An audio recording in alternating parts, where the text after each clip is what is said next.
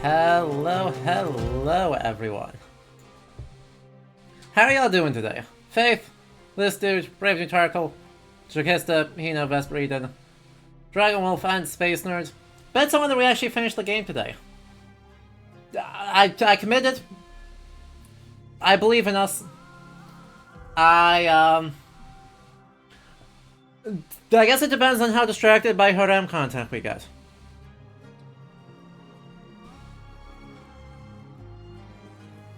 So it's like a 50-50.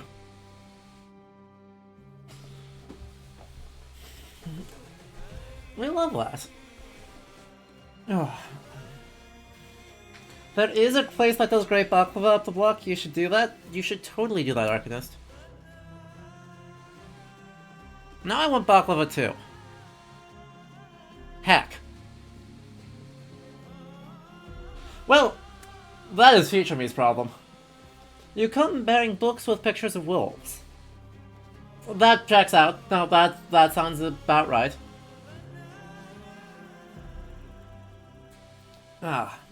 Anyway. We've got a lot of game to do. So I think we should probably hop straight on in, you know? Because the plan is today, you know, we're gonna get as close to the end of the game as we can. I have almost run out of side content. There literally is not that much left to do. We're gonna see how far we get. So that's gonna be the last of our artifacts. That's gonna be the last of our historical sites. That's gonna be, yeah, basically everything. See any historical trivia we get, and then a lot of main story. As always, this is a history-focused playthrough, which promises to be a very good time. So let's just get into it. So, hello everyone, welcome to Ludo History. My name, as always, is Adam, and today we're going to be hopefully finishing Assassin's Creed Mirage. It's been a great exploration of medieval Islamic history, but it's about time for us to get on to other games. So we're gonna focus on sort of getting through it. We might be here for the long haul, but, you know, we'll do our best. If you enjoy this history content, good news, this channel is all about exploring history in media. So we do a wide variety of games, and hopefully soon other stuff, from all across the world, all time periods, taking a look, learning some history together. If you enjoy that, make sure you hit the follow button to be notified for all of that, all of those streams. And if you want to support the channel, either consider subscribing here on Twitch, or you can head over to patreon.com/ludohistory, where for as little as $2 a month, you can help keep this going, and get more good history content delivered directly to your screens. Without further ado, let's get into it.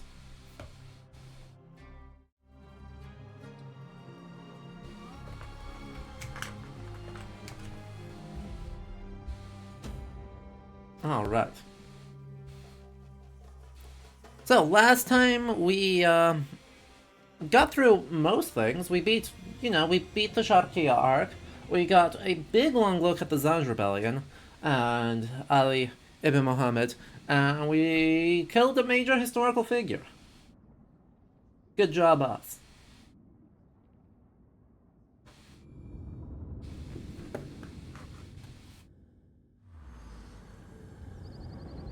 Woo. And we are not at all suspicious doing it.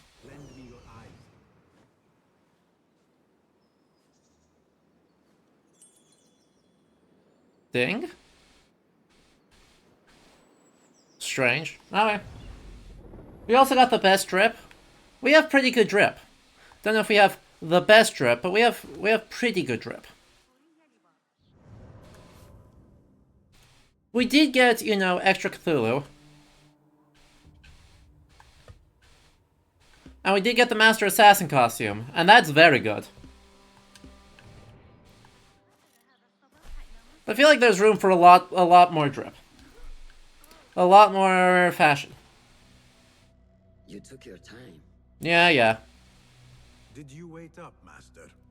I wait for no man. You look tired. Nothing a little adventure won't fix. Ha! What news? Ali thinks the time is right to attack the palace. The Oyun are distracted and the people... Game is still quiet again? Divided how?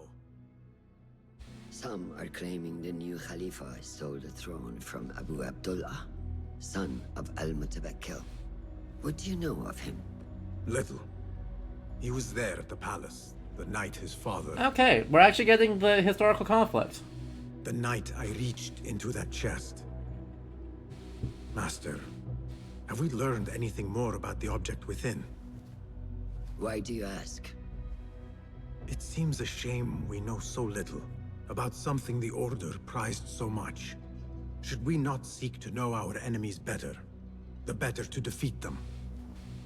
Marhaban, Basim. Have I interrupted? No. We must turn to the task at hand. What is the Of task at course, hand? Abu Abdullah. Rebecca tells me you have met his mother, Qabiha. I did. I think she could be first among our foes.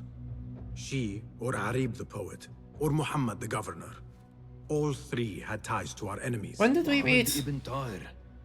His cousins govern the land on When which did we meet? Alamut sits. Their protection is all that shields us Abu from our Abdullah's mother. I cut our enemies' legs beneath them, master.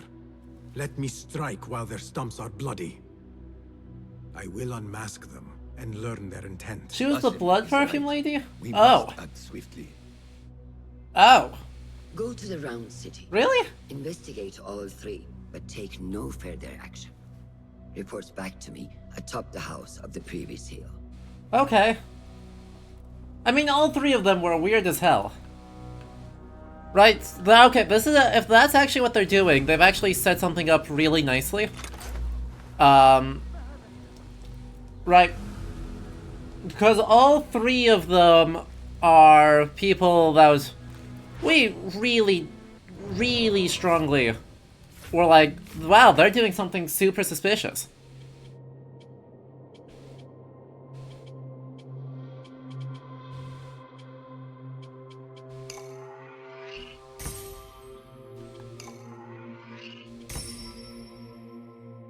Alright. Nice to see you. Right? Exactly. So, What is new from the Arib was, Here's you know, what I had the have. poem about praising Al-Bahamut and his ability to Is that it? control everything and order, Can you make etc., this better? etc. Be my guest. So, you know.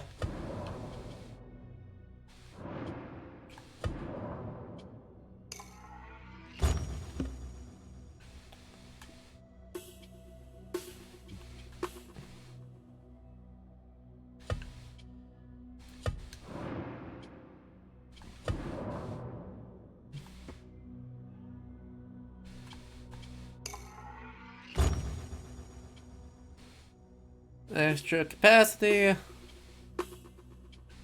Throw it further. And make a bigger boom. Nothing else? Cool. The other minor members of the head of the house all hit her poetry too. That's very true. Your help is invaluable. Exactly. Goodbye. Unfortunately, so did several. So did at least one of the hidden ones. So I think that they may just be popular. Poet, politician, and concubine. I will soon know which one wears the mask. Oh boy.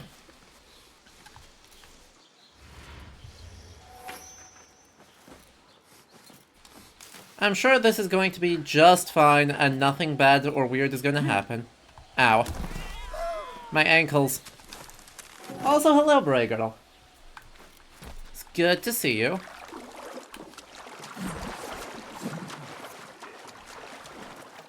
And... Run city time. Nope. Come on.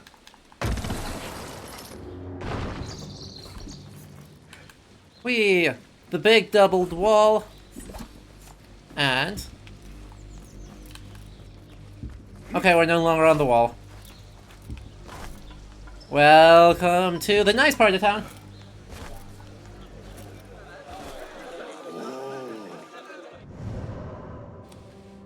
So,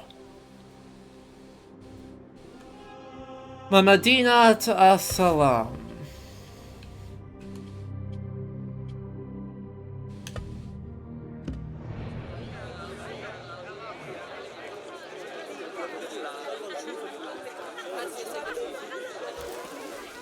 Oh. Heck. Now don't say that Fulal has more information. That's terrible news. Fine. Mohammed Ibn Tahir was also working. Oh no, right. One of the Banu Musa was working with the house branch of the order on their archaeology project. Yup. He sure was. Sorry I left too soon. Tell me more. Fulad, my finder of facts, my fielder of questions. How can I be of help, Basim? Oh good, ask Tell about me everybody. Arib. Her words were as scripture to members of the order. A gifted artist and poetess, Arib won her freedom through her skill. Tabit tells me she keeps a luxurious home in the round city. Okay. Anything else? What do you know of Qabiha? She had ties to the treasurer. Born to slavery, Qabiha rose to become Al-Mutawakkil's favorite concubine in the harem. Yet her son was not made Khalifa, leaving her future uncertain. Anything else? And Mohammed Tell Ibn me Tahir. about the governor. I saw him give orders to Wasif at Turkey. Muhammad is one of the Tahirids, powerful viceroys of the Khalifas in Persia. He governs all Baghdad from his seat at the courts. He's also about to Anything get else? replaced. Where can I find our suspects? All three live within the glorious round city, the power center of the Abbasid Khilafah. Anything else? Shukran, Fulad. Okay. Well, that's fine. Yay. So that's two formerly enslaved women, one currently enslaved woman, who clawed their way to prominence in the harem, one who stayed at court, and one who carved out her own court. But yeah.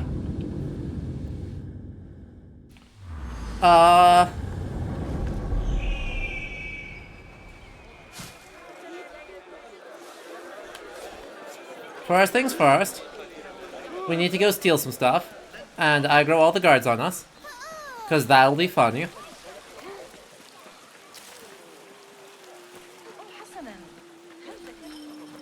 How do we,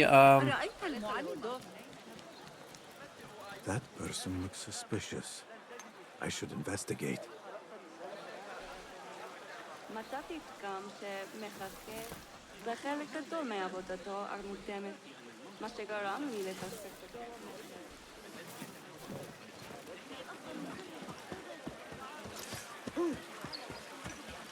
Oh, did you just draw your sword on a camel? Sir, did you just draw your sword on...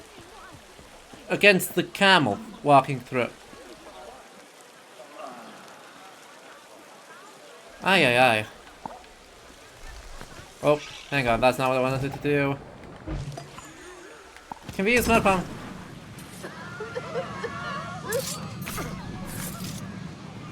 Another.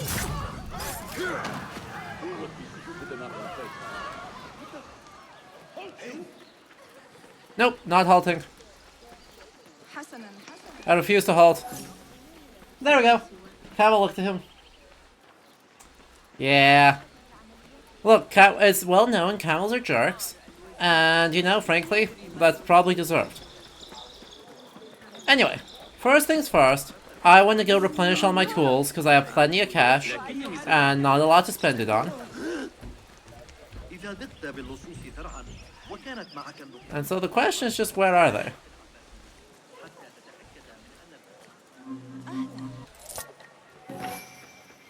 Ooh, we got another Faravahar. That's exciting.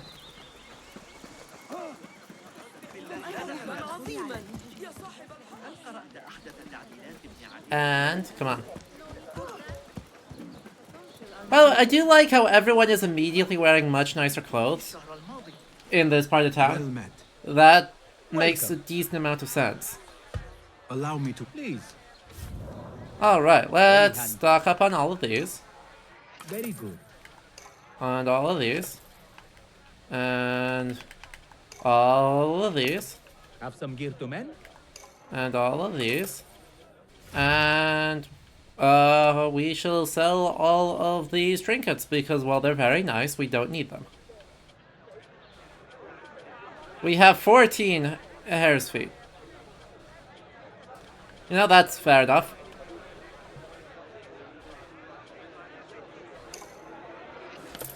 Alright. Can I be of further assistance? Nope. I have to go. Farewell. Beautiful. Hello, Alex. Alright, so with that out of the way, why don't we go in search of Muhammad ibn Tahir? What do you see? Ow. Not the warmest of receptions. Yeah, that's one way to say it. Luckily, we know that, The Madalim courts are close. Derwish once told me it is where the commons can appeal when justice itself is dealt unjustly. Exactly. My father once said, to know the measure of a man, ask those who work beneath him. These judges must know the governor better than most. alright. Did you This hear bit- how he ruled? Ridiculous. He completely misinterpreted the scripture. Oh boy. It was as clear a miscarriage of justice as I have ever seen. Oh boy. Misinterpreting the scripture is a bad plan.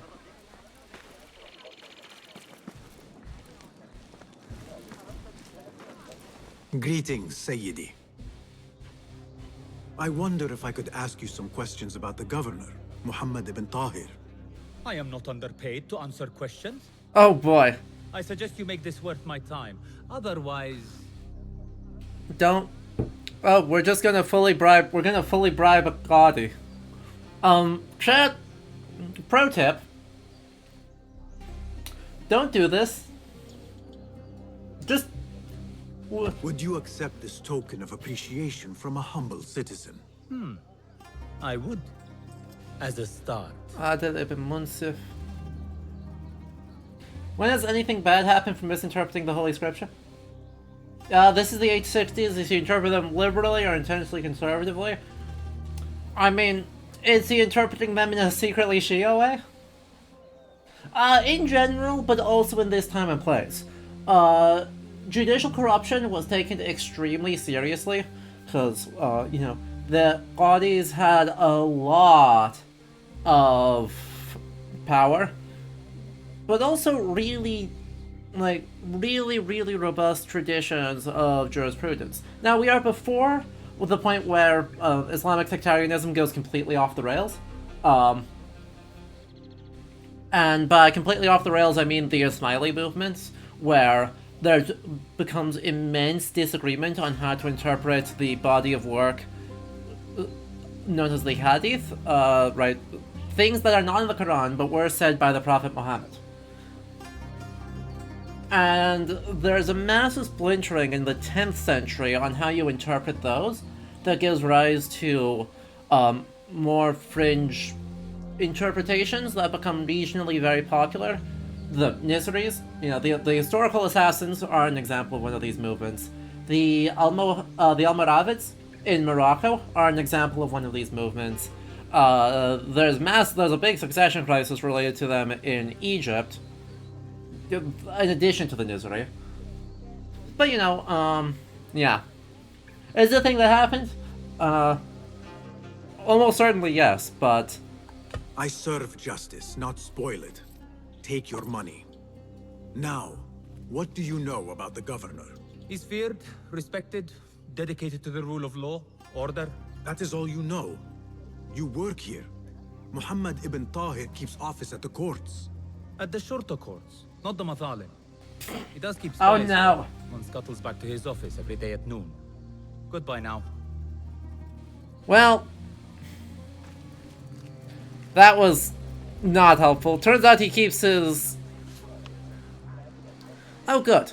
Revered judges of the Muslim court, you recently visited my village and investigated the work of a certain quality who had been accused of egregious corruptions.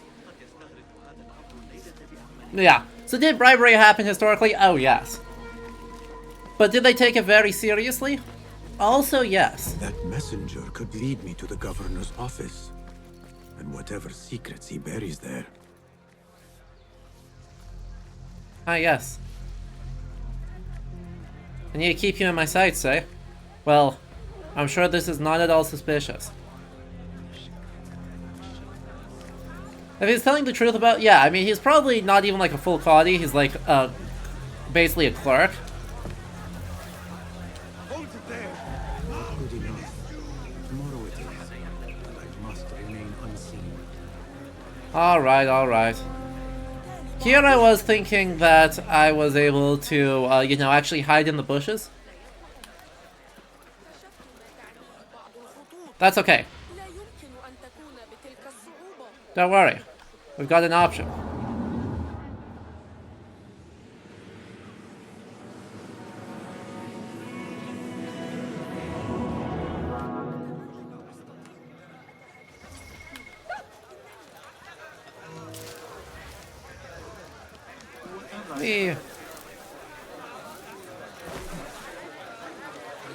And now we're gonna find a comfy bench in here. And we're gonna try that again. Just a heavily armed man following someone around, not suspicious at all. Exactly. Honestly.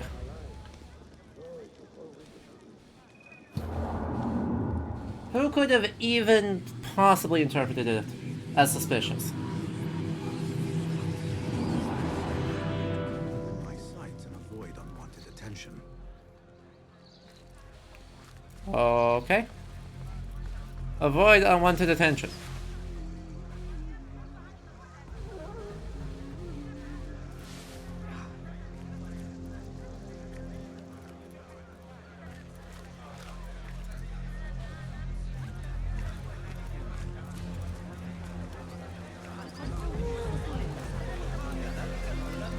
Why did you just route through the garden?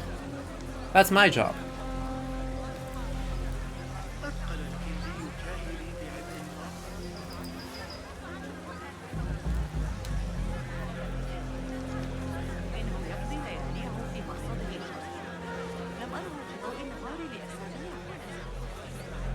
Stealth.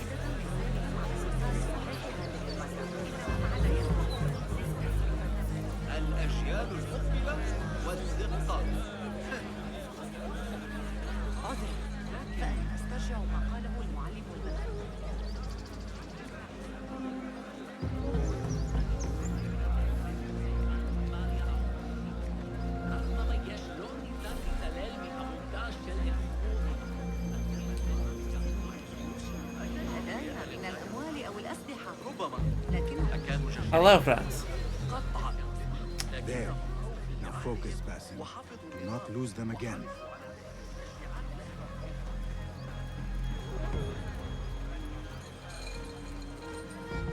Don't look around. You're fine.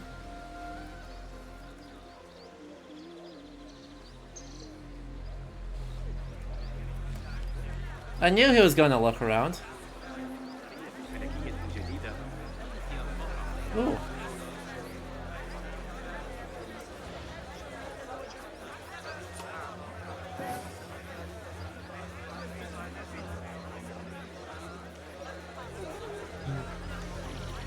This is fine. Look, if he was gonna donate to the cause so nicely, I just had to.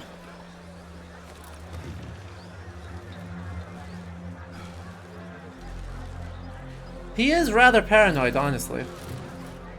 Exactly.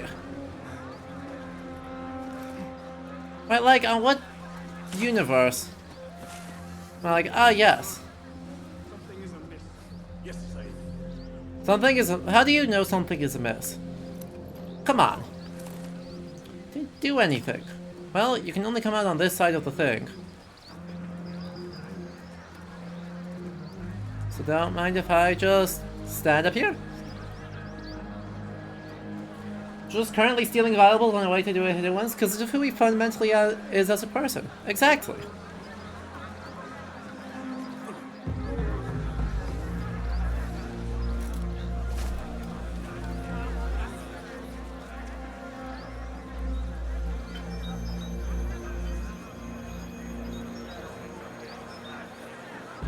But we can just sneak around and get a good look at the city and enjoy all this very nice architecture.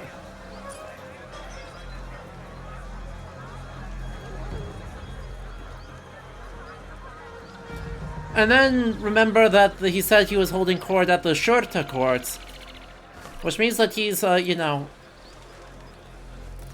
running the police. Like, the Shurta courts here are, first and foremost, the professionalized police force of the Abbasid Caliphate.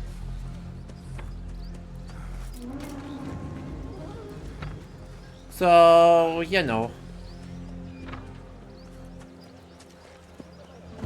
Derwish always warned me I would be dragged to the Shorta. Who would have imagined I would walk in willingly? You know.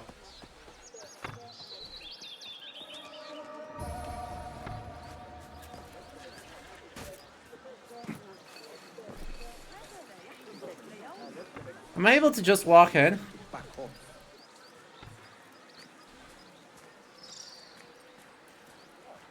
Go away. Okay. I'm going away. Hack.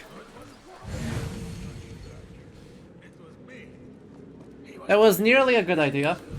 A research time? What would you like us to look into?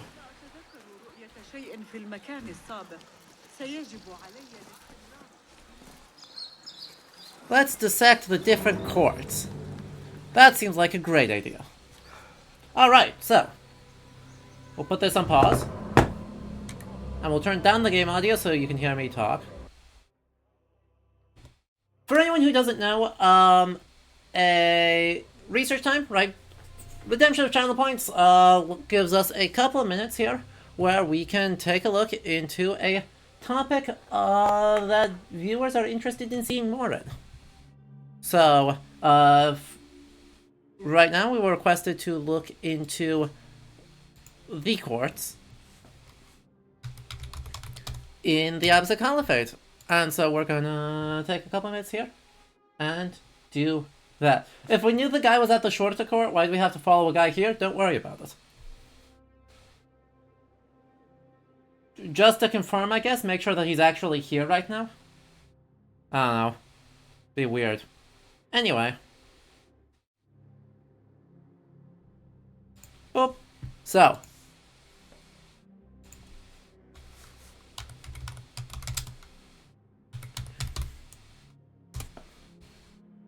We're just gonna start. Hey, look at this. Very helpful. Let's see. Wow, that is brand spanking new, 2023. So, I think pad out the game a bit, yeah. Give us more time to wander around the city, yeah. But the Oxford Handbook of Islamic Law, if this is actually up and running, that'll be awesome.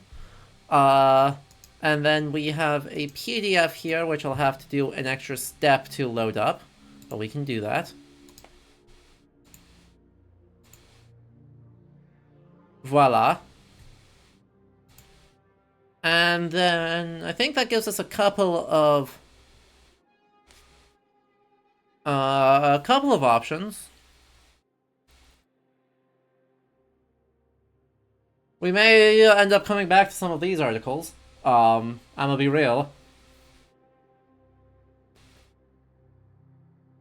Right, like, more stuff on the harem, comparing harems. You know, maybe we'll just download that one in advance, even though we're not going to look at it right now, because I have a suspicion we'll need it in not that long.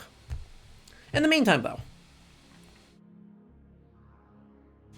this is from Mohammed Fadl's entry on the Al-Qadi in the Oxford Handbook of Islamic Law. Islam, it is often said, is a religion of law, an observation that derives from the preeminent place that the law, the Sharia, occupies in Muslims' self-understanding of what it means to be Muslim. Muslims' interest in law manifested in theoretical jurisprudence and substantive law. But what distinguished Islamic law's place in the history of Muslim society was the fact that its norms, while generally serving the role of a greater moral law, also served as the generally applicable rules of the secular legal system until the third quarter of the 19th century. How dare you talk of Orientalism in the Discord description? Look, we were promised harem content, and there's only two ways that goes. Very well, and very badly. So, the history of the office and methodological questions. Okay. Adjudication pre-Islamic period, we don't care so much about that. With a bit of luck here, we'll actually...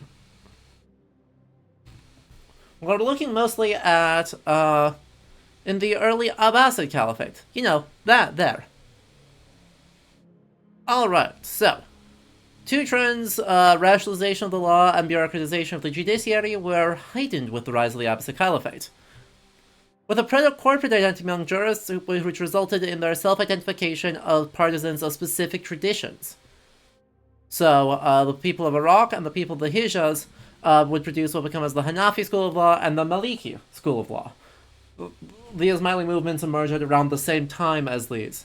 So, that becomes important. Chief judges.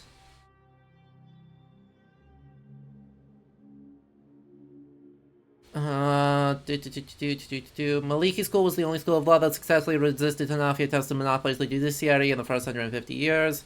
The Malikis sent their strength to Egypt, Ifriqiya, and Al-Andalus. Yup.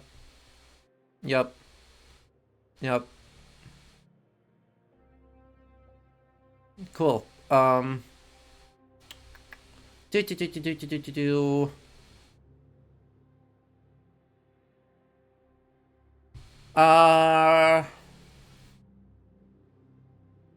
not seeing... They're talking a lot about specific trends here and scholarship of the judges being anti-state authority rather than cooperative, but that doesn't seem to actually be true. Anyway, great. Here's a useful one. The early Abbasid period, however, not only introduced greater centralized control over the judiciary, it introduced a basic template for judicial administration that numerous dynasties would replicate long after the Abbasids themselves lost effective political power. In addition to the office of the chief judge, the Abbasids also introduced institutions such as the Mazalim, the tribune of complaints, and the Mutasib, the market regulator that become mainstays of the administration of law. The Tribune of Complaints arose primarily as a forum for addressing complaints of official wrongdoing, whether in cases involving a government official and a private citizen, or complaints by government officials that they had wrongly been denied an entitlement, for example, a pension or income from landholdings. Its primary function as a means to redress official wrongdoing gave its decision-maker both greater investigatory powers relative to the Qadi. He did not, for example, need to wait for a complaint before initiating a case, and greater power to consider circumstantial evidence, adapt as rules of decision norms that went beyond the formal doctrines of jurists. The specialized judicial impact institutions also proved to be significant for their impact on the rule of law and the different standards of legality that came to govern each institution. The Qadi administered the laws developed by the jurists and relied on an adversarial procedure. The Qadi's jurisdiction required claimants to actually present claims before them. Until he received a complaint, he had no role to play. When he did receive a complaint, the formalistic rules of evidence and procedure, as well as their substantive laws, governed proceedings and limited his discretion. The tribute of complaints, by contrast, afforded a relevant decision-maker, who could be a Qadi or other public official, both in substantive and procedural law. Scholarship on this has generally reviewed the development of institutions like the Mazalim and the Mutasib as a recognition of the failure of law to meet the needs of an increasingly complex, urbanized empire. I think the Shurfa probably fits in this as well, though police forces exist in the Umayyad period. They seem to be much more focused on, the enforcement of debts and punishments and the gathering of official taxes. Then, I wanted to look at... Apparently not that one. There we go, defying the judge's neutrality. Let's take a look. So, theoretically, in a letter attributed to the Caliph Umar, considers the Qadi not only a judge, but also a mediator whose job is to restore social harmony. In addition to abolishing social hierarchies, institutional hierarchies were also modified. As hearing a Qadi was regarded as the only master after God, though he was administratively a delegate of the sovereign, the ruler should submit to the Qadi's justice if he were to appear before him. However, you're appointed by the Caliph, and then you have to have the sole jurisdiction for that.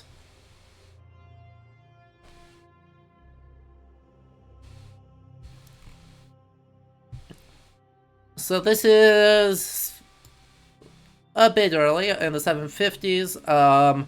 Qadi needed to keep an eye on the urban society, so had to know his district's population and who were honest and trustworthy witnesses. Which tells us a lot about the actual implementation of a lot of this, right? That these are people who are deeply integrated in society, and so the idea that the Qadi disguises themselves as a merchant, right? The Qadi lives in the village, understands the village, and is able to therefore impersonate people as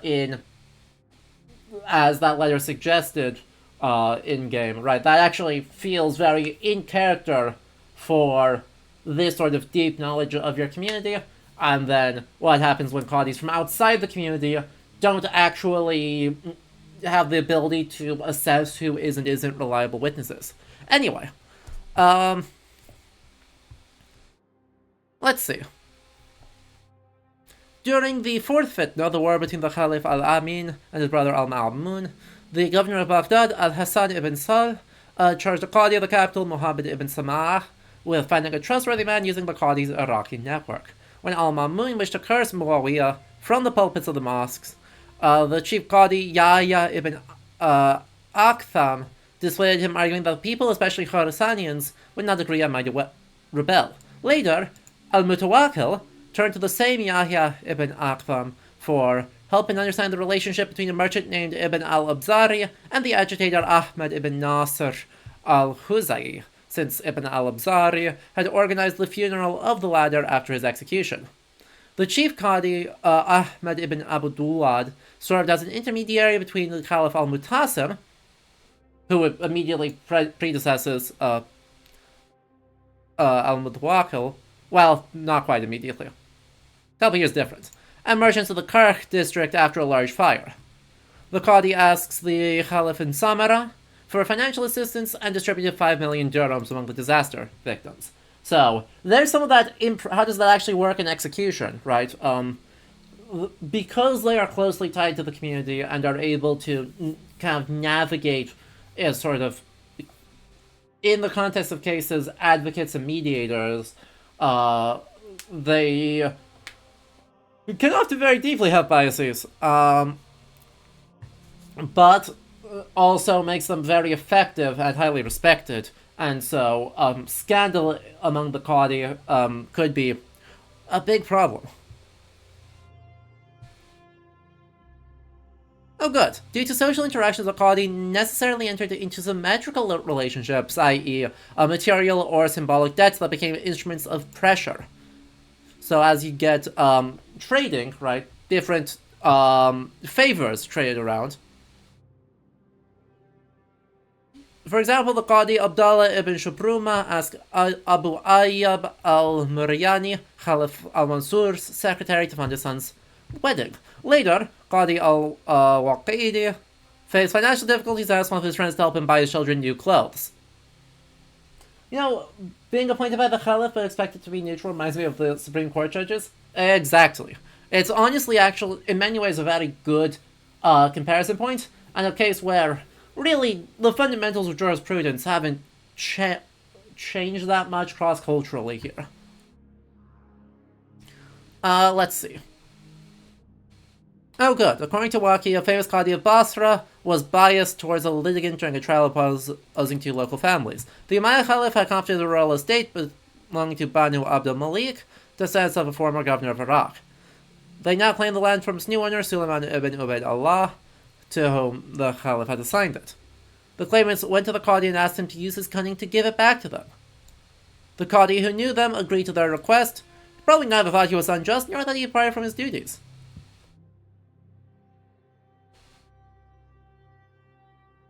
So, to avoid compromising his own salvation in the hereafter, a good juror should not willingly accept the position of a judge and must rejoice when he is dismissed. That's very funny. That's very funny. Because I guess that is one place that is major difference. These aren't people who serve for life.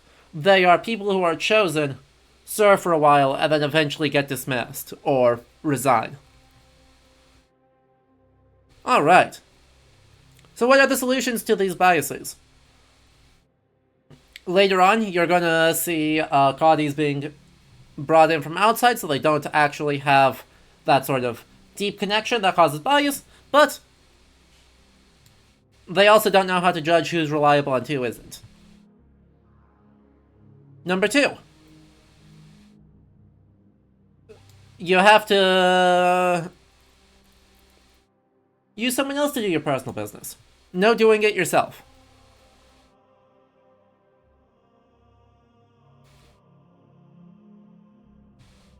And is there a solution 3? Is there a solution 3? Nope. Just it. Just don't metagame. Literally. Wait, that's literally the answer, is just don't metagame. Condition of employment. Don't be that player. So yeah, so much for the Qadi. Let's very briefly look at the Shorva. And we'll see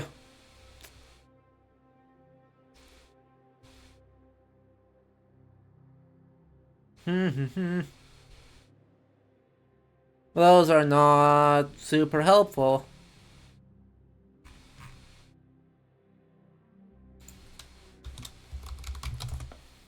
Corruption, my favorite flavor of consistency. Yeah. Yeah. That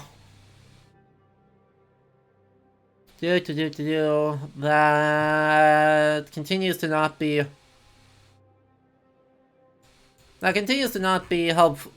Google Scholar appears to be too specialized.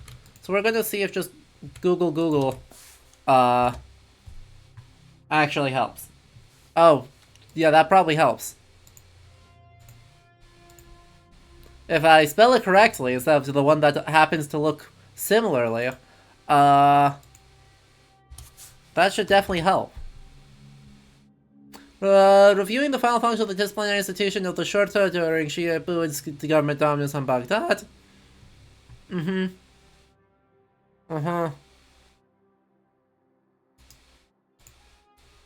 That does in fact actually make it much more usable. Unfortunately, you know, that happens sometimes, is either I misspell stuff or Google Scholar just is not that useful because it's too specialized.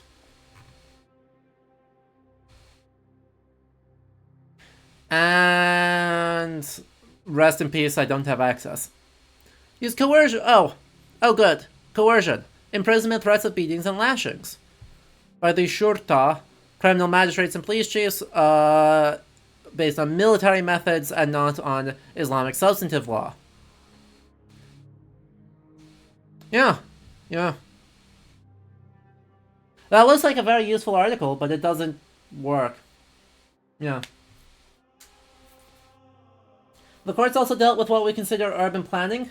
That's very true. Which results in some fun standards of measurement for certain codes, such as a fully laden camel with rider being able to pass was a minimum requirement for rights of way. Yeah, that makes sense to me. Because that's disputational, right? So that feels like that just fits under ideas of trade and disputation, which goes all the way back to the prophet's supposed role as a merchant. So, things like, oh, I have a grievance that I physically cannot get my goods to market. And the Qadi's like, well, yeah, that's a problem. And so we actually have to do something about that, resulting in this overlap. But that makes a lot of sense because there isn't... Right, most of the bureaucracy is around judges on the one hand and tax collectors on the other. And so there isn't a super duper developed government bureaucracy around, like, building and land management. It's all kind of born out of disputation processes and then deeds of gifts. So that makes sense to me that there is sort of that modern separation that didn't exist in the period. But yeah, the...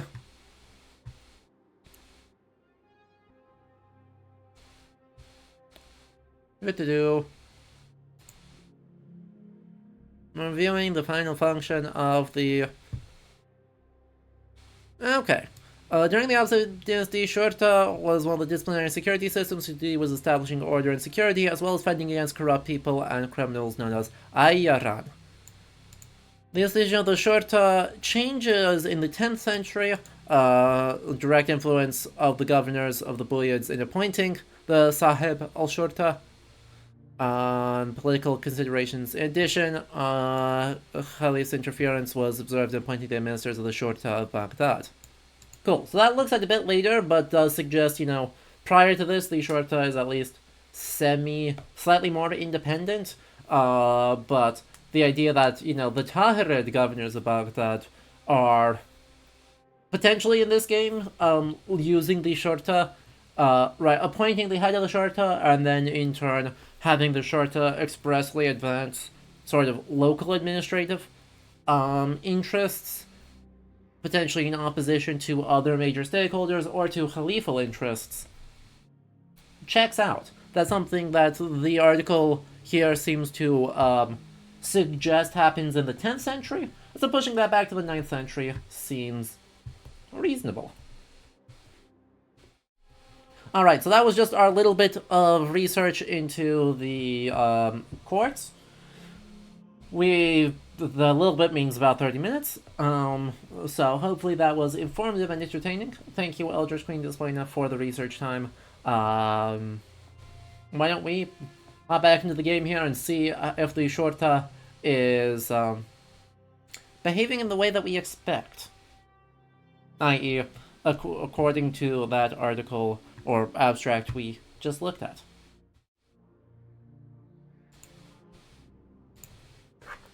Uh-oh, infinite scroll, don't mind me. There we go.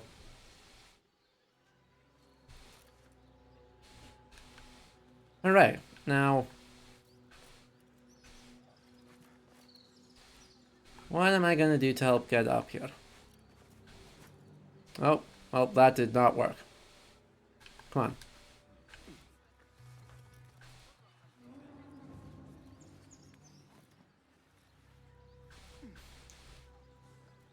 Dang, there's spikes all along the top here. Gonna make getting in kind of a pain.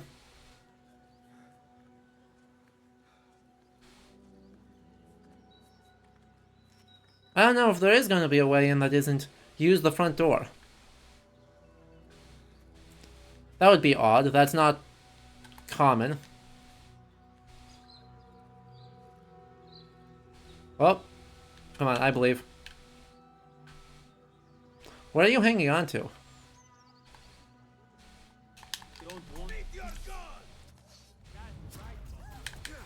Literally why? Just because I dropped down on top of you doesn't mean that I was doing anything wrong. Just means that I dropped down directly on top of you.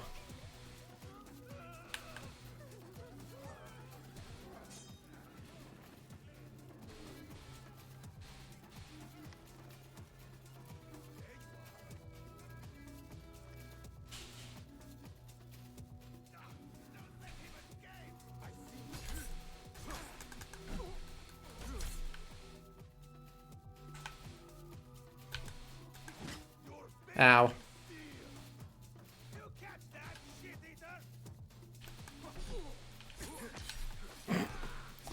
Well, that was not what I expected.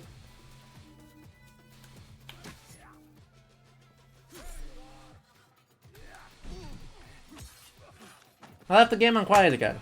Luckily, nothing important happened. Oh, heck.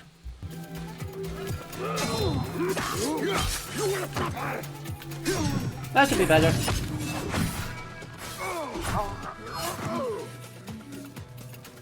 We good? You don't being like that?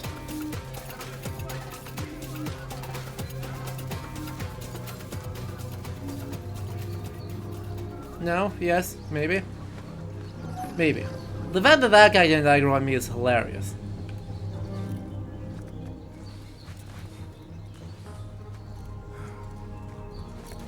That was excessive? Oh. Got a nice bit of land off the far road. 8 bombs for shame. Well, heck.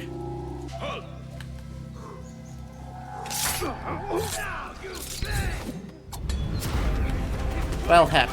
That didn't work. Stop right there.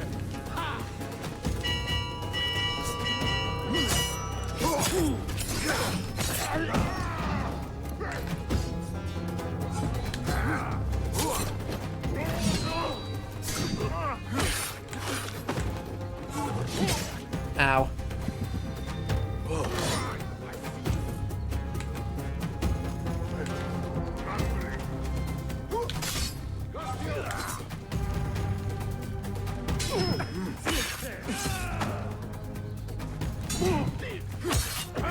I'm sure this is fine. I'm sure this is fine. They're behaving very pleasantly one at a time, aren't they? You're not scared? Alright. Fair enough. What? When I just fight, watch the horse on. Blood will flow. Seriously.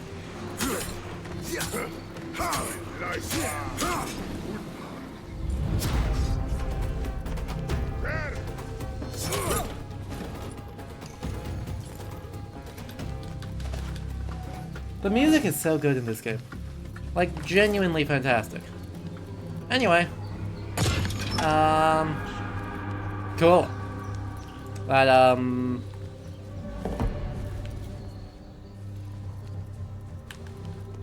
yeah. We definitely made decisions. Luckily we did it all the way up here on the rooftops where no one can possibly see us or judge.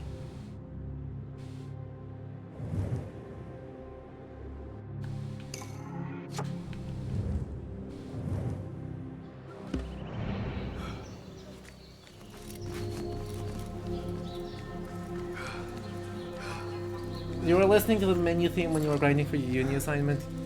Amazing. Oh. Well, that's awkward.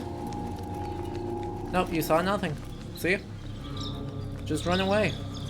Easy solution. That being said, I'd love to actually get inside the building instead of around on the rooftops. Like, as nice as these rooftops are, they aren't actually where I want to be. And that's just the street again.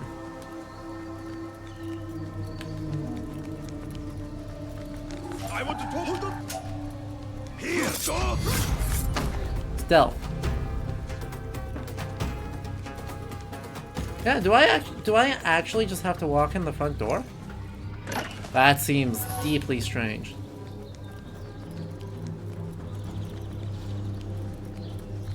So wildly. You believe there's a door on one of the lower walkways? Okay. Well, that's good, because, right now there is an awful lot of just... This is my entrance. And from there I shall enter.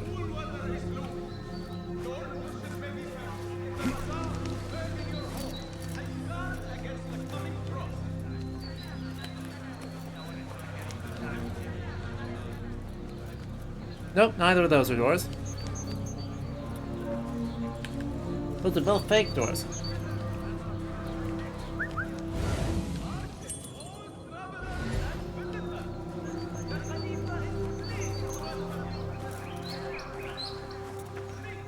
There's a key there.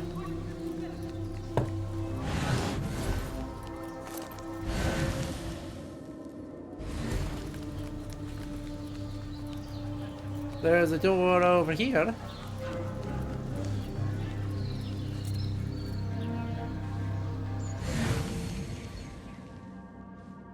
Well, that's already inside. That looks like that's just our objective. Like, that's not a walkway, that's just the door.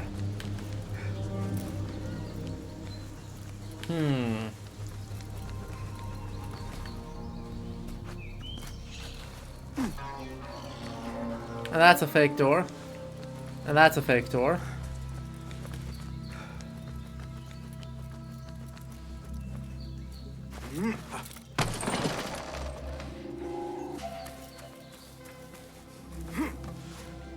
And that's a real door. There we go. Progress.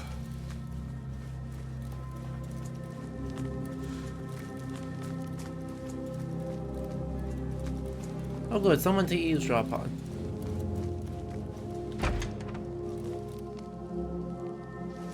They're below me.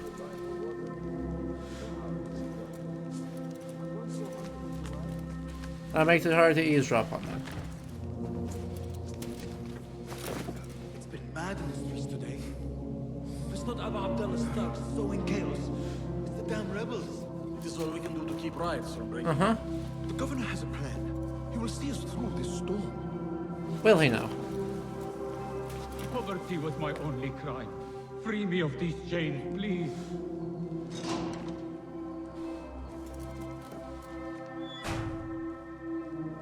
Indeed.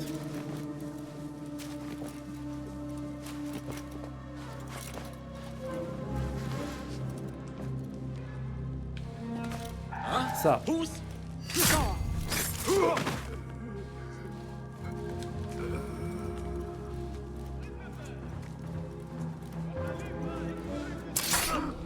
So. Not that this is actually useful, but we're gonna pretend it is. Walking up to the front door would have been terribly off-brand. There's no way we could have done that.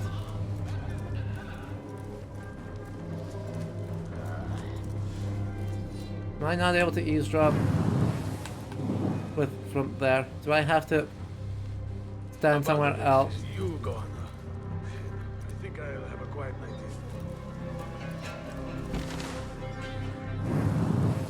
That doesn't let me eavesdrop? Seriously?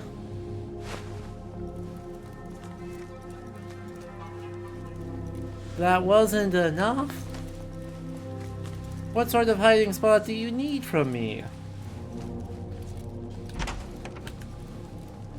Peter, welcome. What did you miss? You missed us doing some research time on the Qadis, the jurisprudence traditions of the Abbasid Caliphate. And mostly being like, wow, they sure do have a lot of authority, huh? So here's the thing. I've got some options.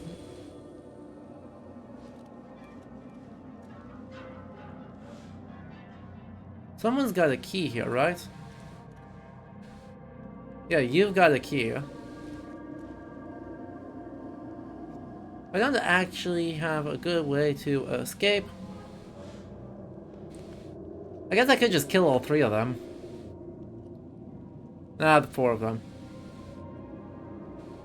Someone could have an unfortunate accident here.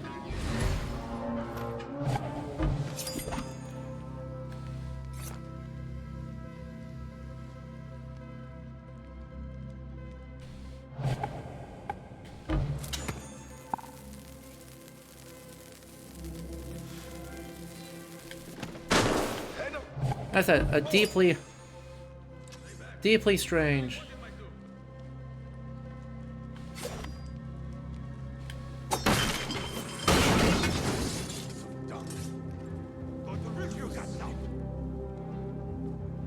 There's something going on. Anyone comes for us, you'll get a nasty surprise.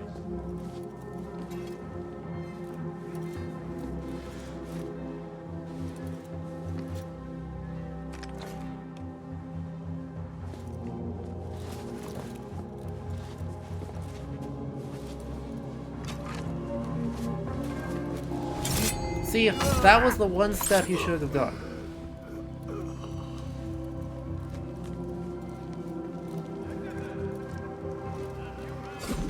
Above all other steps, that was the one step that he should not have done. Man, if he turns out to be innocent, this is really gonna screw up the... Yeah. Well, for repeated acts of public terror, thievery, and suspicion of murder and rebellion. If the suspect is of slightly above average height with dark eyes and hair. He's missing part of the fourth finger on his left hand. Be warned that he's armed and very dangerous. If you should see him, alert the nearest member of the Shorta and proceed with extreme caution. Well, that's awkward.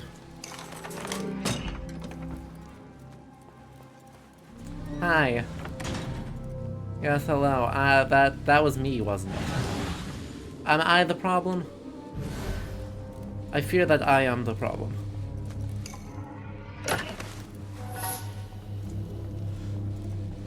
Muhammad ibn Tahir's office at last. Cousin, per your request, all terms with Alamut are hereby voided. Our pledge of protection of vote, our offer of asylum rescinded. Abdullah ibn The Tahir. Tahirids agreed to withdraw their protection from Alamut at the governor's request. The Hidden Ones are betrayed. The governor has been tracking the rebels. Well, And the Hidden Ones.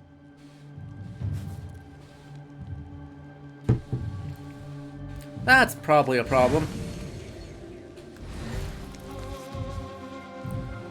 Ocean Desert Cobra Dove. Rages the ocean, I'll swing in your storms. Scorches the desert, I'll bathe in your heat. Try the cobra, but plunge in my breast. Sword the dove, but alight in your nest. Where you go, there I'll go. Where you rest, there I'll Ocean, rest. desert, cobra, And dove. has links to It Arif. seems he is an admirer of Arib the poet. To be fair, if I was the governor, I wouldn't want them hanging, doing stuff in my...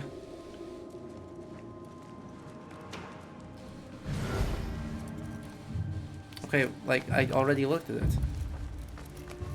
Like, I already know he's a friend of Arif.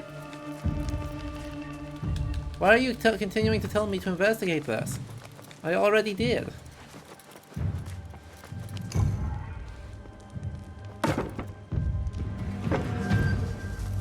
Okay, but if it's a glitch and it's like actually blocking progress? Is it actually blocking progress, or is it just I need to leave and it will correct itself?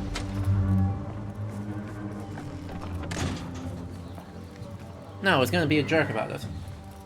There is something else in here to look at too. I got that. I got that. Do I have to do the eavesdrop?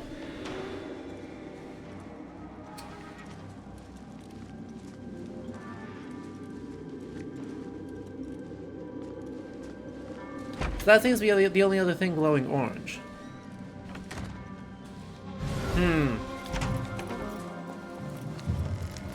Alternatively, we, do the classic. No.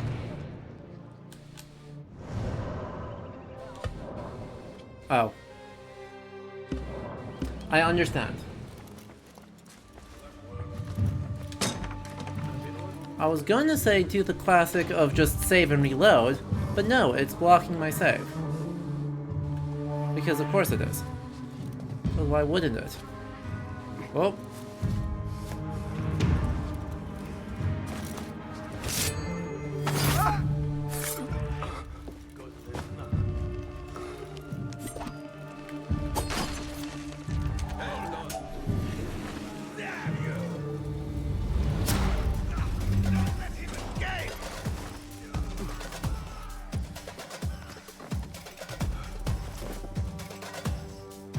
Yeah.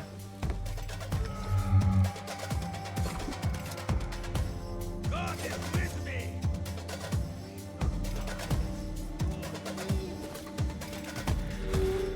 What is this guy looking for?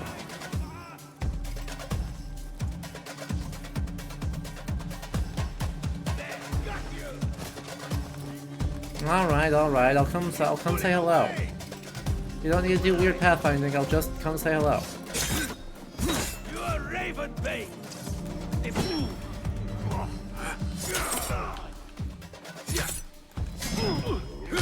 See ya. Is that enough of a hello? And did that kill the two people I need to eavesdrop on? That killed the guards I need to eavesdrop.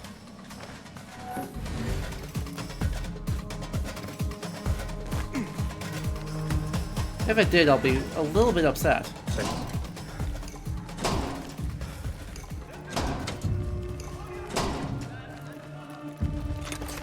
Oh, nope, it didn't, but it will now.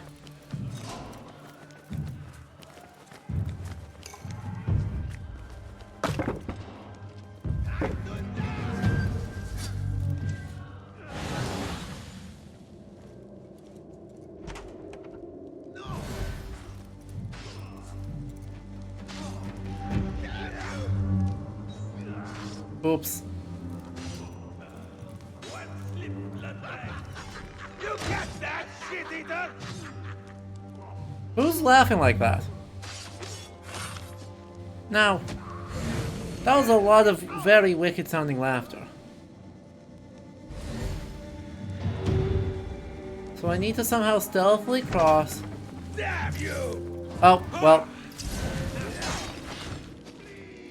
Wait just a...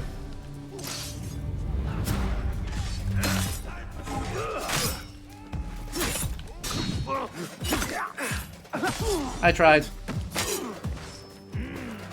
Evisceration!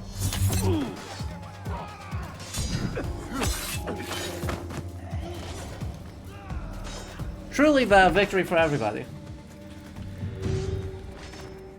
Some still clamor for the claim of Abu Abdullah. They are not many, but they are loud and determined to drown out any voice of reason. Seems like every time the outcry ebbs and the dust threads to settle, an unseen hand rakes itself through the dirt, clouding our sight and prompting fresh outrage. Whose hand I cannot guess, but I would stay it and staunch this outcry. So, the game is actually getting its allegiances technically correct, but in a very peculiar way. The technically correct is that Muhammad ibn Tahir is an ally of the Caliph al-Mustan. And being an ally of al-Mustan, he's actually based in Baghdad in the 860s. That's right, the Caliph that they've been mentioning, for the most part. Actually, let me confirm that again. I'm now second guessing myself. You'd think at this point I'd have memorized the Al-Moon names, but I have not.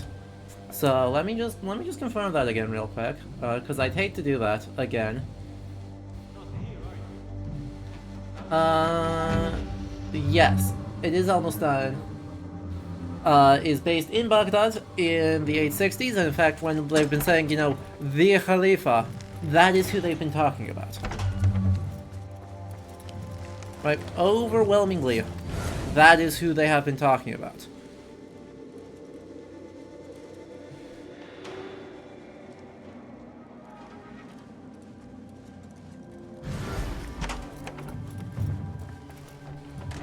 That's just the thing to break.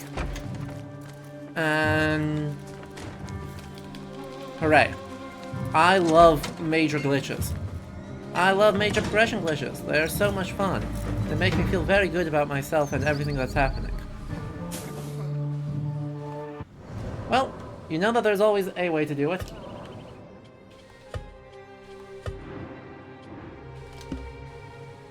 We're just gonna reboot the game. We're gonna see if that fixes that. But yeah, right, Muhammad ibn Tahir is, however, Gotta love Ubisoft, Frank. Truly. So, what am I saying? He is partially responsible for the defense of the city in the siege of Baghdad by Turkish forces from Samarra in 866, 867, or later than that, 868, 867, 868, and generally, right, is a staunch supporter, probably the staunchest supporter of al-Mustain's claim to the Khalifa throne. So the fact that he is being concerned about revolts in favor of al-Mu'taz is correct. Right, that is good and correct.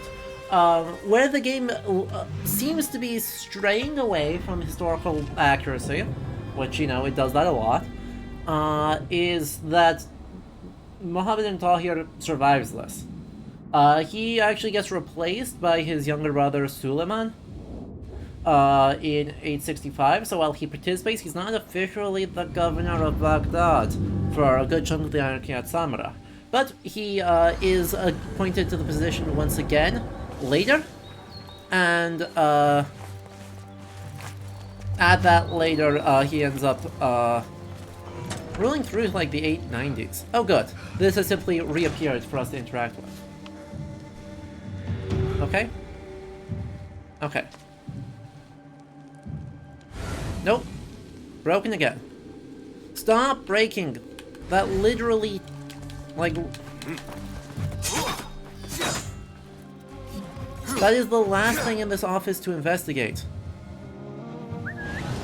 Like, there is not something else. Guess I can interact with that again. Hooray.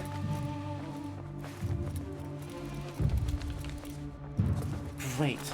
I don't... If this is literally game-breaking progression bug, I will be furious.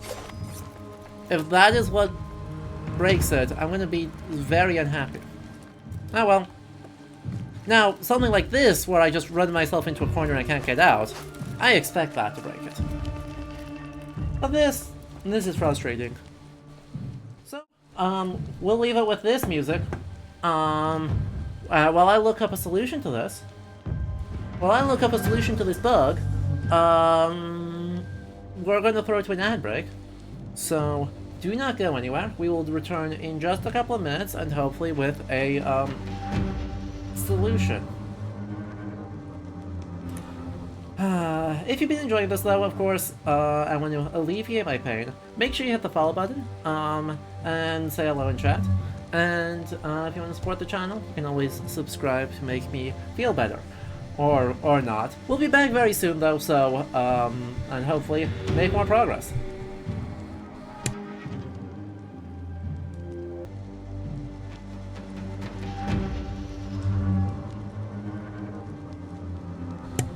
Alright, welcome back everyone. I hope you enjoyed that ad break. If you're just tuning in, hello.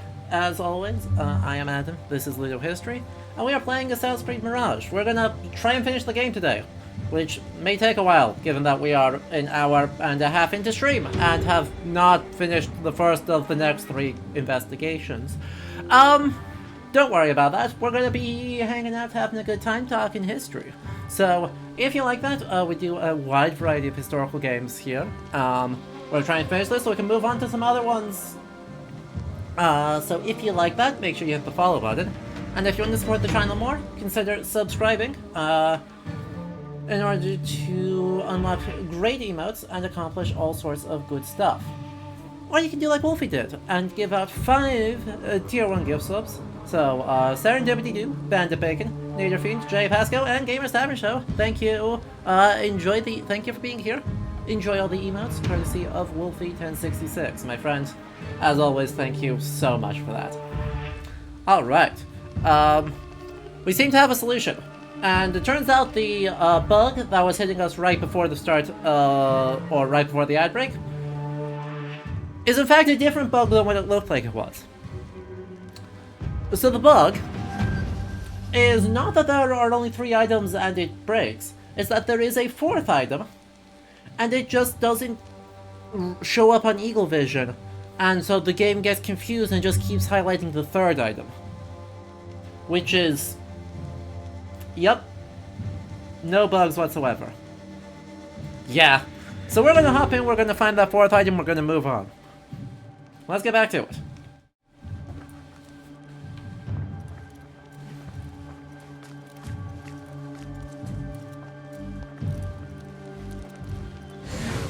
Is it over here? It doesn't look like it.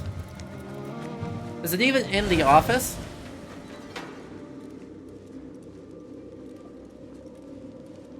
There it is. Resignation of Abu Abdullah. With a heavy heart, I, Abu Abdullah, swear allegiance to our Holy Pregnant and vow that I will not seek the throne while he is living.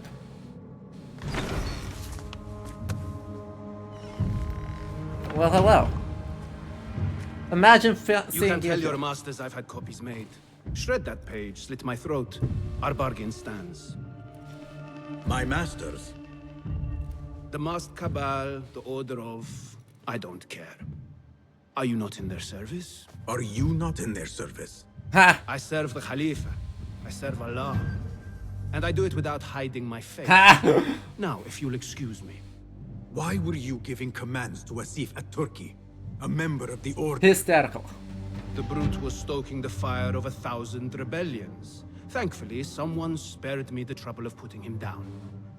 A hidden one, I heard. Are you the one to thank? I read your letters. You forced your cousins to remove their protection from Alamut. Exactly, right? You sold us to our enemies. And brought peace to Baghdad. You've already helped yourself to the receipt. Abu Abdullah's oath of allegiance. What does he have to do with anything? His ambition would have torn the Khalifa apart. I offered the Order Alamut. They gave me assurance he'd threaten us no more. So to trap a fox, you loose a wolf. The Order will see Baghdad burn, Governor. History will judge you for this. History can hang me for it. I'll leave this world knowing that there is courage in compromise. What is... There is also cowardice. How old are you? 20? I was about your age when I came to this city. Righteous beyond... Dang, I wish... What he has a very happened? nice beard for being 20. I grew up. If you really wish to spare Alamut, turn that blade on your enemies.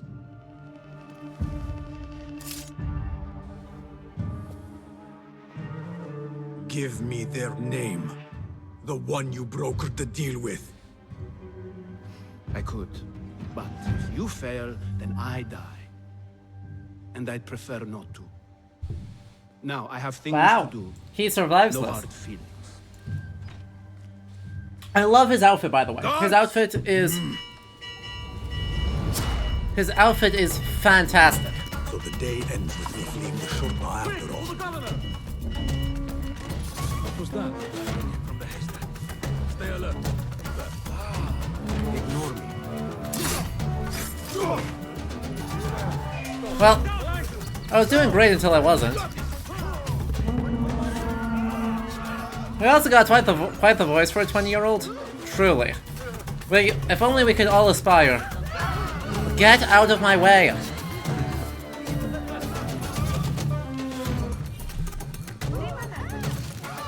Bloody NPCs.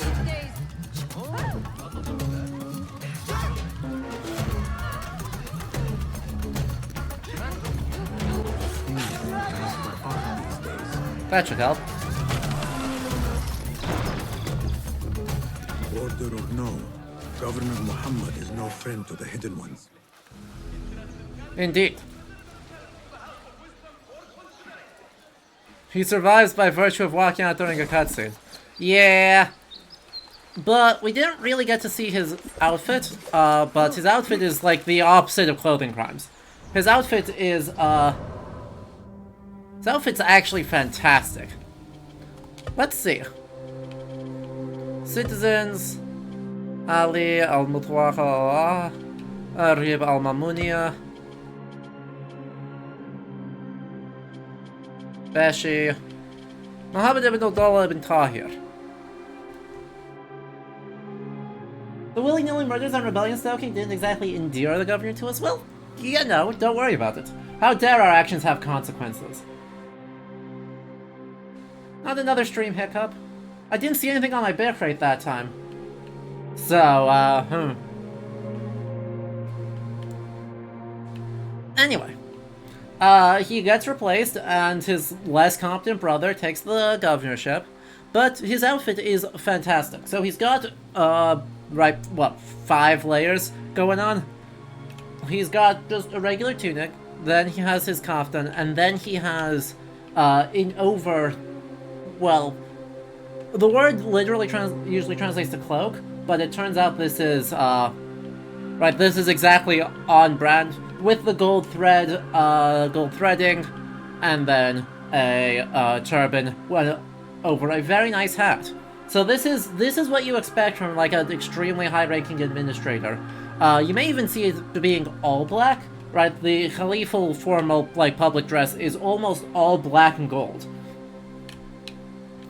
But in terms of a nice, stylish look, that actually very much respects the historical clothing of the period, that actually looks really, really, really, really, really good. Do you think he's wearing more or less than 9 square yards of fabric? More. I think he's wearing slightly more than that. Not by much, but just a little bit.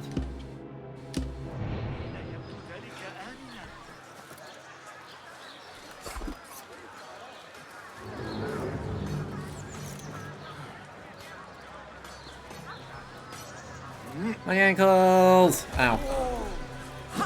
Whoa! I know, right? I'm so cool.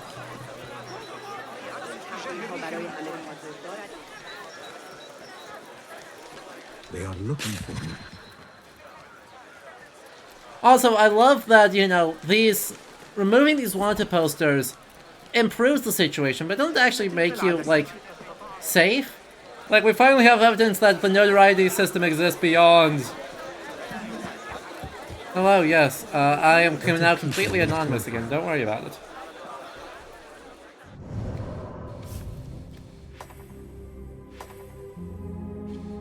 Okay. But, turns out, yeah. Alamut has been betrayed. We should probably report that, shouldn't we? Are we just not going to report that?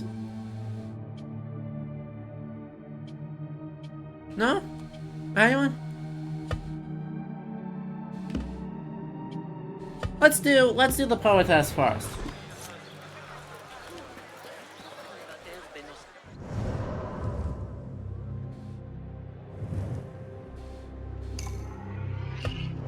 You'd think there'd be a quest prompt, right?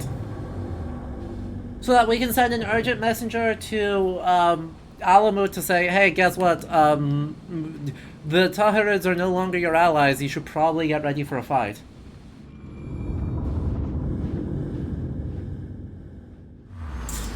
I'm sure that won't bite us at all. They say the harem is home to hundreds, secluded and kept from sight of men.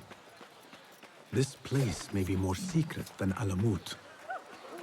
Okay, but we're not doing that yet. We're saving that for the next chunk. Because that's going to run into another ad break, and then we can actually... Ooh. There, one of the Thabin members. Look at that. I should investigate. Double duty.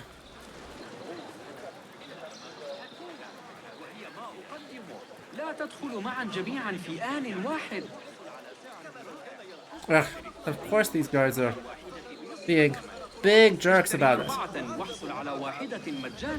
We're just gonna follow them.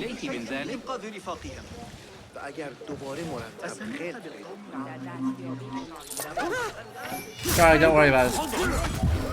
I'll silence you! Not now. This shard brings me one step closer to uncovering the mystery. That was not really what I wanted to do, but don't worry about it. Yeah. You know I deserved that.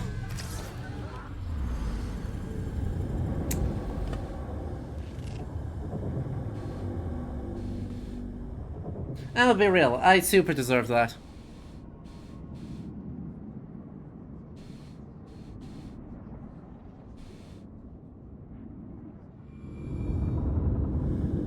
don't we try this again with a little bit less?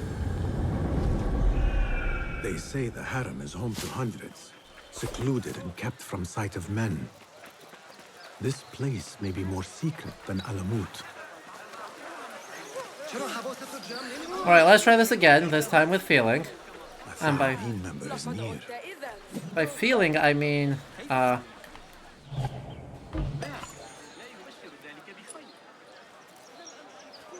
snow pump.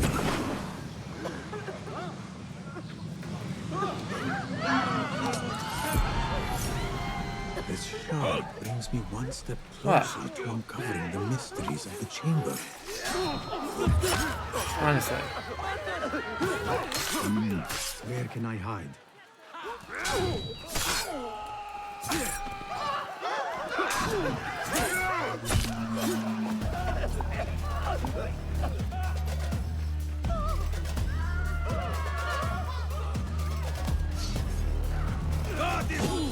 Ready yourself yet?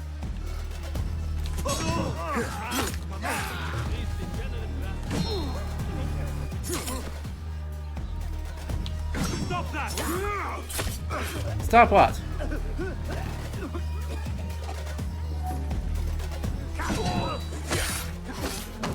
I should find a use for all these shards.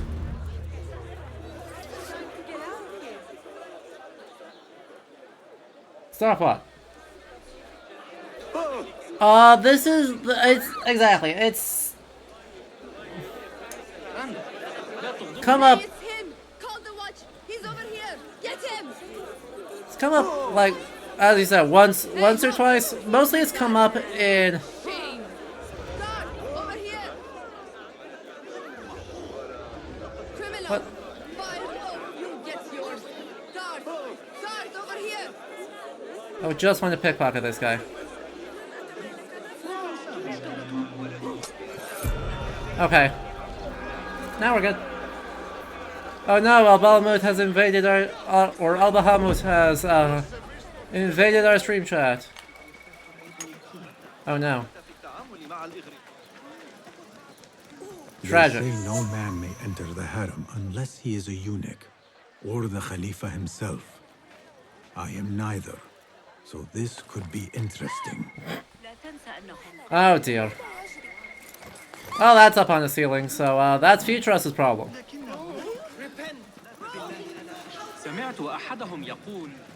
The guards Future must Us. be ever vigilant. What? No. Make me.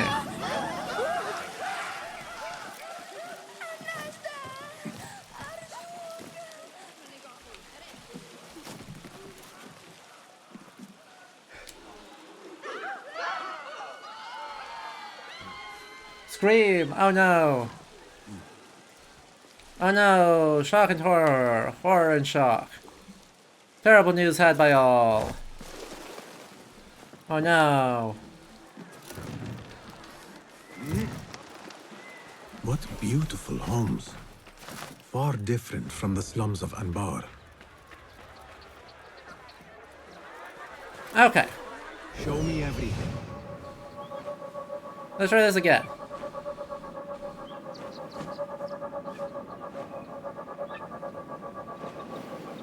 Yes.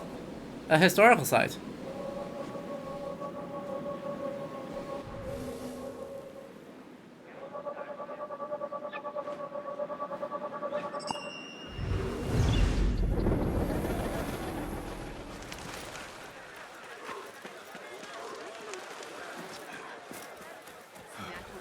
Have we figured out who Al-Bahamut is? Yeah, it's definitely... The thing is, I think the bait is that it's neither of them. In fact, I'm quite certain the bait that we're gonna have here, because, you know, the game needs to be longer, is that it's neither of them. And because it's neither of them, who knows? Alpha Labs Lament. Oh, to stop running and retreat to my den far from net and thrusting steer, but what are we when we are tamed? Not a fox, but something smaller. Our tail of lesser red... Okay. Never mind. Never mind. I retract my sentence.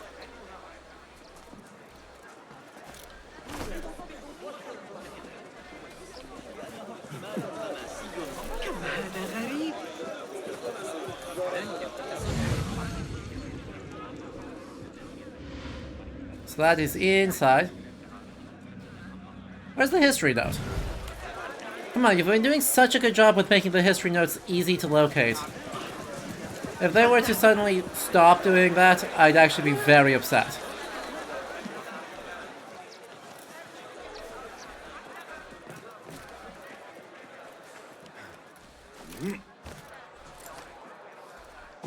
Let us hope she is home. Like, is it literally inside? It absolutely is. Come on. Right, unless I'm super blind, and it's actually up here. No, it's directly below me.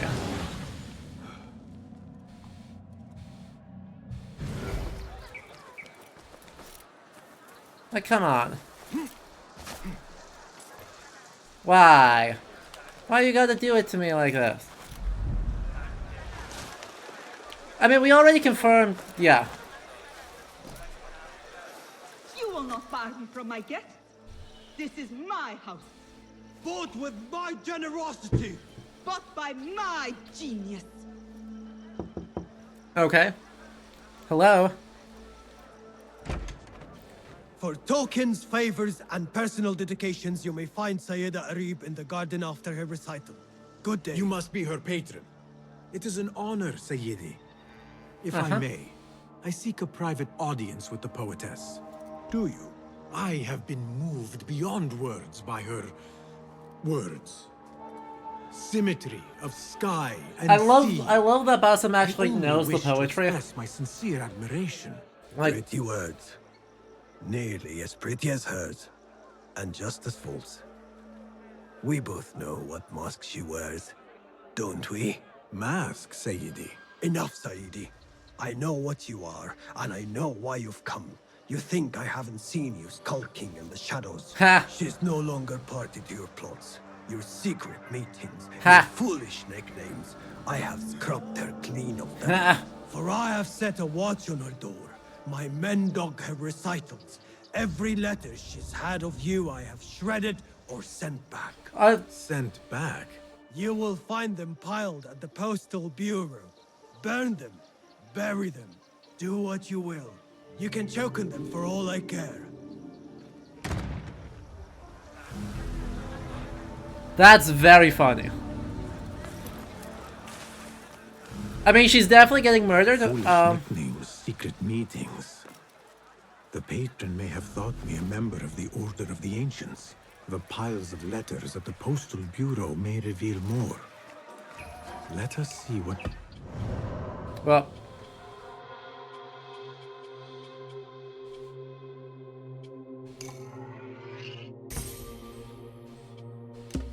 Where, poetess? But yes, something quietly that I think is very, very funny is the extent to which, you know, as much as we rag on how absurdly obvious the assassins are and the Order of the Ancients, the fact that no one in universe can tell them apart and just goes like, oh yes, secret society. It's just peak content. I can't be mad at that. That's just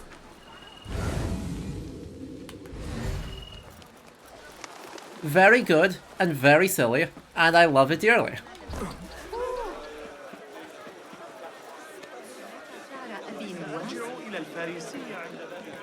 Anyway, history. Marriage and divorce. Exactly, because we know, and with the patron just now, we know the iconography, but they don't.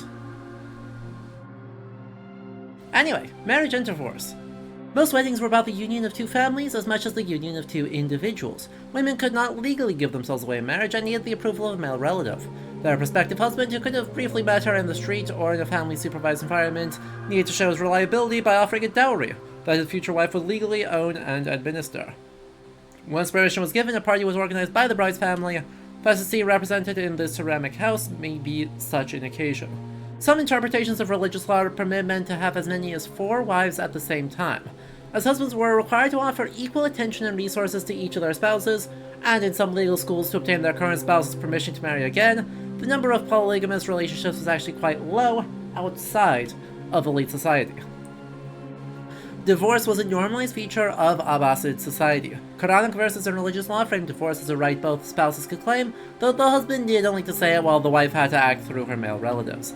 Any motive could be provided, and a separation could happen even if they had children. In that case, though, they would remain with their mother until they reached a more mature age, at which point they could go live with their father.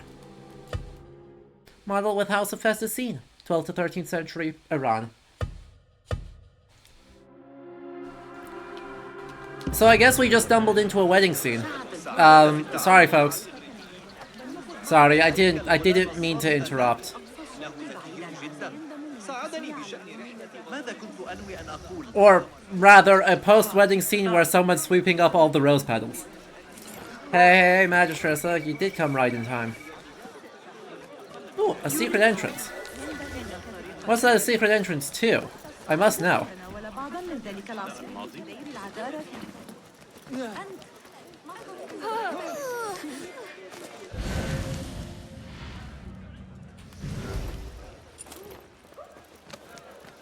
I mean, frankly, what could be more ominous than a door marked secret? Oh. Oh, this is just the harem again. Let us get a wider view. Yeah. That's just heading up into the Khalifa Palace. Okay. Well, that's fun, but that's not what we're doing right this second.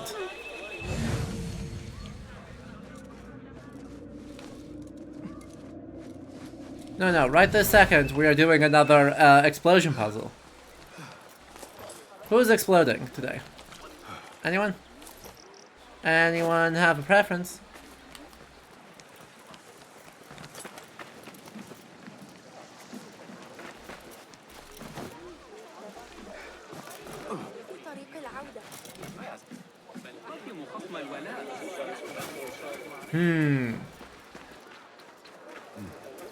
Wait, actually though, who's exploding today? You're exploding today. Great. Happy to have you.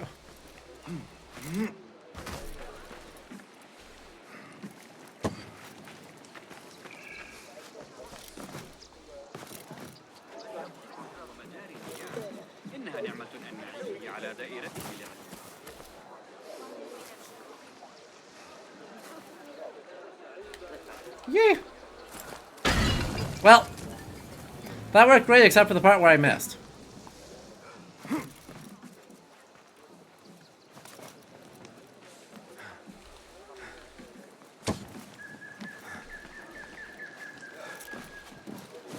Well, that's not at all where I want to go. Hello, yes. Don't. Well, this is gonna be awkward.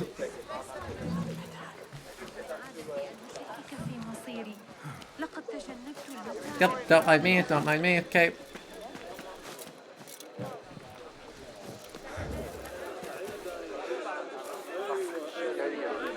Yee!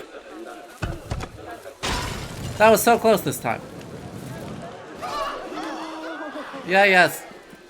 Everyone scream. Read about the experience of an anchored wife, woman whose husband left her is missing and therefore can't actually get a divorce or remarry. Or something similar happened in Muslim contexts. I don't actually know.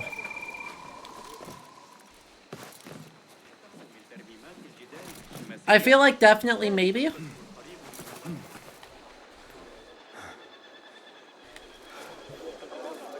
Dang it!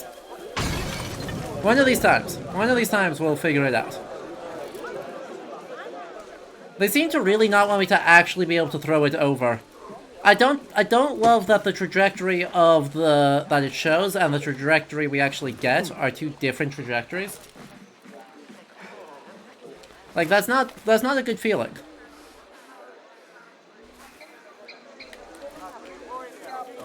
Like that was close. Did that get close enough? That did not get close enough. Dang it.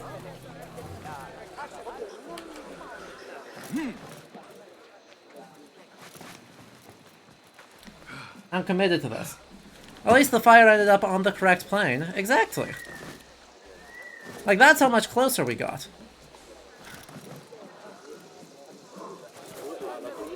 But it's, I can't get up there while carrying the thing. So I've got to be able to yeet it over the top.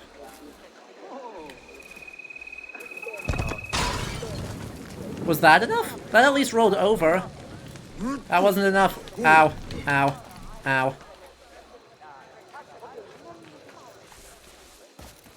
And there's no way to cheese these. That's the other bad part. That there's not an obvious cheese strat.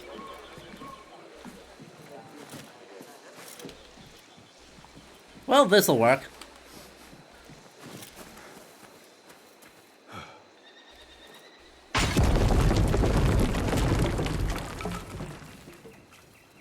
I suppose the other thing was we were supposed to, like, do that and then climb up there and then run across here. But, you know, if it works, it works.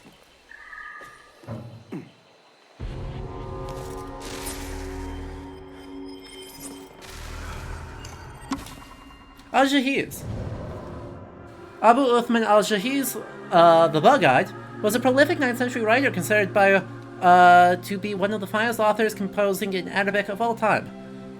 Born into the poor family of a black cameleer, his witty writing style attracted the attention and patronage of Baghdad's high society, which he proceeded to delight and satirize in more than 120 books.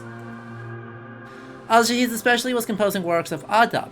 This literary corpus sought to represent through eclectic examples a mix of good manners and high culture an ambitious government official, court hanger-on, or scribe was expected to possess in order to shine in elite circles. For example, elements of history and poetry, famous rhetorical retorts, jokes, anecdotes, etc. As such, Al-Jahiz's books touched upon many different subjects, making it still relevant observations.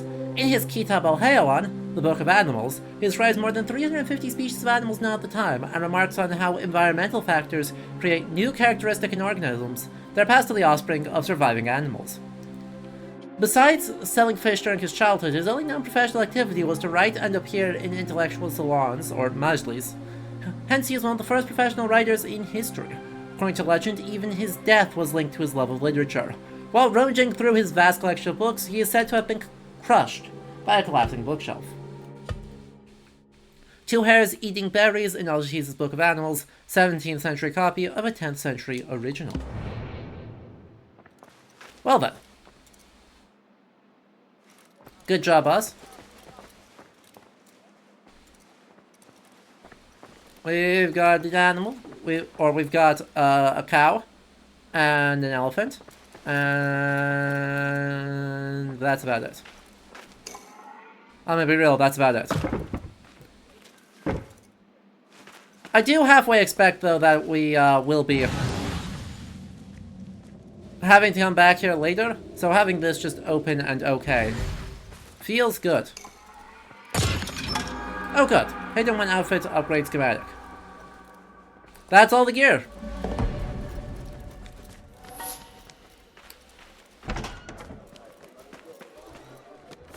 So how's the gender stuff been so far? We've not been to the post office, or we've not been to the harem yet. We're doing that next. So it remains a mystery. Singing and poetry. Sometime around 850, an epic showdown took place on the estate of one of the Empire's elite. The two most prominent qaina, or singing girls at the time, Arib al-Mamuniya and Sharia, were invited to hold a musical contest held to determine which one was the best. Both women had been born into slavery to aristocratic fathers and mothers who were themselves qaina. Through their skills they had attained wealth, influence, and even their freedom. By the 840s, they had become teachers, training other enslaved women who then performed their popular compositions all around Baghdad. Their duel was therefore a much-anticipated event beyond courtly society. Members of each school faced off with songs and poems created by their teacher. Each perfectly followed the intricate stylistic rituals of the time and covered themselves themes ranging from religious homily to ribald flight. Okay, that sentence just broke my brain.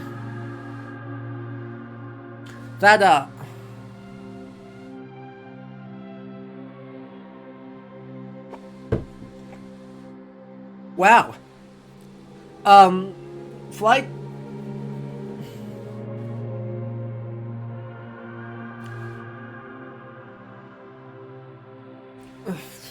Calling it flighting is so confusing. So, if anyone who doesn't know, flighting is a tradition in early modern Scotland that is a tradition of insult competitions, effectively. It has cognates, though not exact parallels, earlier in Scandinavia in various sorts of poetic duels. You could use, like, I mean, you could say satire, you could just say, like, just ribald songs. Like, if the point is that this is supposed to be one of those highly humorous, kind of generally insulting things, a la, you know, in medieval English traditions, the Miller's Tale, in the Canterbury Tales, etc. It's just, right, I don't get the sense there's this sort of trading of stanzas that are, one of the things about that makes flighting is that they're semi-improvised. Right, so the idea of the back and forth and the retort has to be composed on the fly, with lots of stock phrases. I don't know, it doesn't matter, it was a weird word choice that broke my brain. Anyway, in the end, Arib and Sharia confront each other in a discussion full of witty repartees. In the decisive moment, the former managed to prove that her younger rival had ripped off some of her melodies from other popular kaina. For Sharia and her elite patrons, this was a shattering moment. Arib went on to receive gifts of land, gold, and silk for her victory. This story, and dozens of others like it, was collected in the 10th century Kitab al-Aghani of Abu al-Faraj al-Isbahani. One of the most important medieval Arabic texts, this work shows the importance of poetry and music in the Abbasid Empire. In a society deeply influenced by the oral cultures of ancient Arabia and Persia, producing beautiful poems was indeed one of the best ways to attract the attention of a potential patron and to acquire wealth and fame.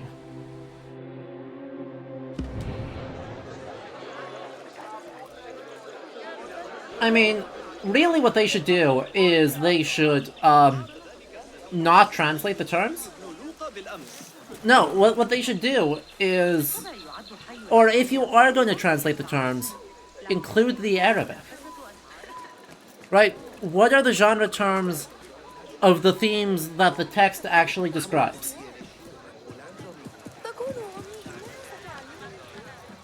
And if you want to gloss that as flighting, that's fine. But include the Arabic. The Postal Bureau. I will do as the Huyun do. Sift through strangers' mail and sniff out conspiracies. Right. Sniffing out conspiracies, go.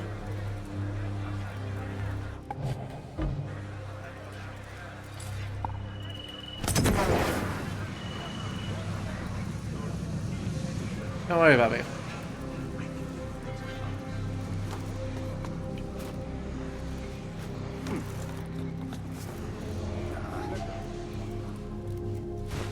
There must be mail here from every corner of the Khilafah. Now to find Arib's. To conceal outlaws. Hold on! Hold on! Grant me strength! Come on, just attack me. Thank you. Alright, we should be good now. Hey, you! Stop! Never mind, we're not good. We're good again? We're good again.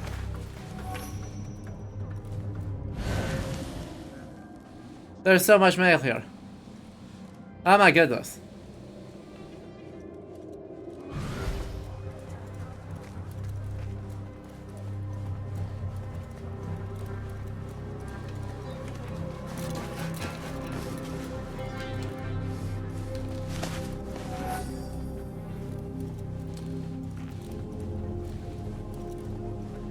It's hard pressed to know what it is and how that got there.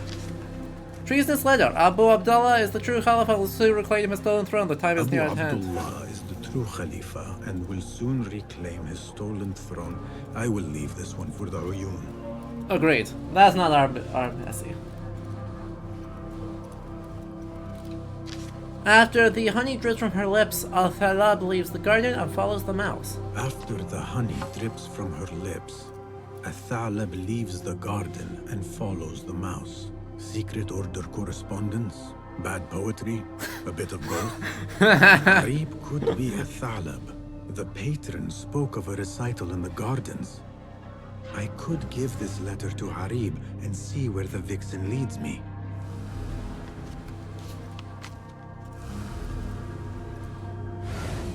Oh. Alright. That was it?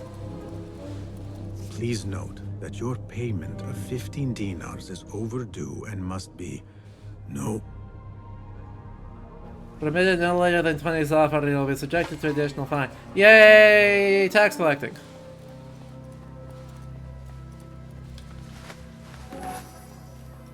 Did some quick search, make sure your analogy for Gion is correct. Artisan is closer as you choose to translate it. The actual word is basically smith. Feminine. Yeah, that makes sense. I think it does have connotations in this period of being specifically music, poetry, and dancing. So I don't think saying, calling them singers is... Give Al-Thalab her letter. 100% wrong, but it is a spot where I think we do have a little bit of, you know, some old-flavored translations sneaking their way in, where they don't really need to be.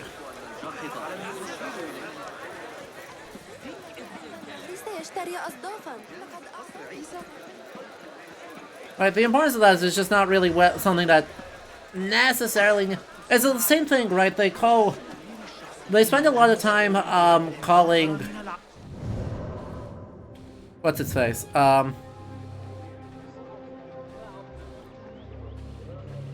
Wow, there's 5, and then there's a 6th there.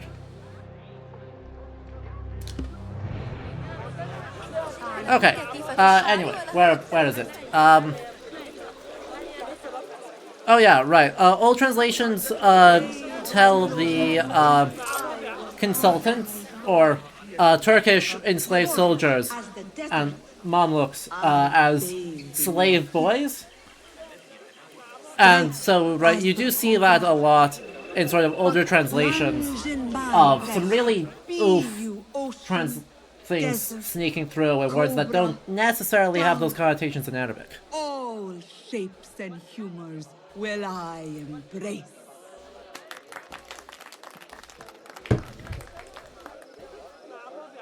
Hello there. Have we met? Come, don't be shy. I rarely bite and I never leave a mark.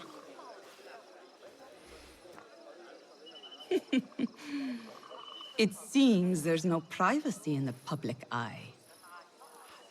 How came you by that letter? Who put you up to this? I work in the dark to serve the light. I've met the men who serve the light. It seems its glare oft leaves them blind. Uh-huh. Are your masters so blinkered and bumbling? You were warned, you son of a dog. Come, Arib. We will set no tongues to wagging here. Yours is the tongue that will not still itself, even when I beg for silence. You spurned the counsel of he who raised you, and without whom you would still be nothing. I mean, the 860s. I authored myself.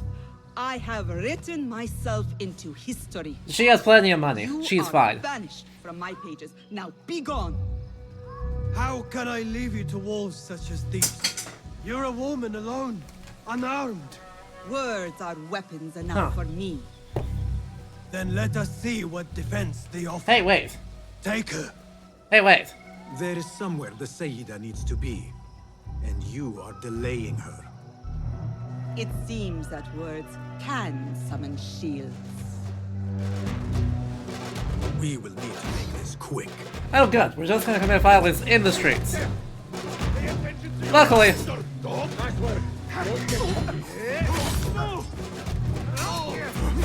you got one hit off. Congratulations, that was just to make you feel confident. Arib has left for her secret meeting. I must hurry.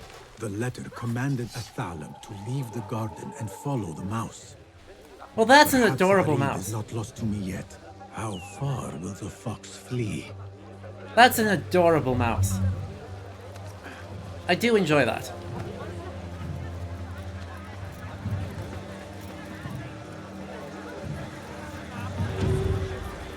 Best keep to the shadows.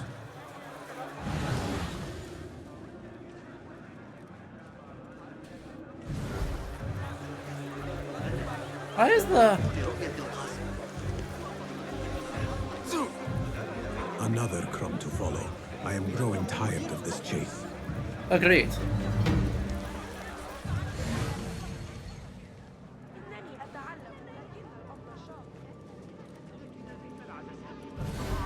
It is very pretty though.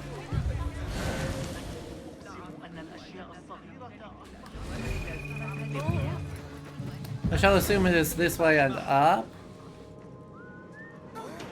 Nope, it is back that way. Okay. Why are you marking this one again? Why are you marking this one again as the spot to go?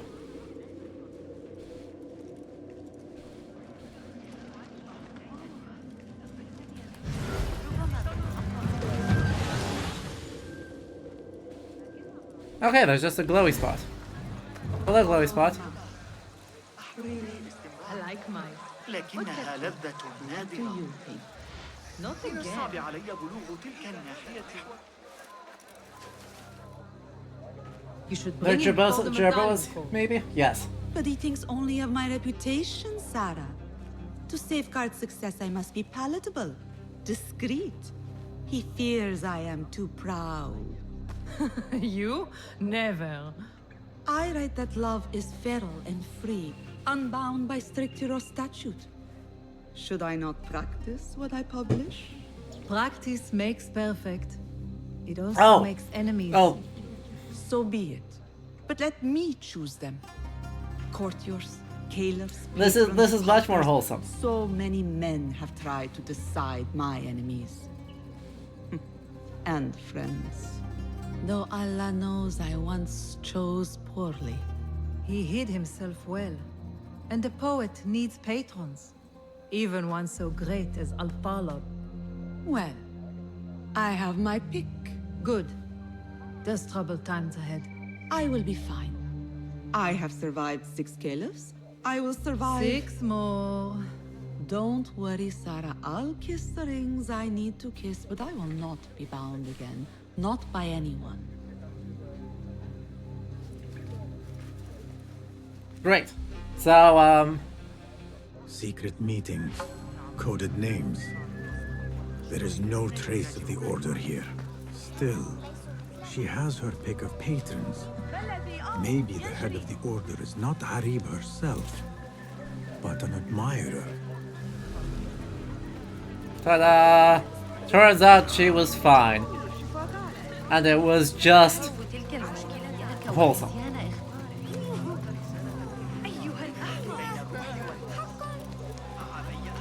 No order shenanigans, only lesbians. True facts.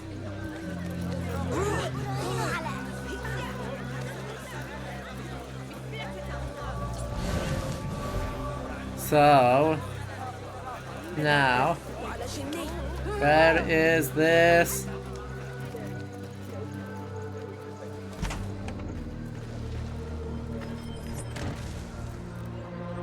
I hear you.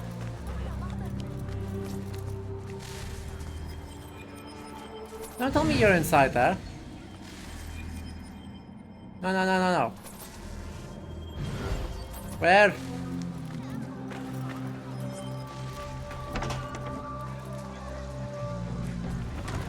Come on. Why is there an upper floor that's...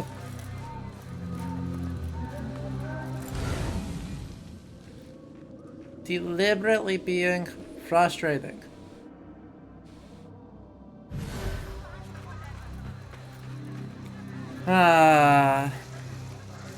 They always have to do one, right? Where it's like, hey, let's just make this, oh. More difficult than it needs to be. Right? Like, this is something that they've been really, really good about not doing, and now they're gonna make me do. They've been fantastic about not making you solve puzzles to get history entries. And then we get in here, and what do they do? They make you solve a puzzle to get a history entry. Oh, good. So you want more elaboration on this? A distinct class of women in Abbasid society were the Qiyan, often brought to the caliphal courts from distant reaches of the empire and beyond. These women were highly educated and trained entertainers whose proximity to the caliphs could lead to powerful positions. As a special type of enslaved woman, the Qiyan tended to be much more expensive and to have a higher social status than regular concubines, who did not have training as poets or entertainers. Most Qiyan were brought as girls or teenagers into rich households or special singing schools. Many would have served in other elite households before joining that of the Caliph. They would have been tutored extensively in dancing, musical composition and performance, poetry and calligraphy by renowned masters as well as by former Qiyan. These years of training made them some of the leading poets and performers of their time, and a significant proportion of medieval Arabic female poets who survived today were Qiyan. Among them, the most famous was Arib al-Mamuniya, whose skills have made her rich, influential, and eventually free, through a career spanning the courts of 5 caliphs.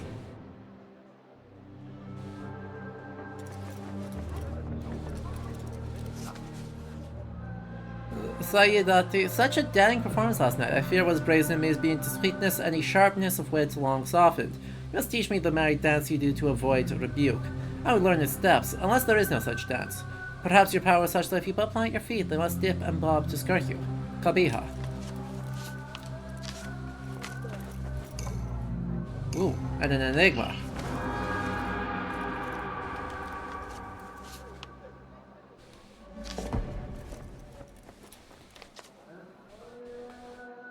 Why should I look to the rule of those too fearful to question to disturb the universe that they tie my tongue and shut my eyes and sell my mouth when I would stand and beg for wisdoms? Uh-huh. Uh-huh. So, not 6? Not 6.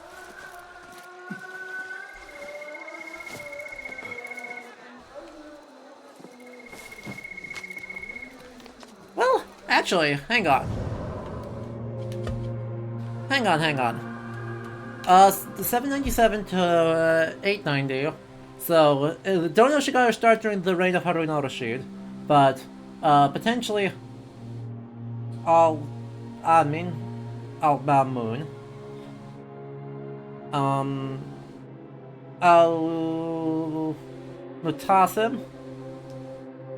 I don't remember the fourth one, Al-Mutawakil,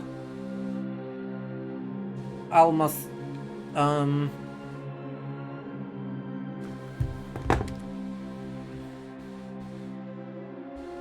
on. Al-Muntasir, Al-Musta'id, Al-Mutaz, and then dies during the reign of Al-Mutadi.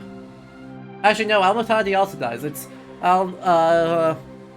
his successor that rules for a good long time. So that's like, she's alive for the reign of a lot of caliphs, right? So 1, 2, 3, 4, 5, 6, 7, 8, 9, 10? I think she's alive through the reigns of 10 caliphs. But she wasn't active as a, like, professional poet for all of that time.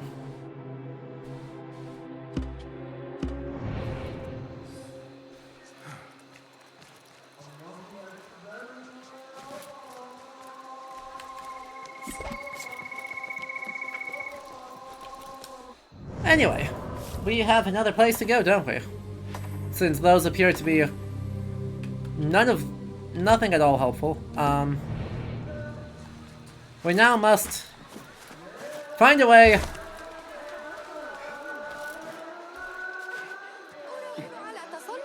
I don't know how much of any of the poetry in those we see is our actual poetry. I do not know. That is also something I'm curious about. It's something I also do not know the answer to. I did want to actually, though, we'll hop into Harem stuff after our next ad break, but I do want to take a couple minutes to recommend another article. I just need to locate it in my reference doc and then pull it up.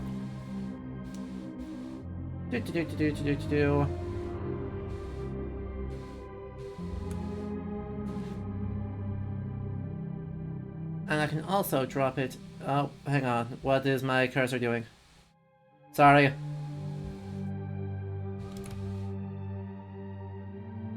I'm gonna pull it up in the document here, but I'm also dropping the citation in chat.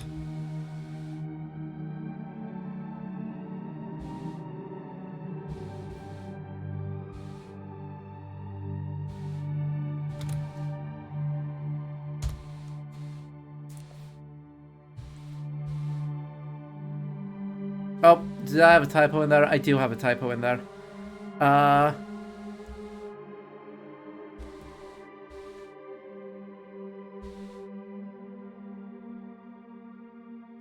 By Mohammed Ansari, learning and patronizing the science of music amongst the elite of medieval Baghdad.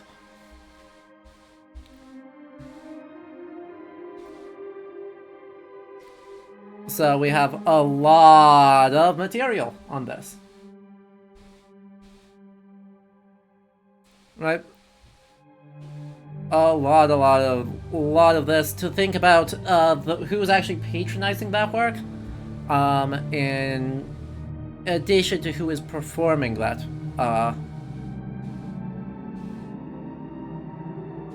As you can see, it's a good long article. It's 27 pages. But has a very good breakdown of just a lot of sources on musicology in medieval Islam. And so it's a good starting place.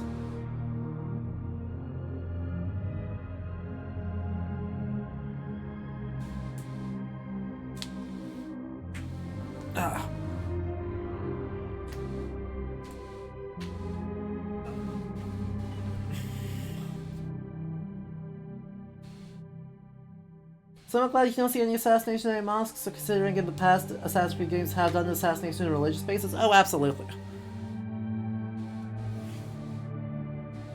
Anyway, I like this sentence. Among the more well-known elite musicians, so people who are actually writing and composing music, we have Khalif al-Mutadid, we have Al-Mutaz, the, deuteragonist of this game, right, Abdullah al-Mutaz, who dies in 869, composed music.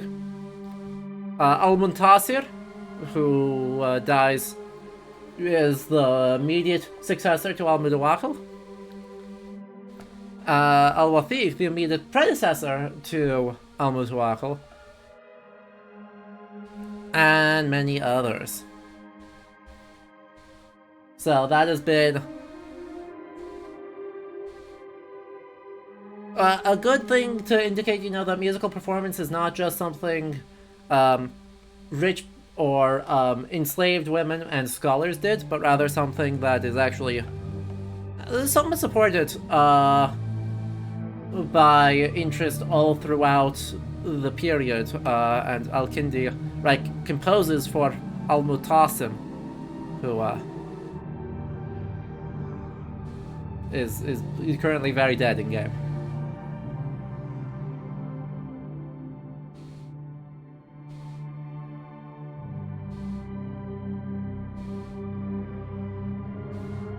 It doesn't talk a lot about Qaina. Right, about the Qayan. So that seems to be a somewhat weakness in this, that this is very musicology of what makes good music. But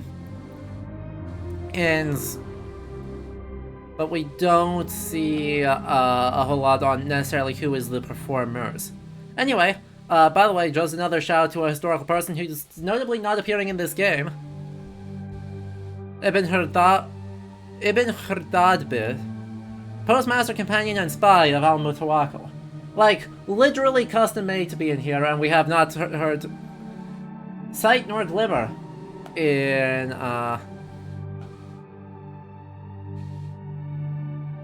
of him in the game so far, which I think is a weakness I want to elaborate on a little bit later. Yeah, I was hoping that I did hope that there would be a little bit more on the performance instead of the patronage, but there is, looks like it is mostly just on the science of patronage and the scientific justifications for musicology.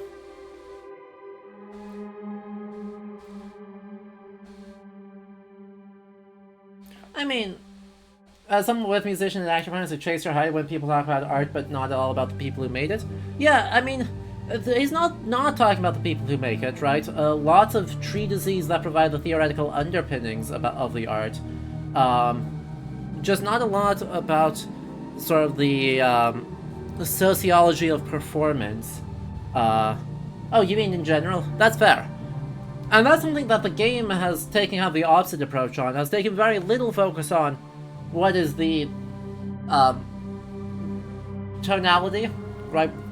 Let's dig deep on the tonality of what makes good music and good poetry, and much more on the let's focus on the characters who make the poetry, which is an interesting inversion. I think we need both, but I kind of understand. Don't know. But yeah, if you are interested, there is that.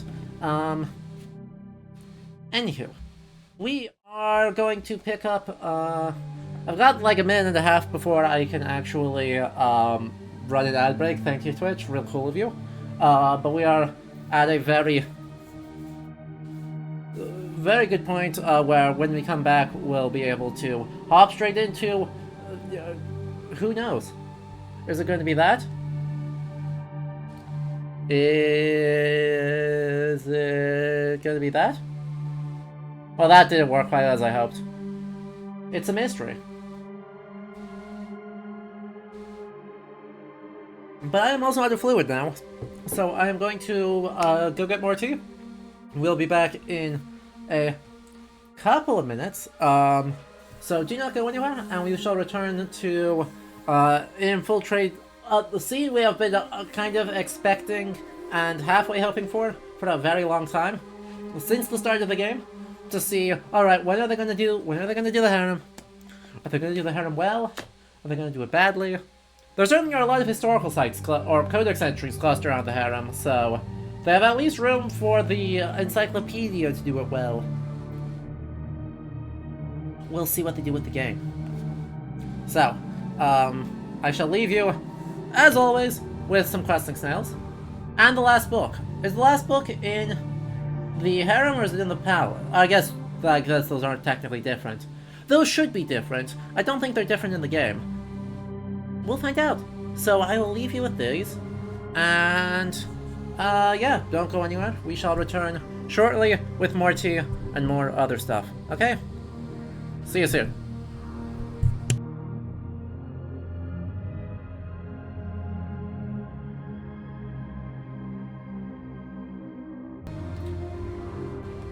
And welcome back, everyone.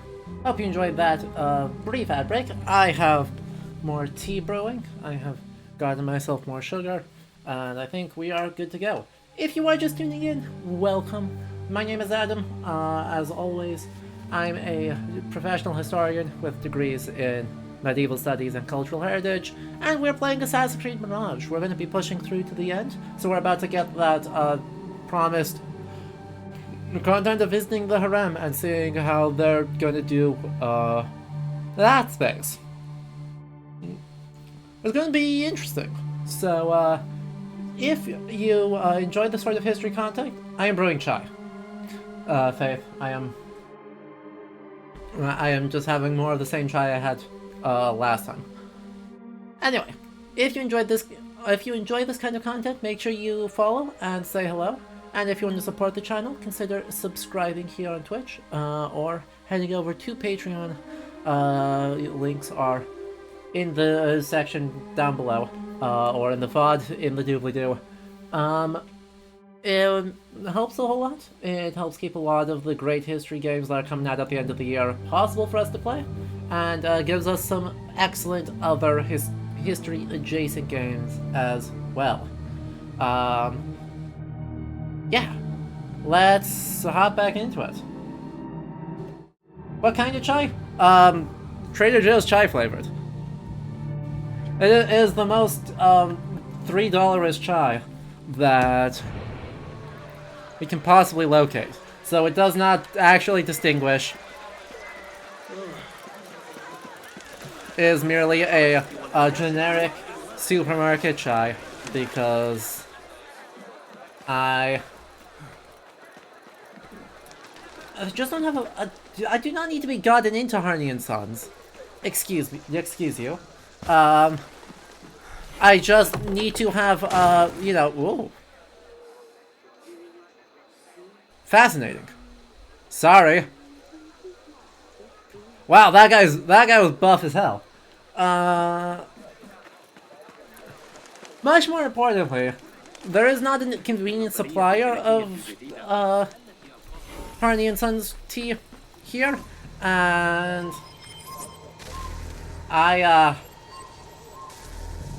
unlike Blue, I don't have a multi-million-dollar YouTube channel to help me afford my tea habit.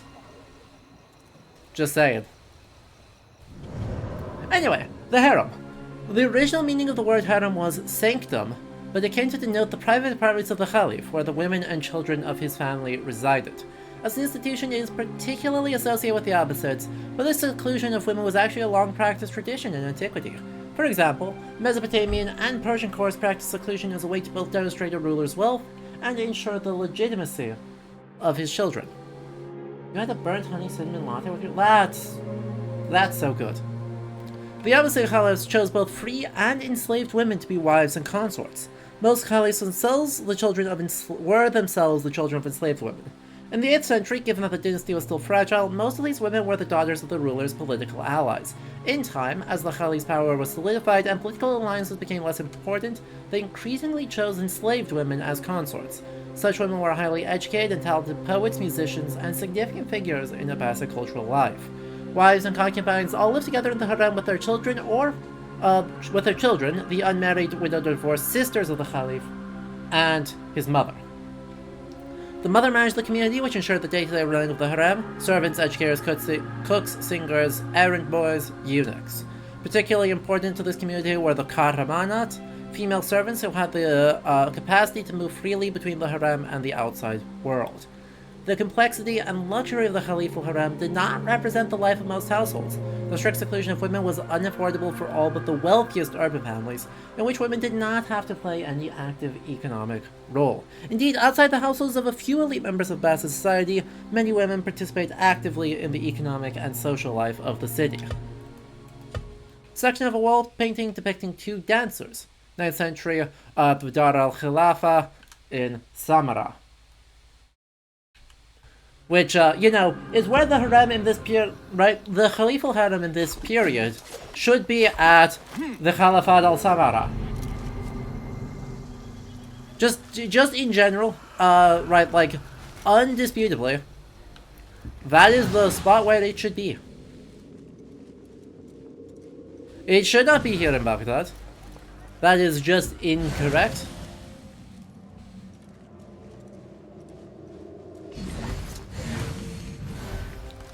And so,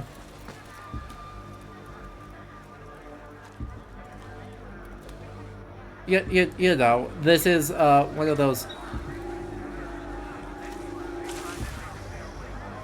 deeply strange. Okay. Can't believe that worked. No, it's down on ground level. What's it doing down there?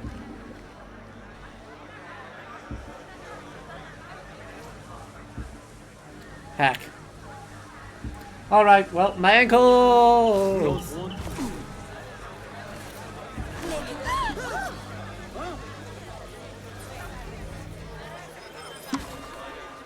Oh boy. Thank God they included the class and political straw.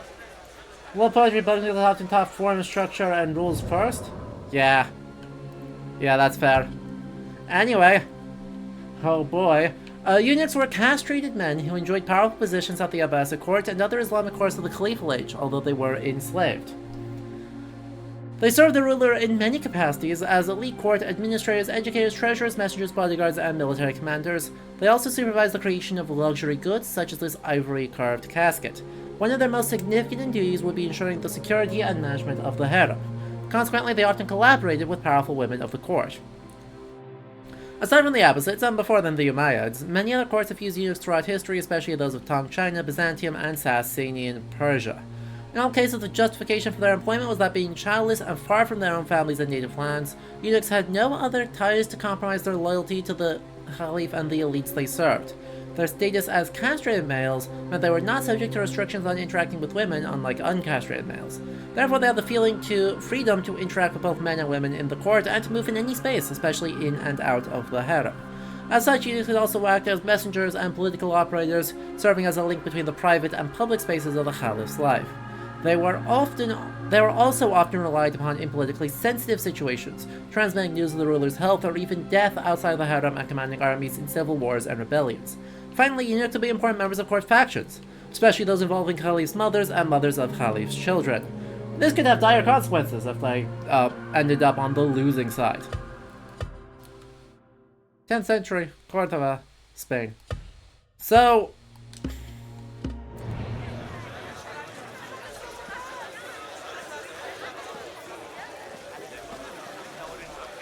it's tough to summarize addressing castration and enslavement and also social prestige all in one go. Like, I don't know that I like how they're just kind of going like, oh yeah, they were enslaved, don't worry about it, without necessarily considering or communicating in depth the extent of the violence that entails. But at the same time, it's tough to communicate that complexity otherwise.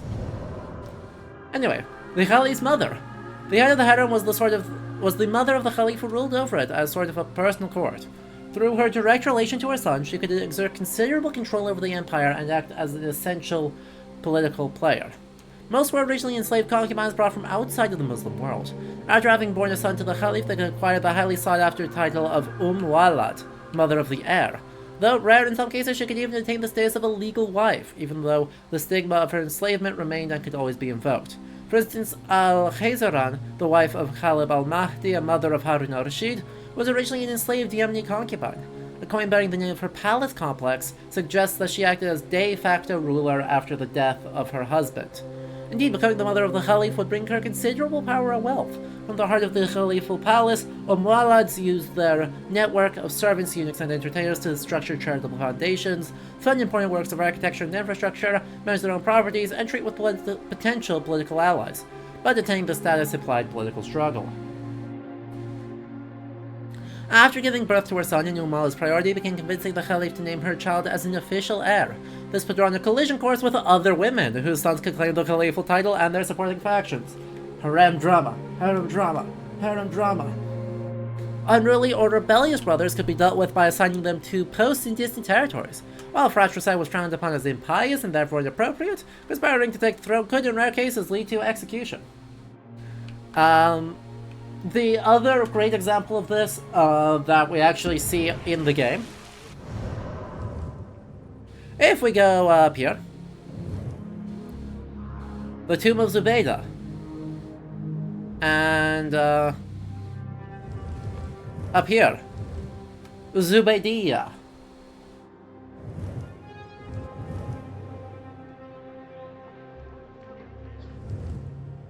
Right? So those...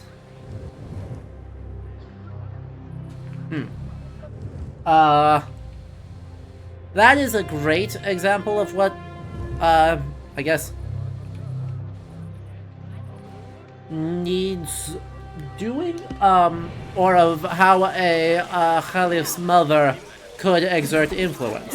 Right, Zubaydah is the granddaughter of Al-Mansur, the founder of the thing in the first place,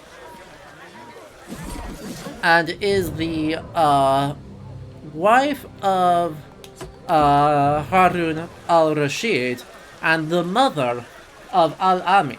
And so, kind of as she steps up, right, from being already wealthy and prominent to being more wealthy and prominent, to being even more wealthy and prominent, and being the Walad.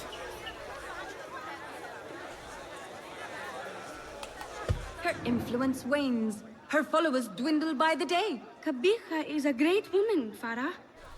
Oh. She was, while Al-Mutawakkil lived, but her son did not succeed him, and her time has come and gone. When the tide ebbs, will you be swept with it to the sea? I do not like to get involved in politics, Nasreen. Please. We know what you are. Enough! The new eunuchs will be arriving any minute. Meet them at the gate, Makira, and try not to make a mess of it. Come, Nasreen. Oh, good. Servants mean new faces in the harem. If I had a eunuch's uniform, I could slip in among them. Oh, good. That's right. We've got drama. We've got representations of court drama. And isn't that exciting? Anyway, right, Zubaydah also showed up, right, way back in our lecture, where she is responsible for, you know, being concerned that Al-Amin is, too gay for his status as needing an heir. Right, dresses up a bunch of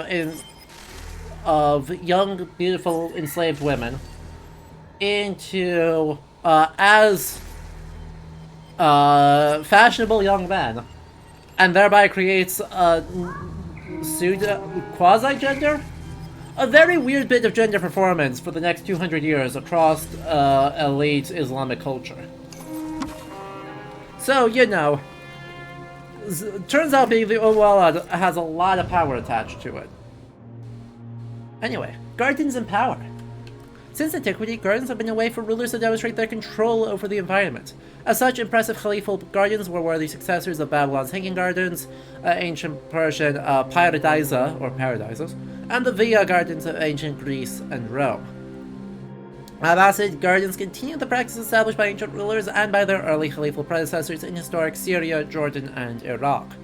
The Abbasid caliphs built enormous garden terraces whose functions and means ranged from the practical and agricultural to the pleasurable and the ceremonial. They transformed this environment into a fertile landscape by cultivating a great variety of trees, such as date palms and many delicious and fragrant plants.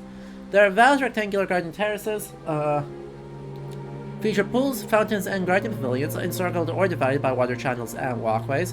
Gardeners cultivated a wide variety of flowers and aromatic herbs brought from every corner of the empire. Gardens were carefully staged areas enclosed by walls and planted with trees that offer protection from wind and sand, and boasted sophisticated hydraulic systems that managed precious water while also artfully displaying it. Abbasid gardens were settings for special ceremonies such as Khalifa audiences, military celebrations, and poetry contests. They were meant to impress allies and rivals, perhaps especially the Byzantines. Some understood the gardens to be a metaphor for the divine order of the world, and as earthly counterpart to the heavenly paradise promised all Muslims. Ernst Herzfeld's reconstruction of the garden terrace approaching the Abbasid palace at Khalifat al-Samara. Notice, by the way, also, we got a reflecting pool here, but we also have a big open space where you can stage military troops. The Turkish military did in fact stage troops in those gardens, because, duh, why would you not? Guide me. Okay, so we've got some options.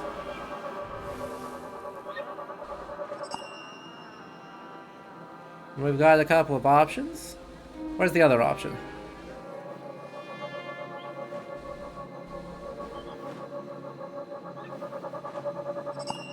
Over there.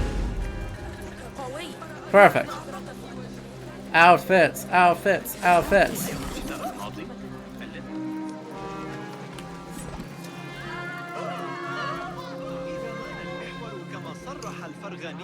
Don't worry about it.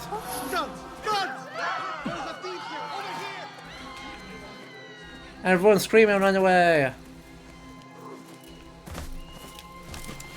A eunuch's uniform freshly tailored. Perfect. How long is this going to take? I'm running late. I promise not much longer, Saeed.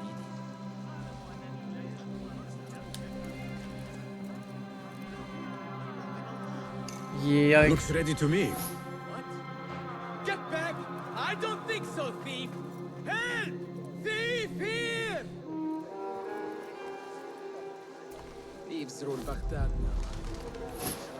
Well, is this where the tradition of having the central pool filled by forest streams to meet our paradise starts? Don't know. I actually guess that that may even be older.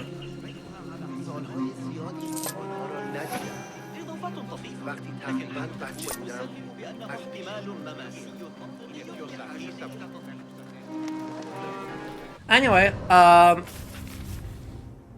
guess what?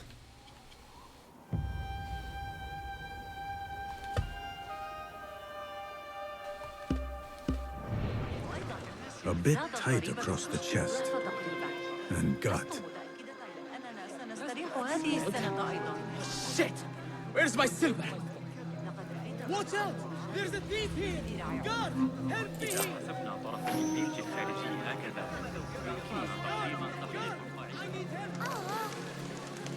Look at how cool we are. Do you like the outfit? Is it also historically outfit? Do I like it? Yes. Is it historically accurate? I actually don't know. It's at least historically plausible. Right? It was not... It is not clear to me. Let's see if I can pull up our big dissertation on opposite court dress. Because, you know, we have that power. Third century internal crisis? No, no. Oh heck, did I not...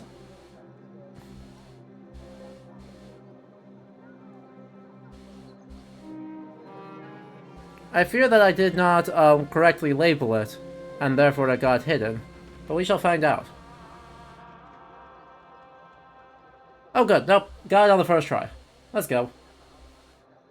I also don't know that this is... Oh, it has been OCR'd, great. I don't know if this is gonna work, but we're gonna try this.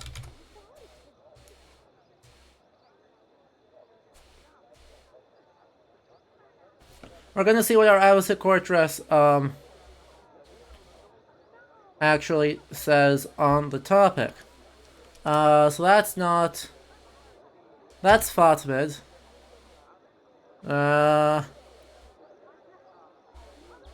Okay, so this is not Abbasid, this is Fatimid, but it is still potentially relevant. So, the eunuchs attending the Fatimid Caliph were recognizable by a special turban winding in which the cloth passed under the chin, the Tahnik al-Imama, or the al-Hanak. So, this style had to be introduced from North Africa into Egypt for later. But, we can see what other entries pull up.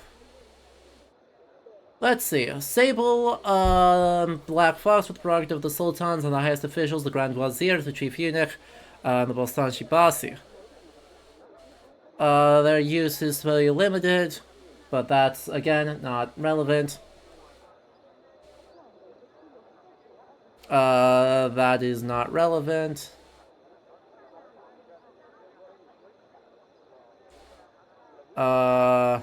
That is, again, at this point we are wildly later, like this is Ottoman. Yeah, that's looking like we have already skipped ahead to the Ottomans, and so I don't know that we're going to get a lot more discussion of the Abbasids. 18th century, Well,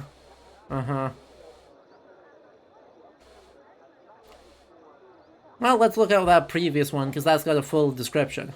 fur-trimmed something, I don't read Turkish, with long full-sleeved, or the fur-lined kürk with long wide sleeves. On the head they have the all-white Mutsaveze with its flat-topped cylindrical form, but the increased influence of the chief black eunuch has appeared in depictions in which they're the Kalavi, Mutala, a tall pyramidic form with 4 flutings. Huh. So,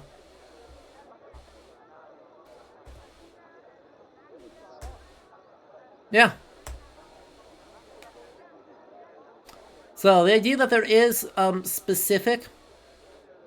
Right, that there are specific, modes of headgear in particular that identify eunuchs appears to be, broadly true. But...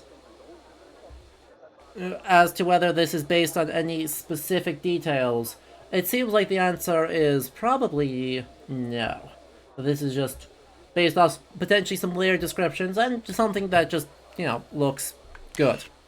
And it does look good. I like the shoes in particular. Now, as to the question of, you know, could Basim pass? Probably not. PBH. Because for the most part, right, being enslaved, there's kind of... We saw hints of that in the court dress thesis, but... we could probably...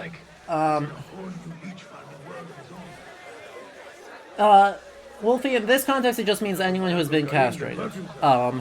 It doesn't matter when that happens, they just all can be. Tamahel, do I know you? I doubt you would. This is my first day. I would hate to be late. Makira! Assalamu alaikum! You know him, Makira? What? You have forgotten me already. No, I'm sorry. It has been a long... That is all right, fair one. My face is quite forgettable. Unlike your Don't own. be such a flirt. Farah is expecting me. Between us, she terrifies me. Please do not make me late for her. Let him in, Abbas. Barakallahu fiki, Sayyidati.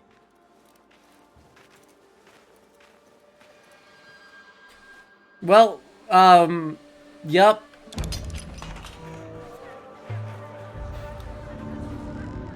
Does that deserve the budget? Does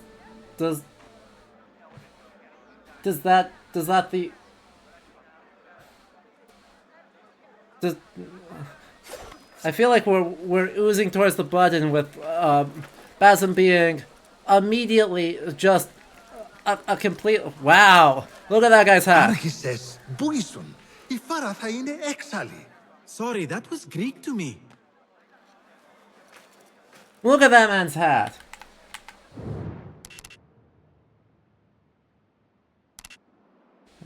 Jimkin. But yeah. Where was I? Oh yeah. Right, there's an idea that emerges pretty quickly, between, of some sense of racialization. Yeah, we're not all suspicious with my controller randomly pulling out knives on people, right? So. His chef must have big hat? True. Anyway.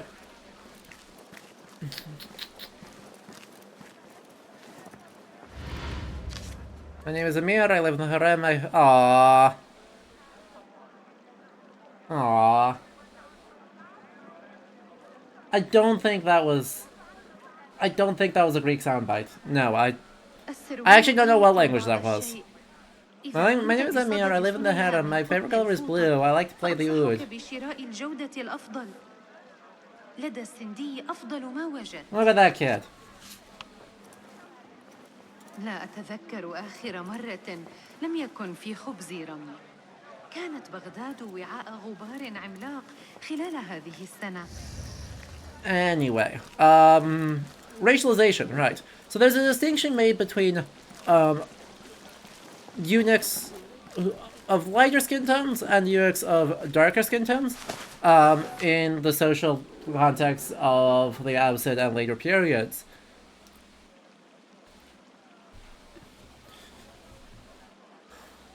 Look at that lizard go straight into the floor. This is based on some later geographic descriptions that assign characteristics to different peoples living in different places, such as Al Masudi's horrible and Al Yaqubi's horrible descriptions of the Zanj. Ooh, going. Thank you for the 3 tier 1 gift subs. So, Stratus, Sparkling Spite, and Bahamut. Thank you. Enjoy the emotes. Yeah. Black eunuchs in particular get absolutely screwed in the folklore. But the unifying feature with them, of course, is that they are enslaved. And if they're enslaved, they are non-Muslim, and they are from somewhere else, right? Yeah, I want to come back to the emote in just a minute. So some of them, right, some of the first Slavic, or literally Caucasian,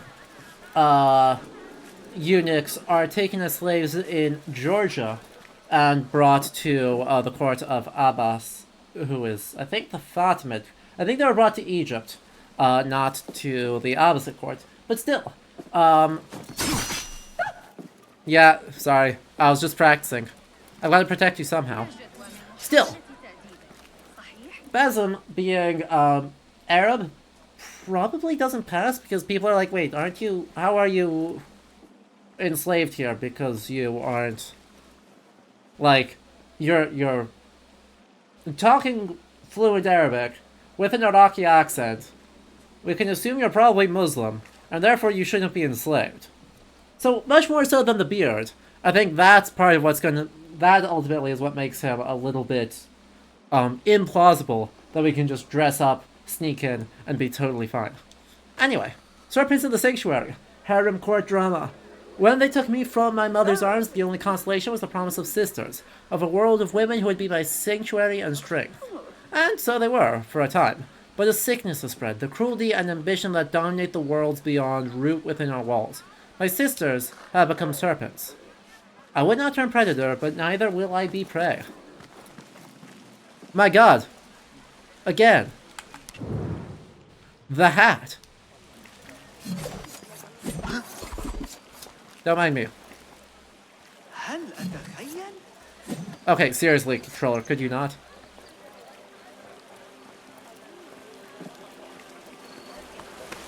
Yoink, yoink.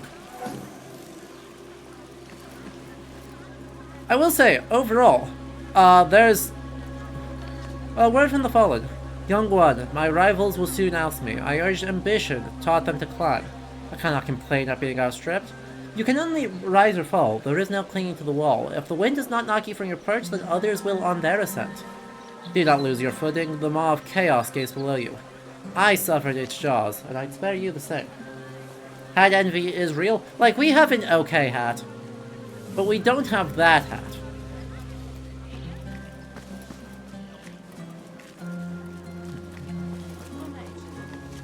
On the world to come. Farah, the Umwalad forbade us to speak of the rebels, but can I not conceive of the future they promise? We could walk in the world beyond these walls. No man here would dare to hold us. We could dance. Unbidden, sing when we're moved to, read what we care to, no man's vassal or vessel. No longer any man's to own. Our bodies, our choices, our fates, our own. No, I am committed to this trick that none of them are Al-Bahamut. And none of them even really gives a hint as to who Al-Bahamut is. I mean, we are not in the Khalifal Palace, we are in the Khalifal Harem, which is a palatial complex that is not attached to the main palace.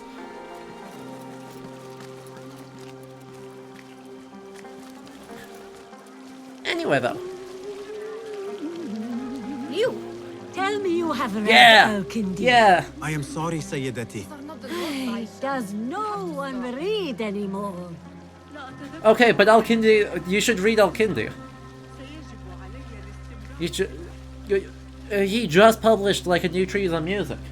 You should totally read Al-Kindi. I have. I would like to talk to you. Why do I need to learn algebra? I am never going to need it. Yes, you will. I assure you, you will need to learn algebra. So, overall, if it's not obvious, this depiction of the harem kinda rules. Perfect timing. I need an honest opinion on my poem. I'm having trouble with the 23rd stanza. What is a stanza? Never mind. Philistine. Oh, we're just playing real dumb here, aren't we? Oh, we gotta play real dumb here.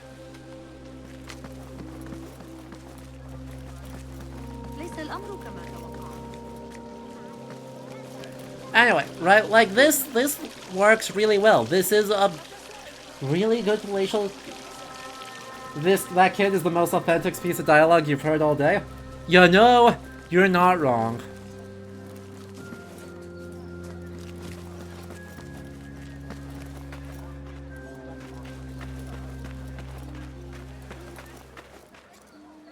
But like, I really like. So the note about the servants of the guard. Oh yeah, it is looking. It is absolutely acting under the impression that it will be freedom for all, and not freedom for male agricultural slaves, who will then be given concubines, enslaved women to be concubines of their own. What are you doing? Makira! I was just breaking into Kabiha's office? You are no eunuch. Hey. Leave now, or I'll tell Nasreen. I'll tell Farah. Tell them what? That you let me in here? Wow. No, we are shockingly manipulative. You are a kahramana, no? You serve the concubines every need. When is the last time someone asked what you needed? Someone who would not judge. Someone you could forget was ever here. There must be something you need, wow. Makira. Wow, no, we are shockingly good at this. There is something. Abbas at the gate. He has eyes for Farah. The Walad. He doesn't look at me. But Farah uses a paint to make her eyes bigger. And if I could have some, I think he might. Say no more. I am at your service. Where can I find this paint? The storage room, but no one is allowed in. Apart from Nasreen. Magic potion? Farah trusts her with everything, even her magic potion. Farah has a magic potion. Excuse me? She has Nasreen carry it. Tells her when she wants a sip. It makes her breath foul. Still, I'd give anything to try it myself. And so you shall. And in exchange, Makira, what will you give me? The key to that office. Eye paint and magic potion. Your wish is my command. Are we? I'm getting dangerously close to pushing the button, chat. Eye paint and magic potion. Seriously? I'm getting dangerously close to pushing the button.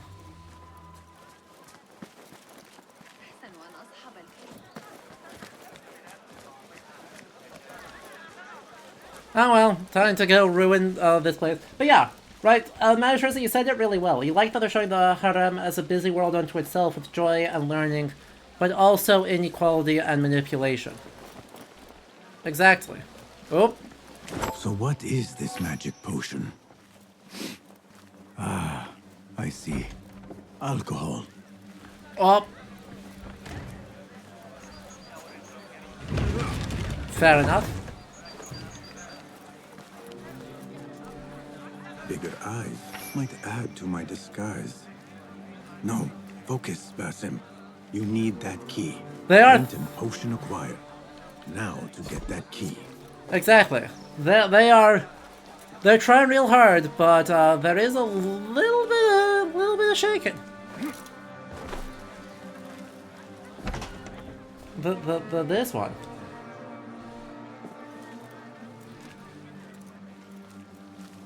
Bazin was to be pretty too.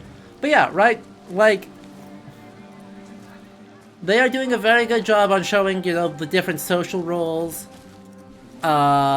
involved, from enslaved women who are not members of the harem, right, who are responsible for tending to the enslaved women who are primarily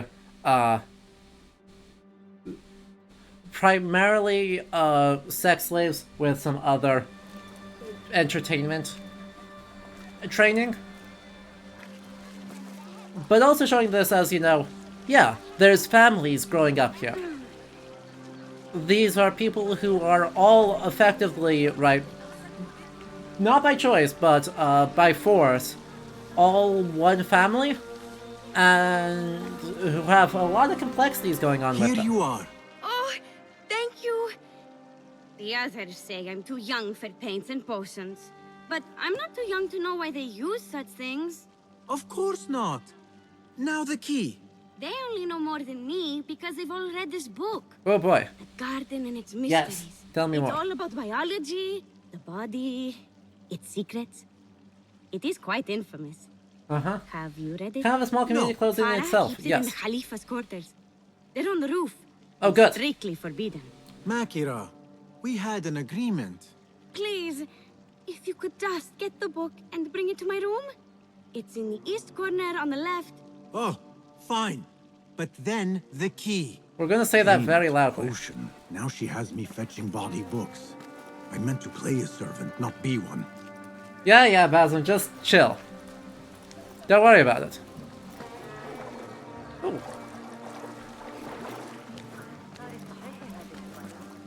Yeah, I am suddenly getting that sense too, which is,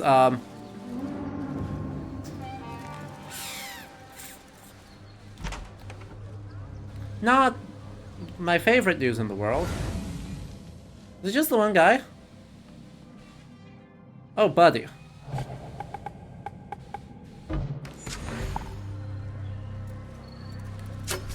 Take a nap. Sir, are you? Okay, fine. Take a stab then. He was asleep! You can't do that to me.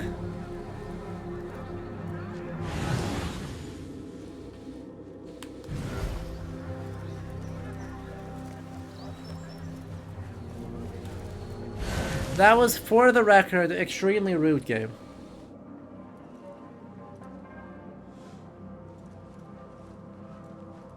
Oh, that is absolutely a scripted event.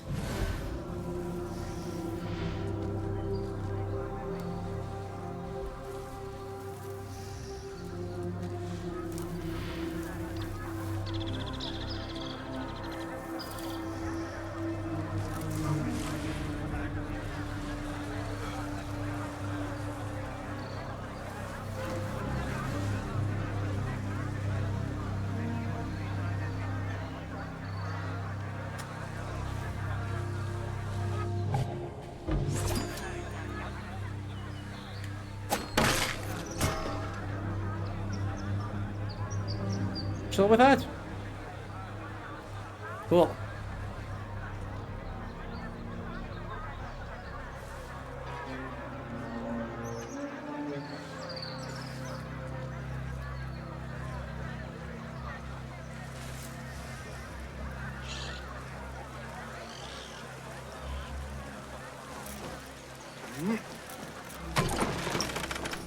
Nailed it. Actual Orders stuff. fit for a Khalifa.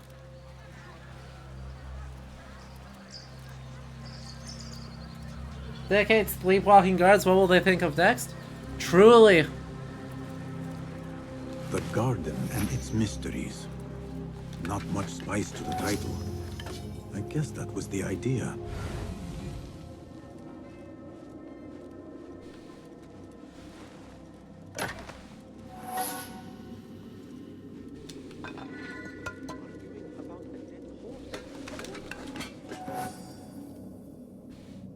I've fought some of those pale long hairs. Killed a couple. They are wild, but skilled. Not looking forward to the new roster change. Last time we were posted at the Alfidars, I got yelled at by the Khalifa's cousin's bodyguard.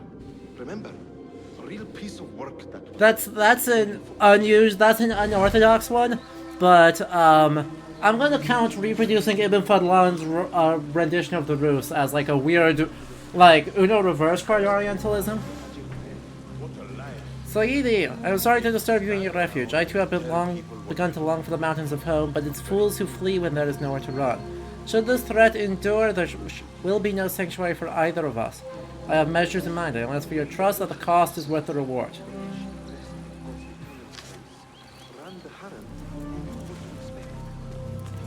Right, the pale long hairs are, you know, Norse.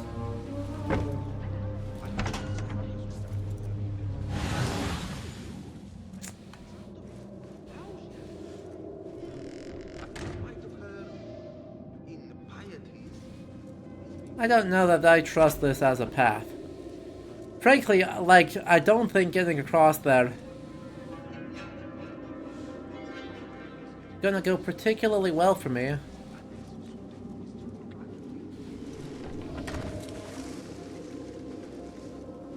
Well,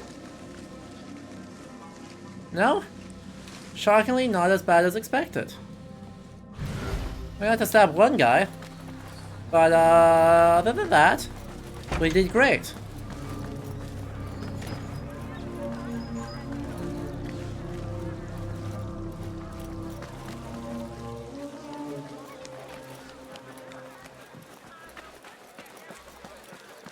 Alright, now let's do this. Abu Abdullah's ambition knows no bounds. But Farah... You! Kabiha might have been lax about lateness, but I am not so lenient as she. I am sorry, Farah. It will not happen again. Farah? To you, she's Sayyidati, or Walad. Go about your duties. But Farah, he cannot still believe he will take the throne. Have you met his mother?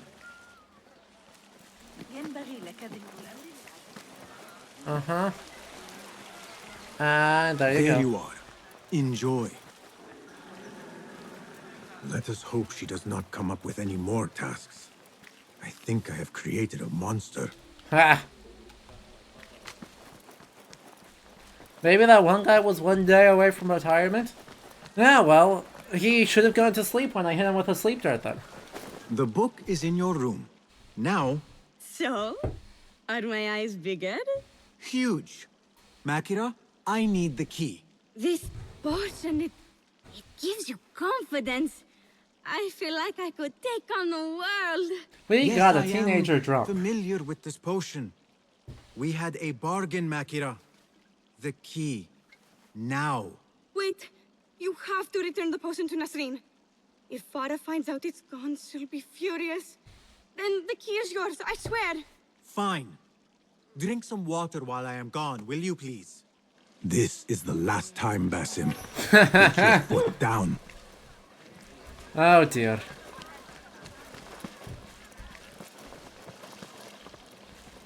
I will point out that that is Farah right there.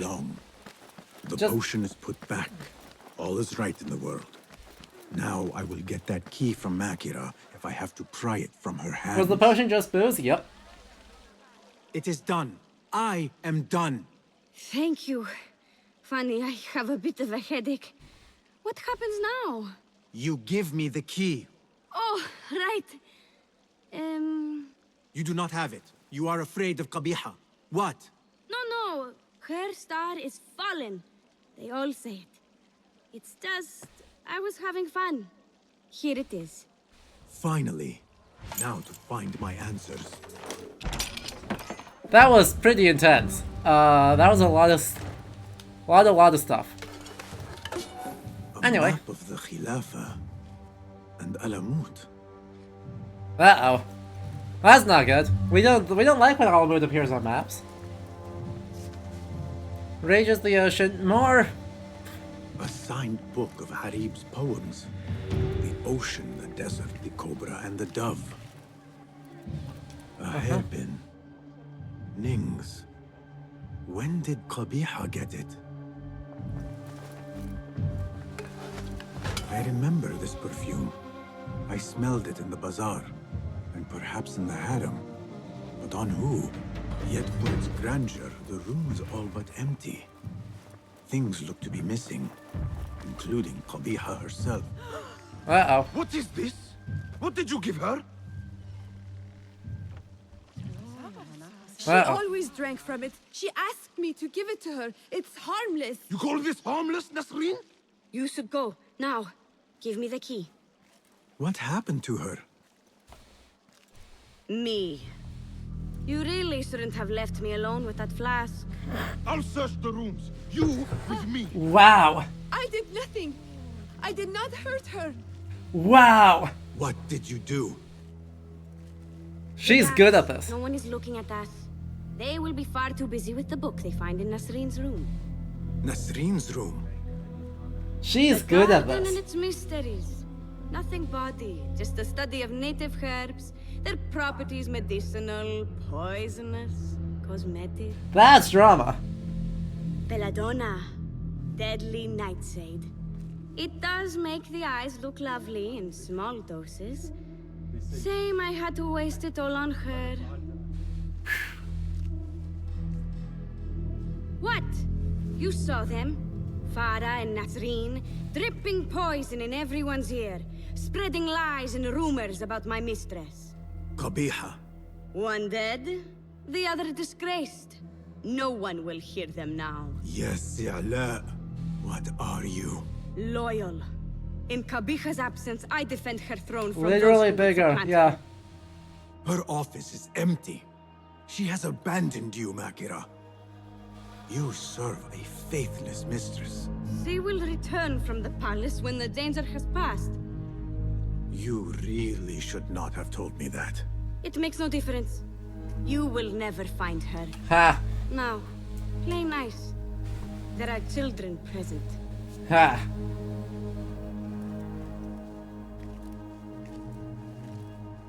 Nice uniform, by the way. Suits you. God, we got played.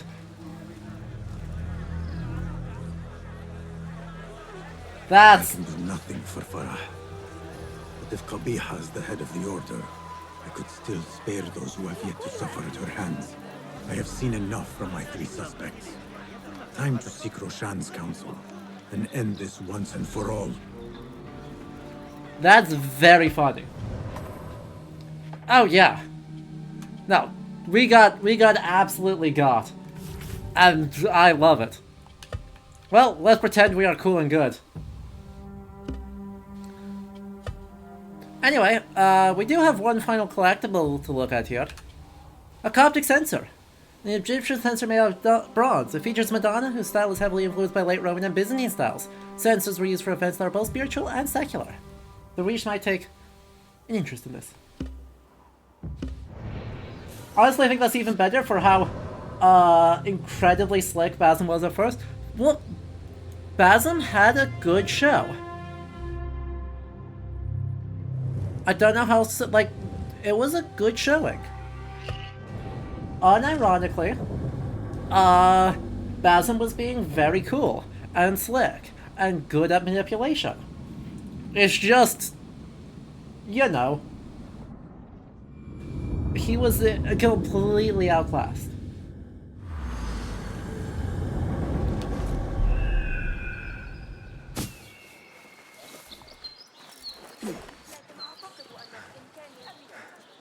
And that was very good and fun, and I enjoyed that greatly. So, thank you, game, for giving that to us. Because that was lovely. That was a delight. Got a reverse manipulation moment in the harem is such a bold move. Exactly. Like, that was very good, that we wanted harem court drama, or wanted a harem intrigue plot. We got a harem intrigue plot, and we got a harem intrigue plot that has nothing to... that is all about, actual factional drama that mirrors the, Caliphal disputation, and therefore ties into one of the core events of the game.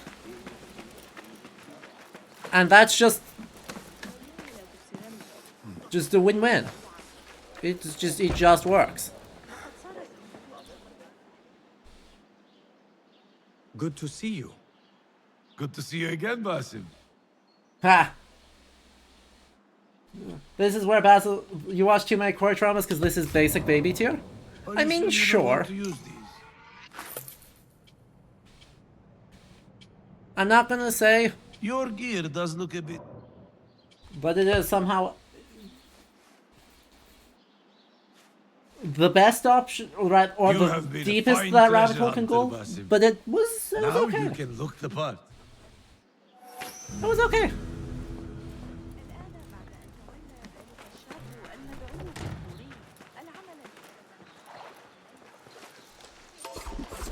Yoink.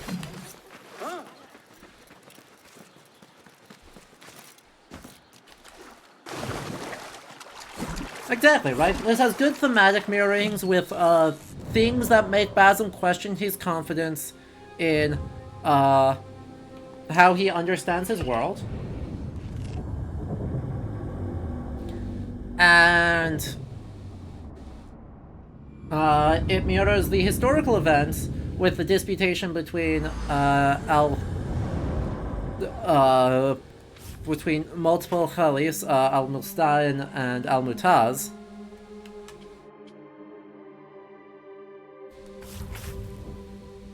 And so it's just good. Treasure hunter costume. Also a very good outfit. I'm gonna be real. I mean, it's a little bit Lawrence of Arabia.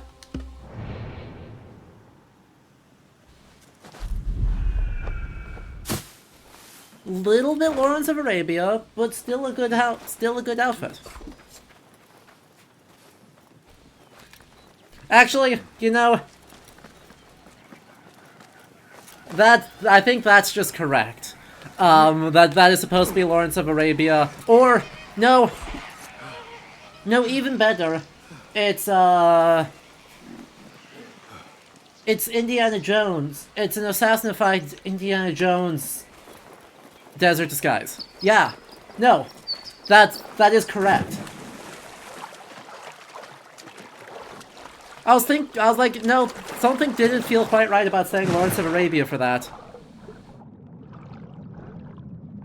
But no, it is Indy's outfit in Raiders of the Lost Ark.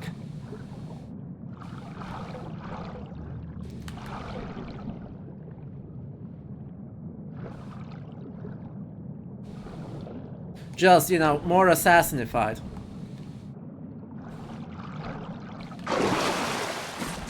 Which makes sense, because, you know, Indiana Jones does have a major influence on this game. Right, just necessarily, the franchise owes a lot to Indiana Jones, though it probably doesn't wear it quite as publicly as Uncharted does.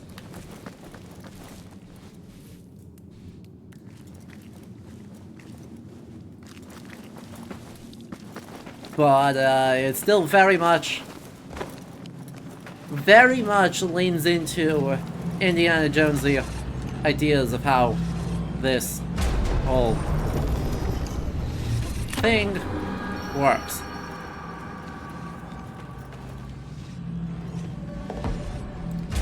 You hate those spider webs? Yeah, that's fair. Alright.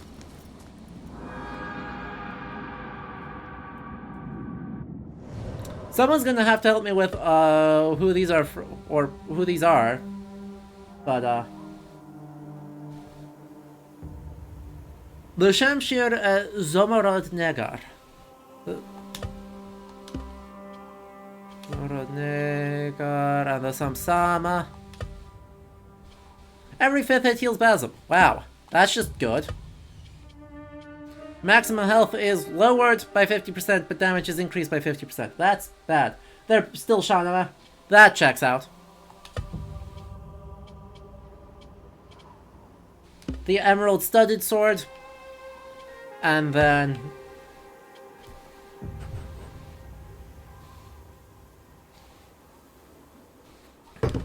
well, is there actually an emerald on this Emerald Studded Sword? Kind of. Not really. bad-looking sword on the whole. True. Oh, Smaragd. Okay. That makes sense that, it's related to Smaragdus, in Latin. And then the Samsama.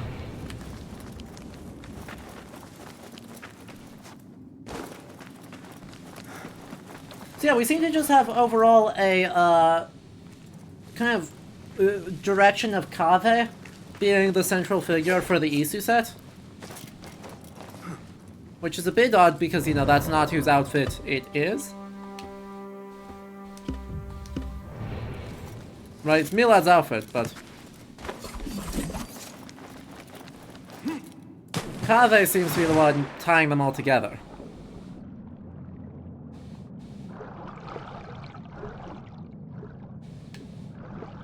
Oh well. Google's giving you nothing for that. Interesting. That's... A wound from this sort could not be healed except by a very specific unguent.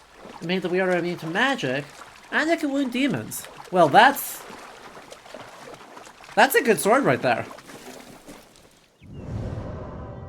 Like, frankly, immune from magic alone would make her...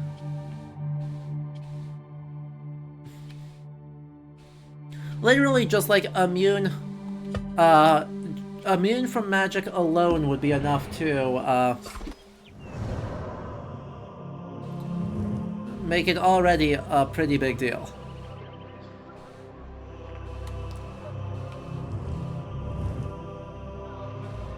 Guess that's the closest one I've got. Perfect for the genie? True. Right? Since we do seem to be cursed, having a sword that makes us immune... Oh. It's Milad's sword. Well, okay. Never mind then. That makes more sense.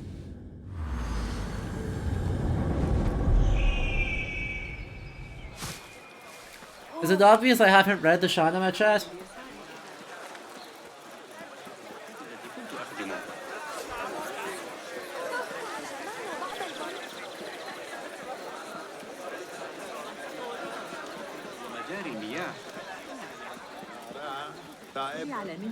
No.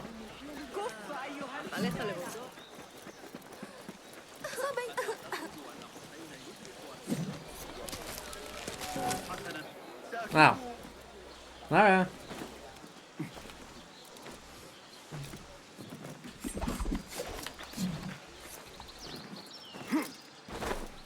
Let's get our last historical site. Distract from the dubious knowledge of folklore, and go find a historical site up on top of here. I think.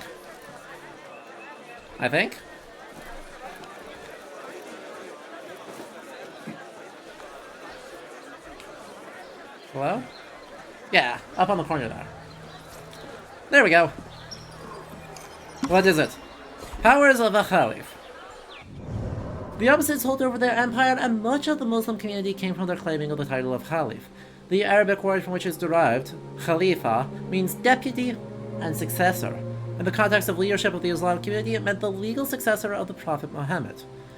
Caliphs enjoyed vast political and military powers. They raised armies, levied taxes, nominated judges and administrators, and negotiated diplomatic agreements. But their authority was not boundless and required the cooperation of local elites to ensure that their orders would be carried out. Also, while the Caliph's power was theoretically sacrosanct, the democratic principle in Islam that upheld each individual's right to practice his or her faith meant that Khalifa decisions could be challenged on the grounds that they did not obey God's law.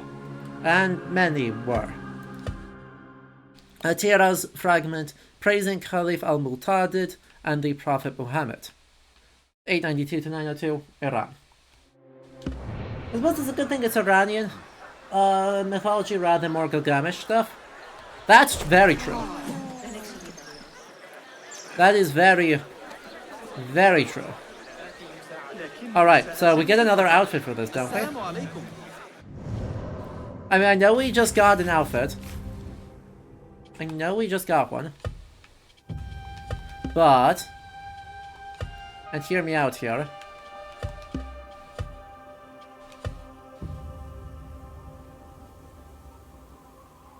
Surprised we don't see the title Amir al-Mu'minin so far, or does it just stop being used by the Abbasids? It is not started being used yet. So that is a title that is granted to, if I remember correctly, if it is a title that is granted to the Buyid administrators that take charge of the Abbasid Caliphate in about 917. So the Buyids end up using it all the time. Because they are not technically the Caliphs, they're just the people who are administering in the Caliph's name. So the Prince of the Faithful, being used a lot, while the Khalifa, right, the deputy or steward of the community of the faithful is the preferred title for the Khalifs themselves. Anyway, chat, I kind of love this one. Like, look, I know I said that I liked this one, and I do like this one. I really like that one. Like, these indigo outfits are just really, really good. Like, that's a great outfit. That's equally a great outfit. And what could be better than looking the absolute least stealthy possible? Like, I love what they're doing with the dice here. Just don't give us 5 million armor pieces. Just give us good dice. Give us good fashion. Basim, have you investigated your 3 suspects? If not, then your work is not complete. Luckily, we have. And also, we are not technically committing fashion crimes because this is blue. You appear decided, Basim. What have you learned? Arib is innocent. The governor less so. He made a deal with the Order and removed his cousin's protection from Alamut. Tabban. Just as we had feared. We've been bared to our enemies. Well, at least you had suspicions of it. In exchange for Abu Abdullah's renouncing his claim to the throne. He seized his crown to suit the Order, led by his mother. Qabiha is the head of the snake. Where is she now? Fled to the palace. If we act now, we can spare Alamut. Alright, well, Give me the feather, master. Have a good rest. Qabiha have a good night. Needs swift justice. And I will be the one to deliver it. What? What are you saying? That a more seasoned hand is needed. The last time you entered a palace, you left it in disarray, to put it lightly. Have I not proven myself since? Master, I have earned the right. Earned what? The right to kill? No, that is not. A blow from one of us is a blow for all of us. Or does your ego demand the honor?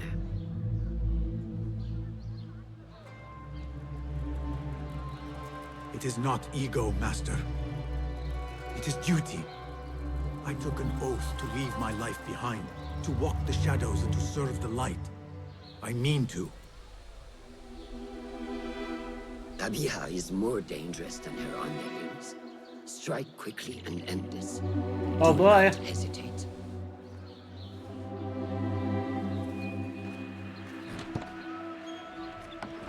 Blood from a stone.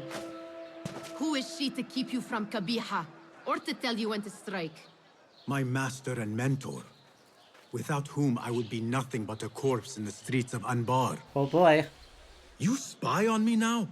Always. So you will swallow your questions, strike at her enemies, serve without complaint. And live your life dogged by El Jinni in the hovel you once hoped to escape. Oh boy. You know where to find me when your duty is done. Yeah. This should get interesting.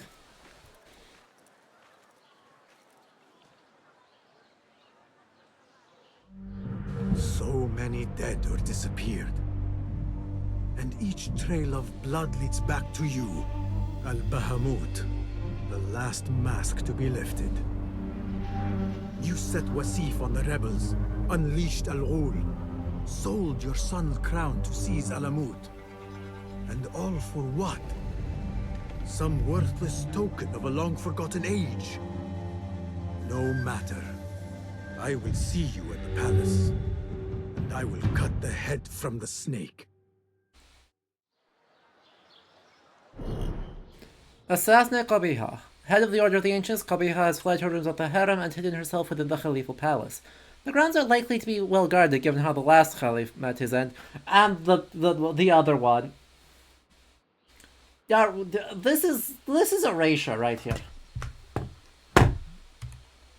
Right? Like, this is not just a little bit erasure. This is just fully pretending that Al-Muntasir does not exist. We have fully pretended that Al-Muntasir does not exist. And that Al-Mutaz would ever agree to give up his claim to the throne. He went into exile briefly, and then came back and was like, you know, never mind. I want my throne back. And, and the Turkish guards were like, you know, we didn't like who we picked. We're going to pick you again. It'll go great this time.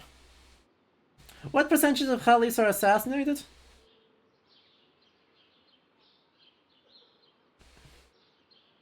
It's like 20%. Within the first 200 years of the Caliphate, it's like the fourth Caliph gets assassinated. Actually, I don't think it's quite as high as 20%, but it's...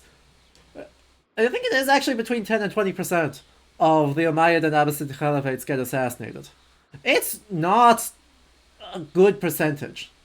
Collectively getting back together with your ex-Caliph after a rebound? Yeah. Yeah. Alright, this should be sick as hell.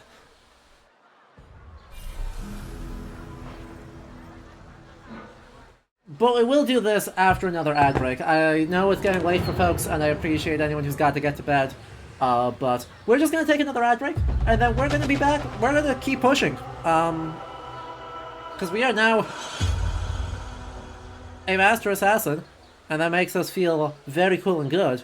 And we're going to put those skills to use, and definitely not screw anything up in this extremely high palace section. Right? Right. So don't go anywhere. We're gonna give you the ad snails. Bop. And some music. Bop. And we will be back, very soon.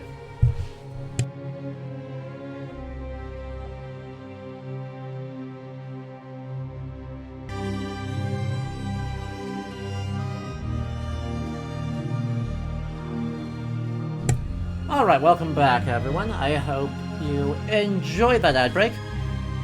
If you were, they sure do.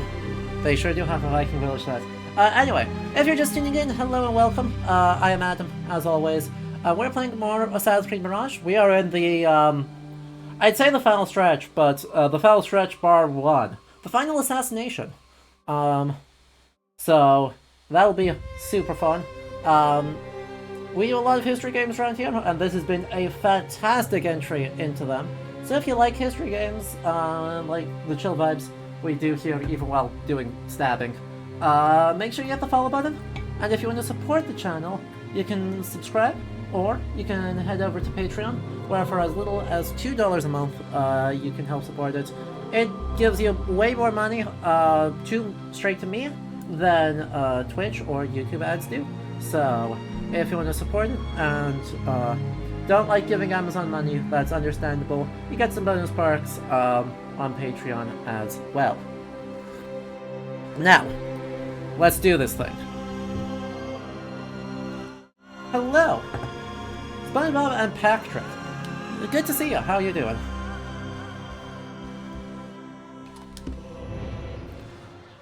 Obviously, if you've not seen any of this game, spoilers lie ahead, because we are in the final act of this game.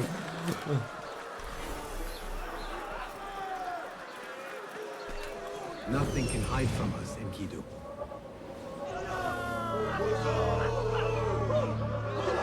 Well, there's something going on up there.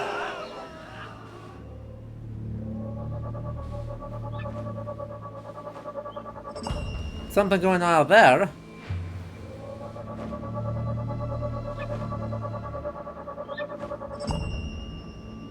And something going on way over there. Alright, well... It seems Ali decided to attack the palace after all. His rebels could distract these guards. Yeah, I'm not sure what Ali's thinking. He's gonna get smoked. But I guess that's his prerogative.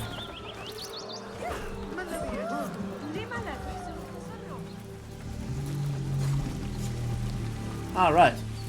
How'd y'all like the Harem conspiracy? It was such good politics.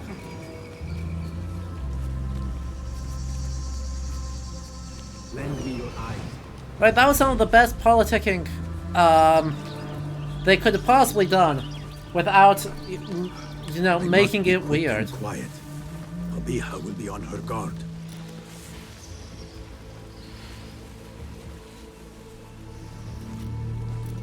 Right? They really could have made it very, very weird, and they didn't. And that is good.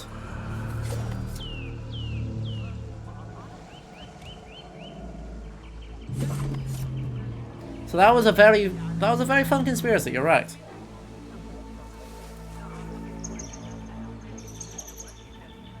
Turn around, thank you.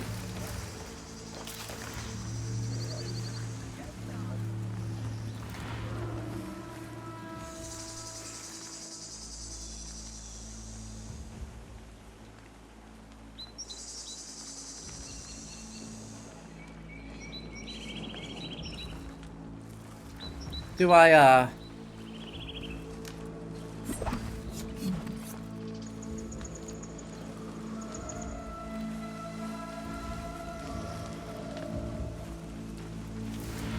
have always been good with animals. Is that my plan? Is that my plan? You let the riders in if you unbar the doors. Yes, but hear me out here. I have always been good with animals.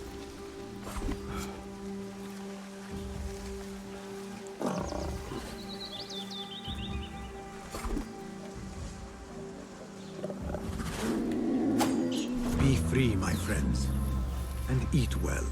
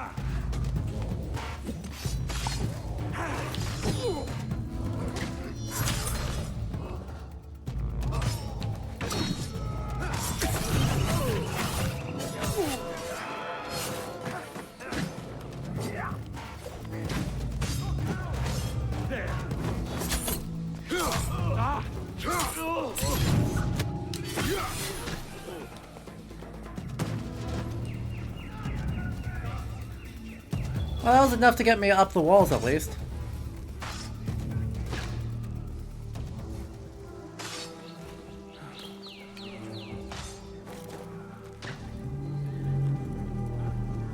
Oh, please.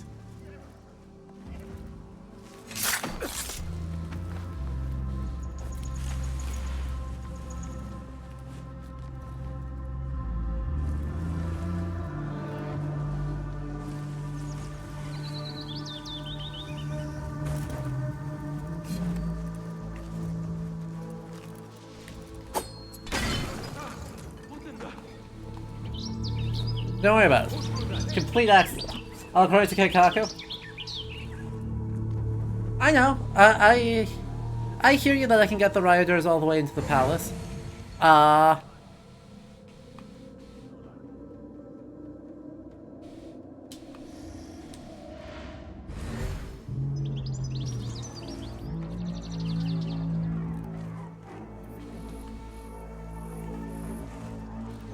kill you!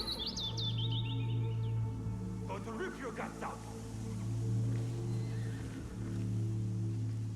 Better keep my eyes open. See, that was the place you should 100% of the time have not gone. That was like the place you should have gone the least.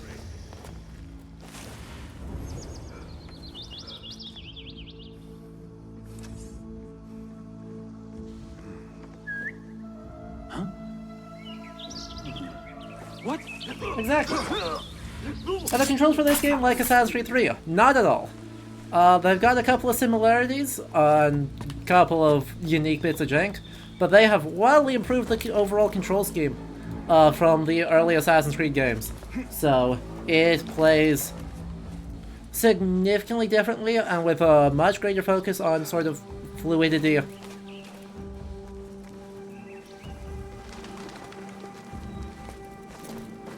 The fluidity of combat as and of assassinations as important and valuable things.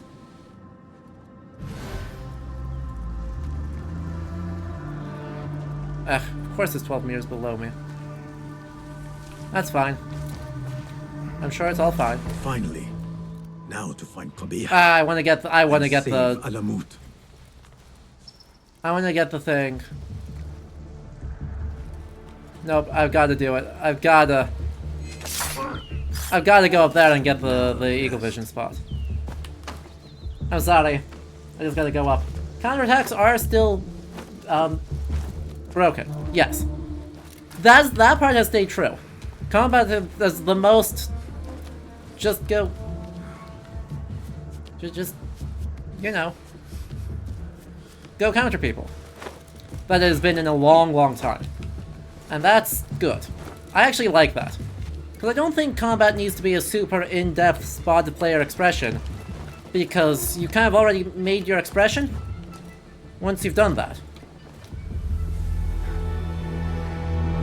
Exactly, I'm now at least a glass cannon, and that's something. Also, holy moly. Sorry, we don't emphasize that enough.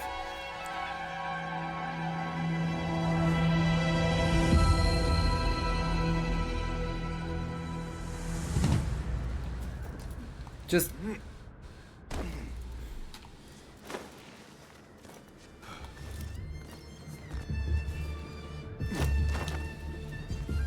How ridiculously pretty is this city?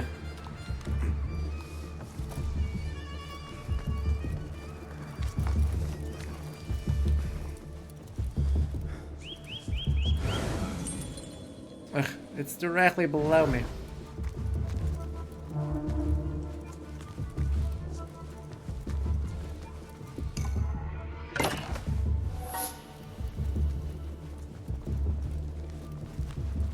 Okay, this music slaps.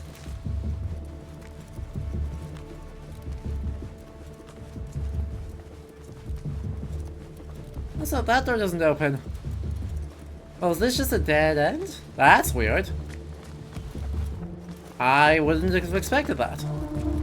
Well, that door clearly does not open. So, I am not in the right spot. And there's nothing up there. If I go back up here, then I just leave. Okay then. Guess we're running around this way.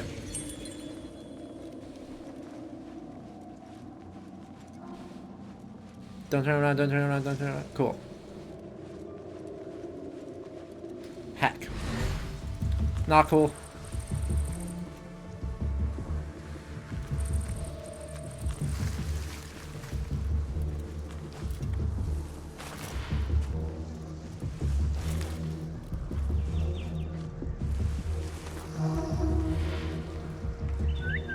Hey, what's going on? Hey, what? That's what. Okay. Zoom, zoom, zoom, zoom, zoom. I'm only 39 meters from another entrance. There should be opportunity there. long as I'm a little bit careful. I could use like an assassin's focus to kind of zip myself over.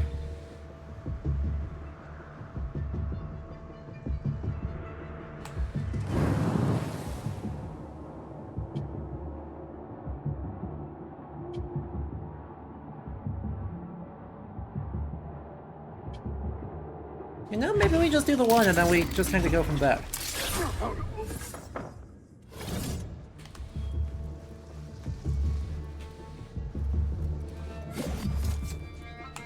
Well, well. If it is not a familiar face.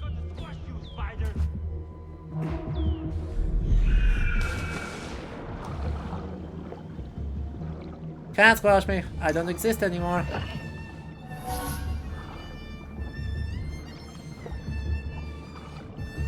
Flawless victory, honestly. No guards around here?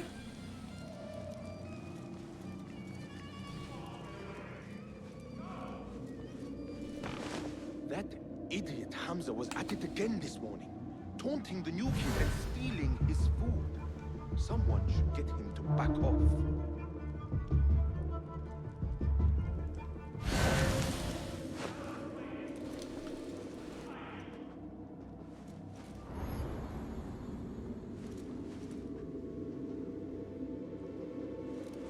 Okay. I was expecting a chance to eavesdrop.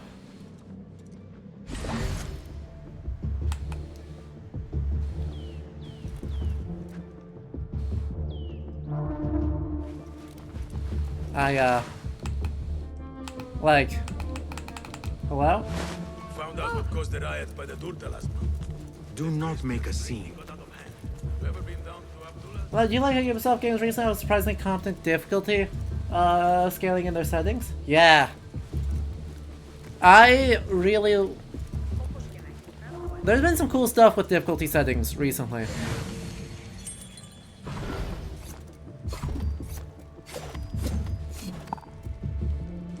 Like, I mean, yes.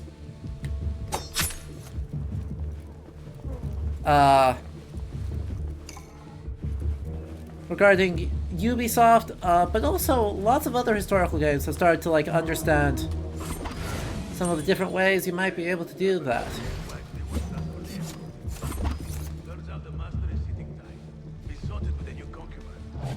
Huh?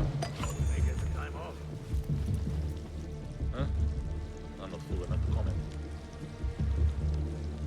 Damn this leather. Blisters on wet blisters.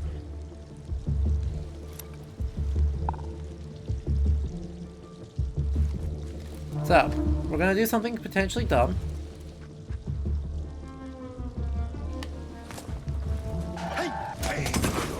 And that is this. You catch that, shit eater?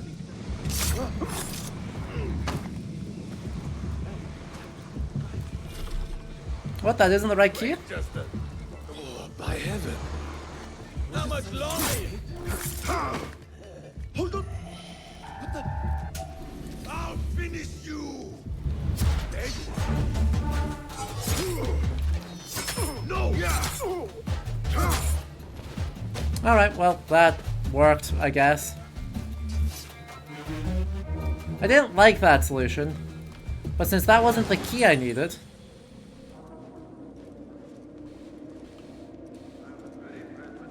And so someone else also has a key I need.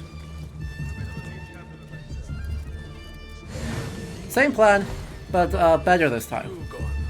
I think I'll have a quiet night in. Catch up on some sleep.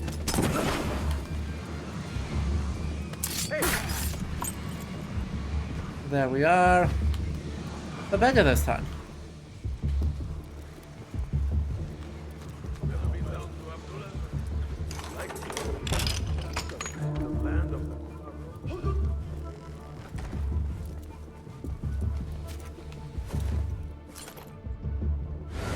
Not that that looks like it actually accomplished very much, but you know. That's neither here nor there.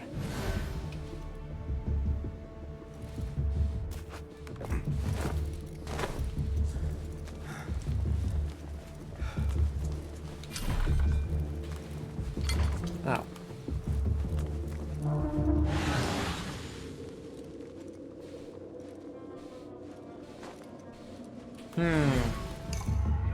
Where does this actually put us? That's the interesting question, isn't it? I need your eyes, my friend.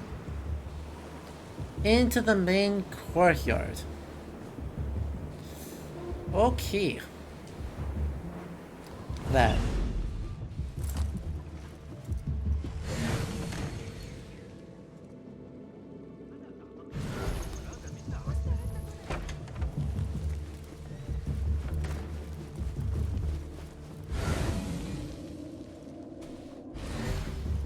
This says door barred though. Ugh.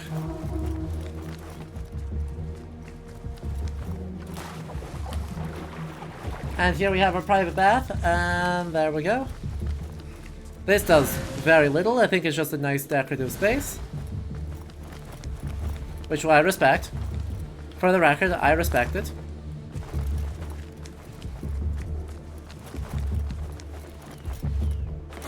Ah, of course.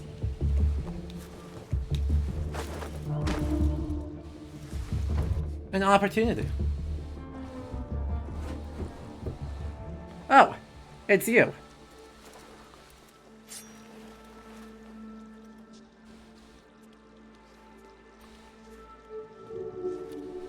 No, don't kill him.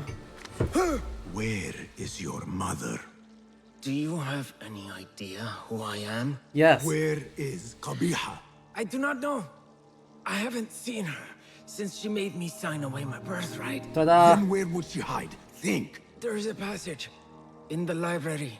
I followed her once. She used one of the books. Ta-da.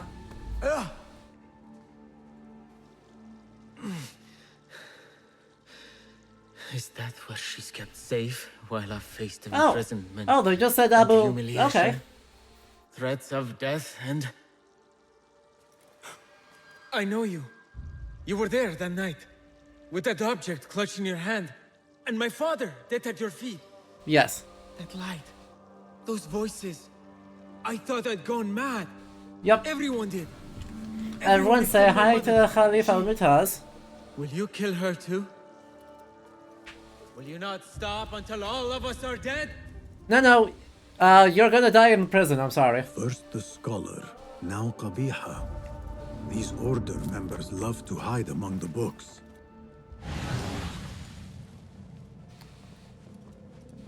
So...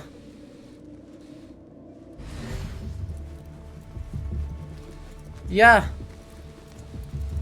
Yeah,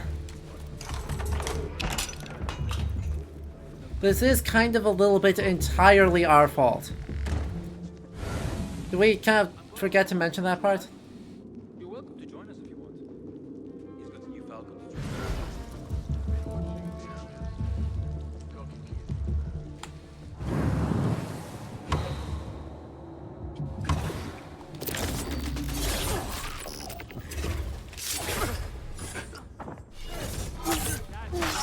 Ow.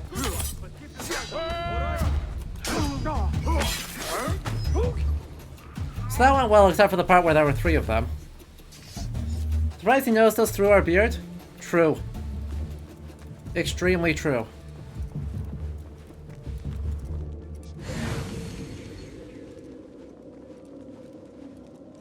Another barred door. How many barred doors are in this?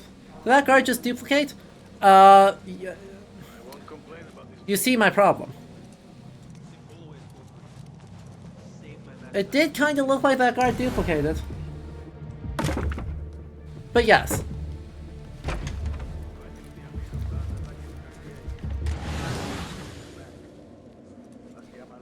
You did catch correctly that we didn't mention our friend that heck, another god. And you're all the way over there. No, no, no, no, no. No, no, no, no, no.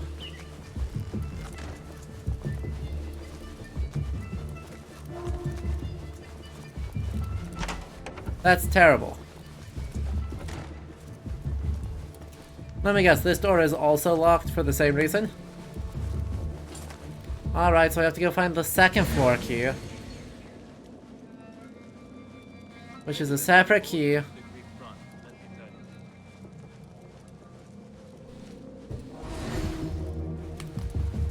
How's this going down here?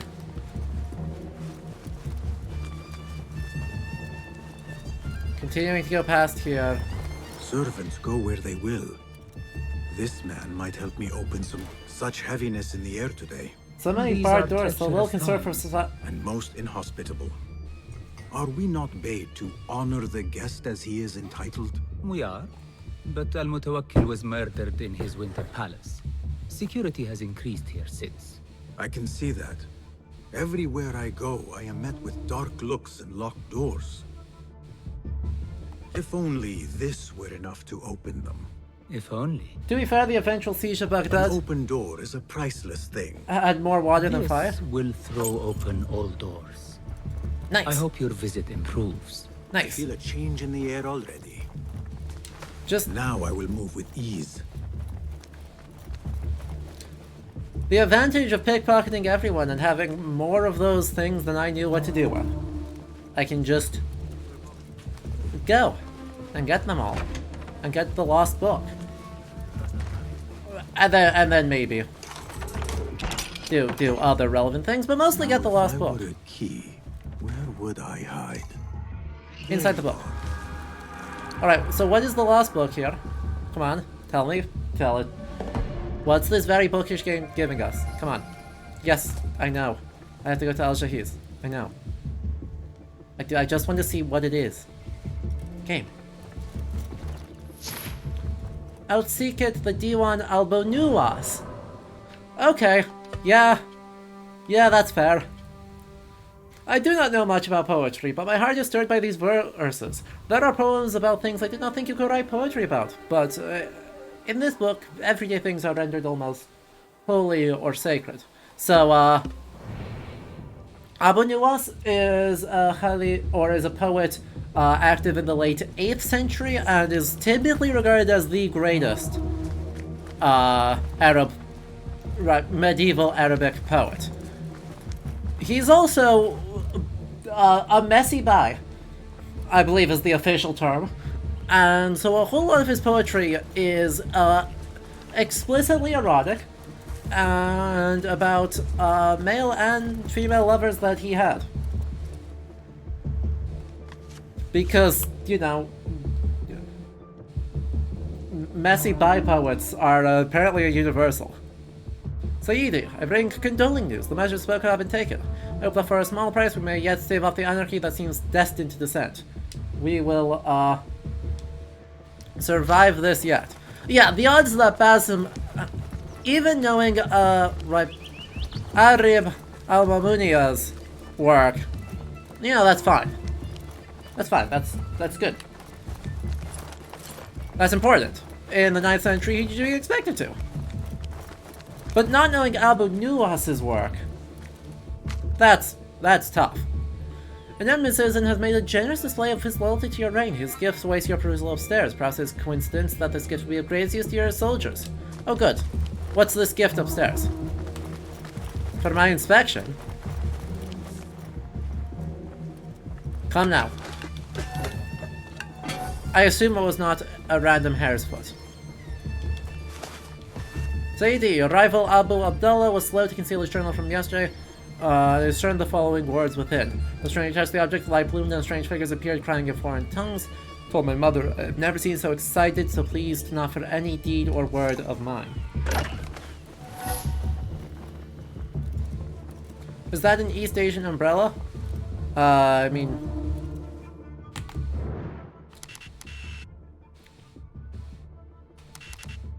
Sure looks like it, doesn't it?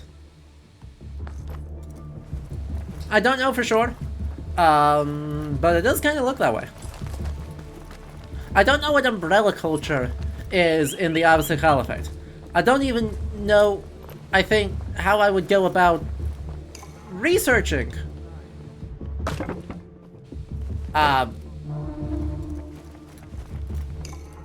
found it. That... I don't know how I would even go about researching what umbrella culture is in the Abbasid Caliphate. There must be a room beyond this one, but how to reach it? By enjoying the library, I'm not paying attention at all to our job. Again, though, with the...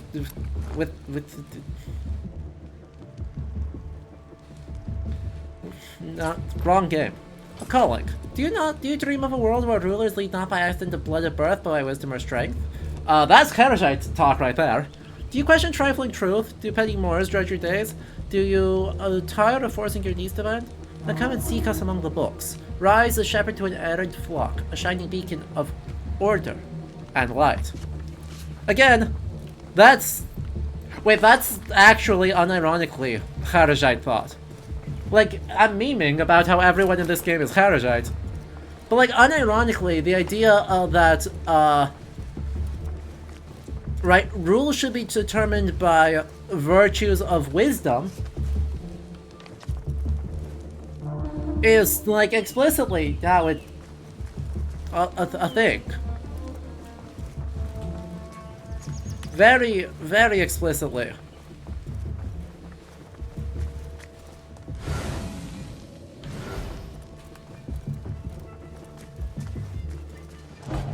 So, that's neat.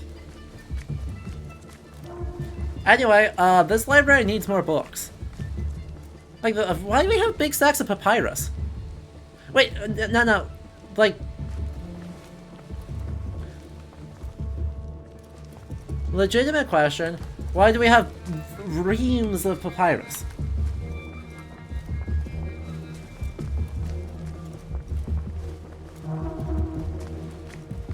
Is that maybe why they didn't want to touch on that, framing them as aligned with the Hoarder or Hidden Ones being politically or historically iffy? But, I mean, you already have Ali ibn Muhammad, right? Like, he is explicitly Kharijite. There's a point where you can't really walk around that while still having talked about freedom. And I feel like that's interesting and juicy, right? What was it Arib recited? Rage as the ocean, I'll sweeten your storms. Scorch at many volumes by Arib. Qabiha is an admirer. Yes. Blue, black, white, and yellow tomes. Yes. Gee, I wonder if there's a spot up here where there are points for 4 tomes.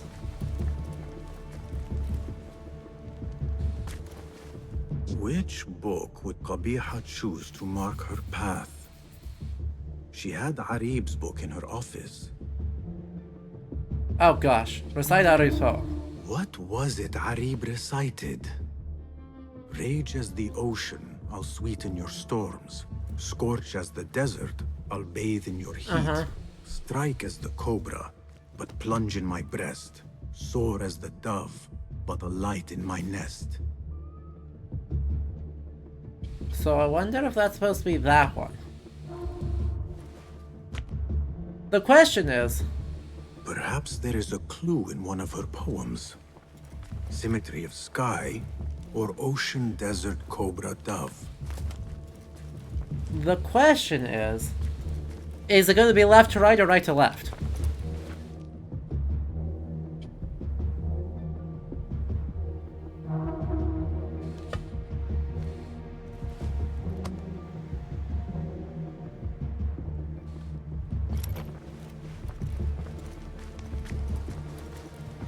I do not want an answer yet.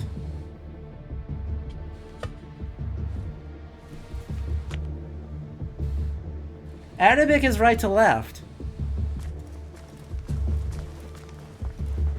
But does the game do that?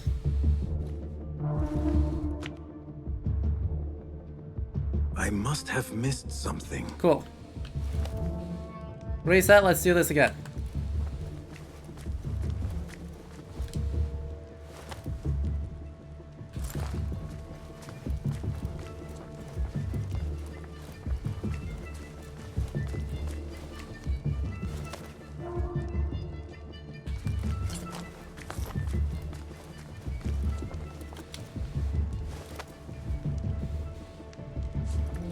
So, let's look at the poem again. What was it Arib recited? So that should be blue. Rage as the ocean, I'll sweeten your storms. Right. Scorch as the desert. Desert should be red. I'll bathe in your heat. Strike as the cobra. Cobra being black. I'll plunge in my breast. Soar as the dove. And then light white. in my nest.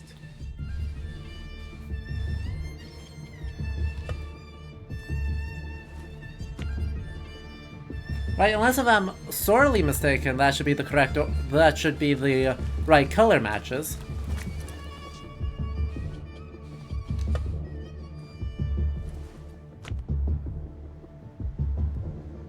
I mean, the books are actually being placed backwards. So, right, as far as it goes on the question of does the game know it, the book... the books are actually being placed backwards. They're being placed how we would place them in a left to right, Latin book culture.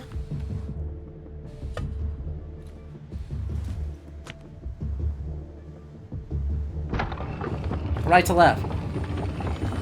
But they did want it to be done right to left. Someone took great effort to hide this place.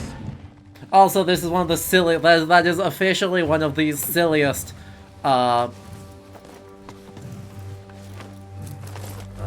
Silliest fake techno puzzles. Hidden one. Yep.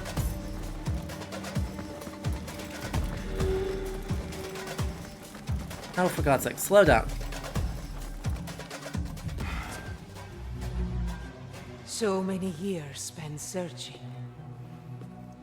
Combing ancient tomes and tombs. Lego Indiana Tracing Jones-esque puzzle? forgotten histories. Just regular Indiana Jones-esque. Snatching at rumor and at myth. When all I needed to do was wait. For you to come to me.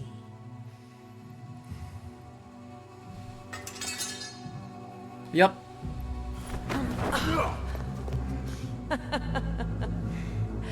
Our prodigal scion has arrived. Yep. Yet he knows not what he is. Oh good, we're finally getting this part. Have you not wondered at your nature? It only... You, who see more, who know more. Even my son knew to ask what you were. When he saw your hand touch and wake the ancient's gift. What am I? Something more than man. Enough riddles. Speak plainly. Why speak what can be shown? Come with me to Alamut. Beneath its temple walls lies all the knowledge that you are heir to. Your so-called brothers would sooner die than see you claim it. But take heart, Basim. We will prepare the way. And set you free. No! Yep. And there is Roshan. What poison have you lapped at her lips? She said I was something more than man. What did she mean, Roshan? What lies beneath the temple? That is forbidden ground. There's nothing there for you. I told you of the nightmares. The Jinni. You called it weakness. Told me to mend it. I tried and tried, but you hid the way. You let me struggle alone! Not alone! Uh-huh. You are not the first to walk the shadows broken, Basim. Stitch your shattered pieces into a whole. Pour your pain into the Brotherhood. Purge yourself of the poison she dripped, and come home to us. No more than a man, but no less than our brother.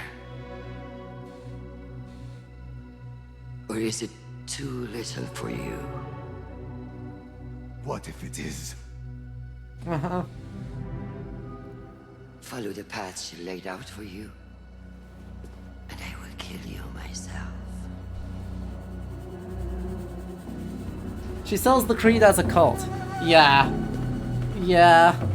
She needs a therapist as much as anyone else. I have to get out of here. I have to tell Nihal what I have learned. Like, she is no less in desperate need of a help. Yeah, shush. I would really wish that you didn't do that. I really wish you didn't do that.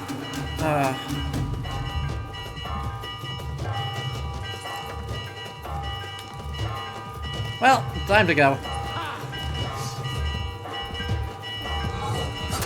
Ow. Almotaz, you really didn't have to do that.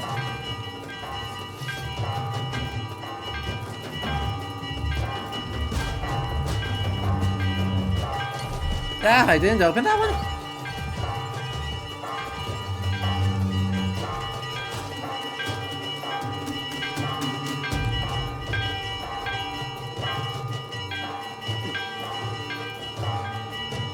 This also is not a useful spot to be. Keep going. Should have an exit right here. Which, by virtue of having aggroed all the guards in the area, should be able to jump off that and be just fine. Hi, gang.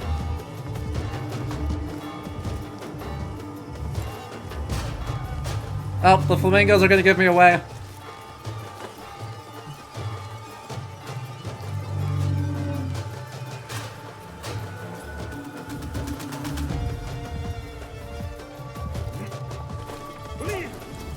Oh, well, someone saw me.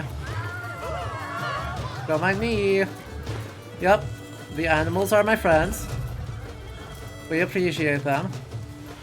Look at the ostriches. Look at how friendly the ostriches are. The ostriches will defend me, right? Right, chat?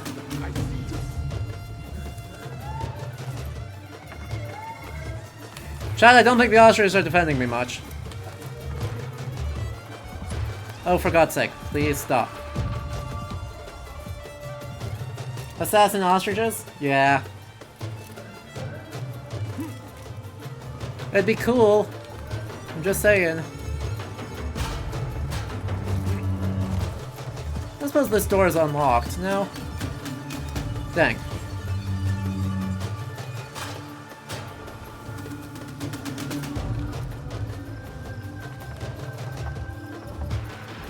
He's been dealing with a lot, right?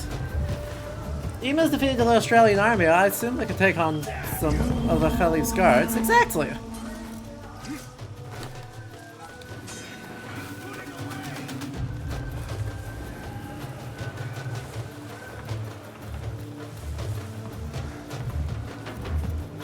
Right? It feels so intuitive.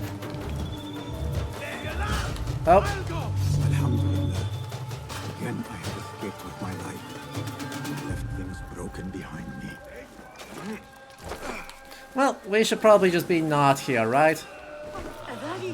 We're out of the palace. Everyone's fine. We're not being hunted. And if we tear down 3 random posters, it will clearly prove that we are okay and can just go back to wherever we want.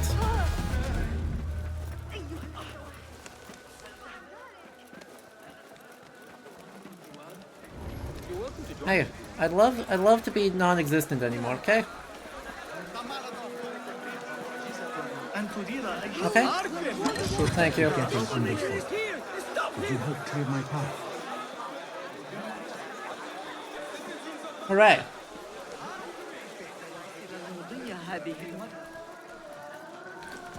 Okay, well, that was fun and exciting, wasn't it?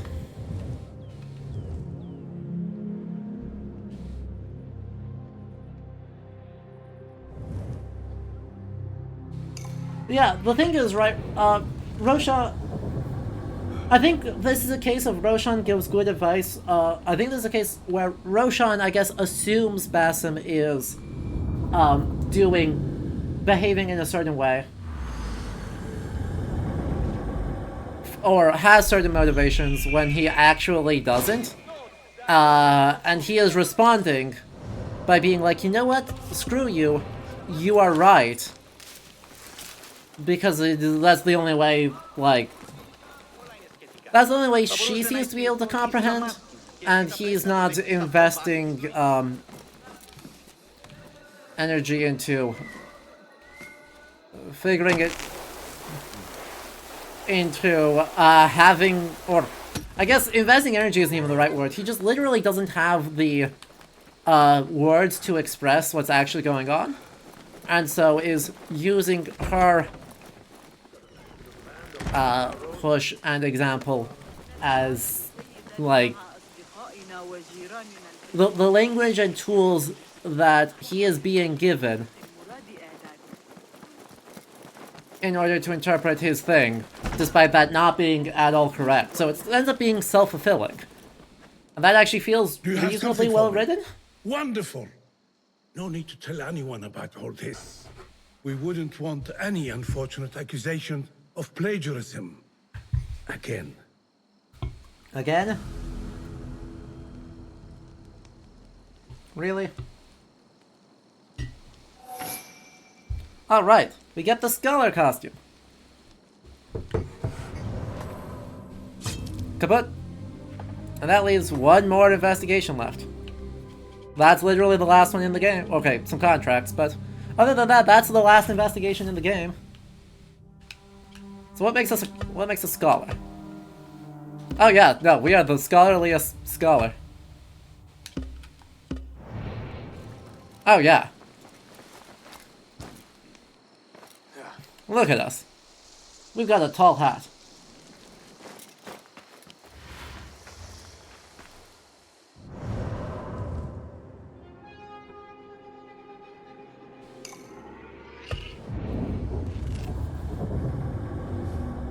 That's a very good outfit. It's got a great hat. I'm telling you. The hats are important. I need to get back to firmer ground. I need home. I need Nihal. Oh.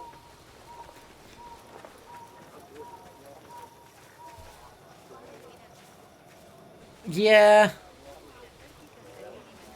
Though.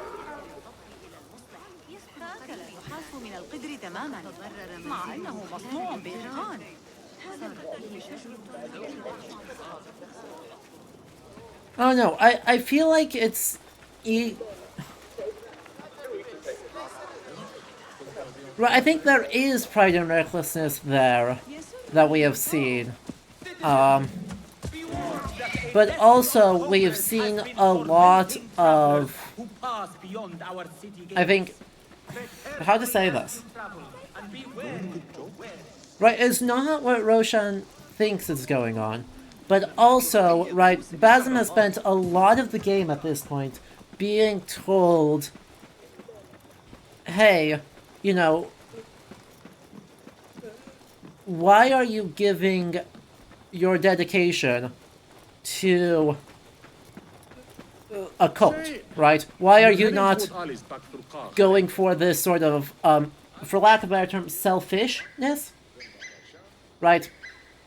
The idea of free will as being, to some extent, necessarily being willing to be selfish and being willing to really push back and say, no, I know enough to know what is right. And remember, Roshan, right, if Roshan was supposed to be a completely objective thing, I'd have a big problem with this. But Roshan is an extremely broken person, like, quite self-evidently. A wildly broken person in her own right.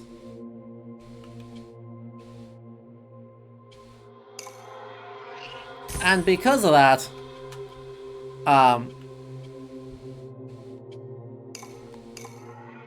right, her trauma and her solution to her trauma is becoming her only solution in general, and so it's causing a lot of problems. Basim, are you well? Basim. And the game did set that up pretty well, so I'm not feeling like there's problems. You were right, Nihal. My enemy, Qabiha. She held the answers. What did you learn? That there is more to who I am. A truth Qabiha tried to tell me. A truth my master sought to silence. That truth lies at Alamut. So we ride for Alamut. Yeah, I guess we're riding to Alamut. You will need to complete Basim's journey at Alamut before returning to Baghdad. I gave Basim a good drip. I think we've gotten all the drip we can get. We've gotten all the historical collectibles we can get. I think it's time we just rock and roll. I will go, Nihal.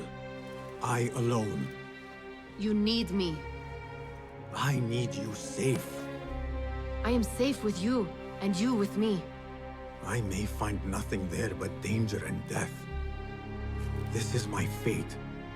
I will not turn back from it, but neither will I have you face it. Where you go, there I will go. Where you rest, there I will rest. I will walk behind you every step of the way. You are never alone. Now get packing. We will not leave Alamut until you have found the answers you seek. Yeah. You like the outfits and AC Origins? But I'm with you.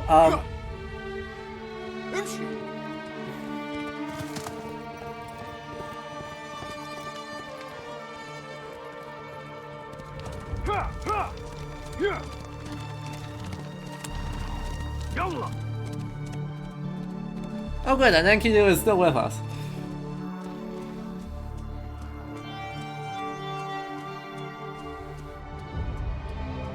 Obligatory desert cow skull.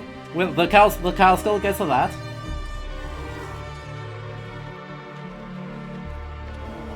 Oh.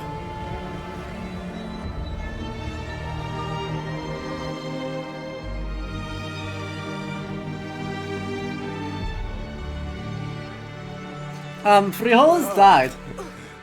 Raptorus.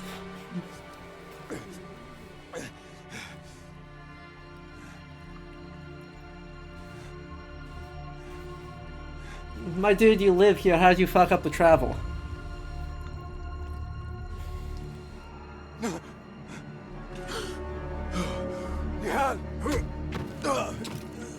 Ow.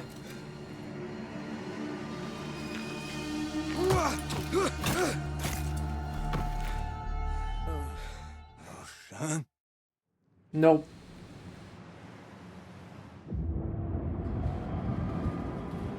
Yep. Alamut's not that hard to get to. It's hard to get to, but it's not that hard to get to. Anyway. Hey, bud. How are you doing? We're gonna actually have gym fights? How's the gym fight do?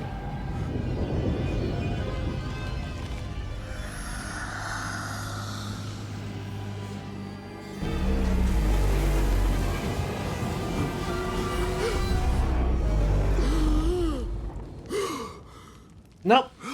Still just lurking menacingly. Noor? Hi, Noor. Not the welcome you were expecting, eh? Well, at least you had the fortune to be elsewhere when the Tahirids came for us. What happened? Alamut is in Daylam? I believe so, yes. It's up in the Zagros Mountains on, like, northwestern Iran. I was tasked with finding help.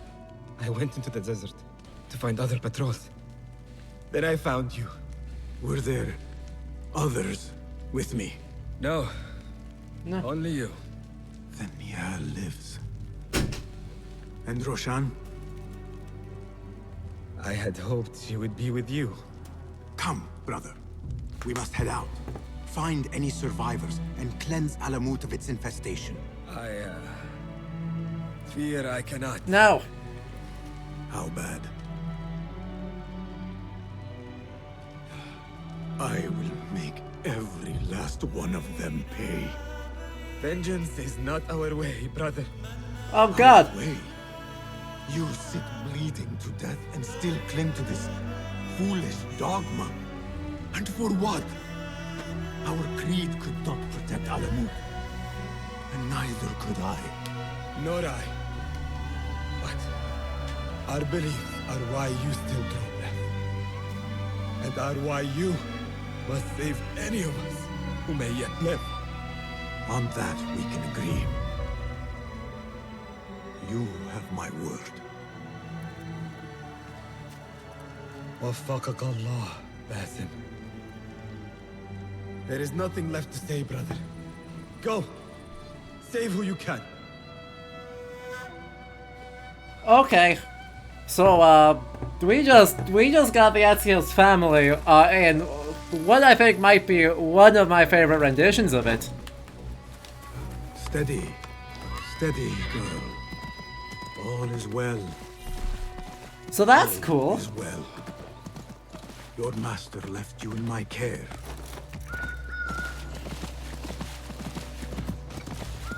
Unironically. Whatever lies beneath, I must see it for myself, no matter the cost. All this blood and death, is this what Qabiha meant by preparing the way? Nihal, please be safe, wherever you are.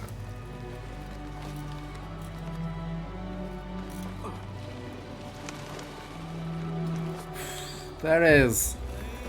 This place is in bad shape.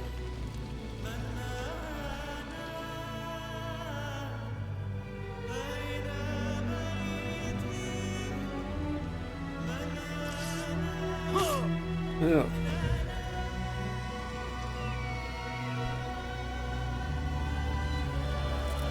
Some of my clan still live. Mentor Rayhan among them. Ooh, interesting. Phrasing it as clan in this context, I think, actually is really, really interesting and works really quite well. No, please stop. God damn. What? Is that not... Can I not get an assassination there? God's sake. There we go.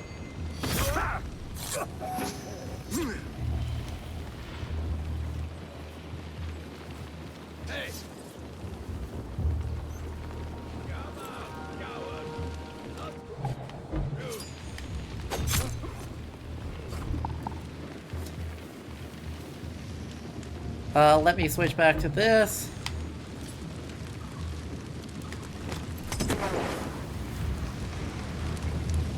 Stab. Stab again.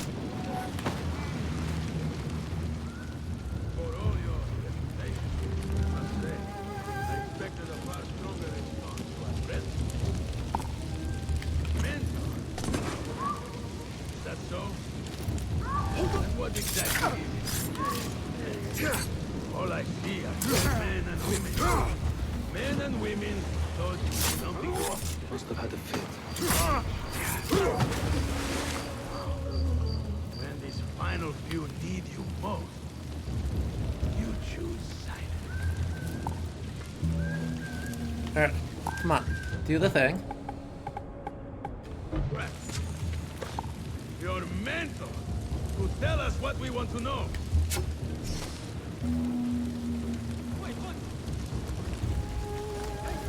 That should work. Hey, down with you!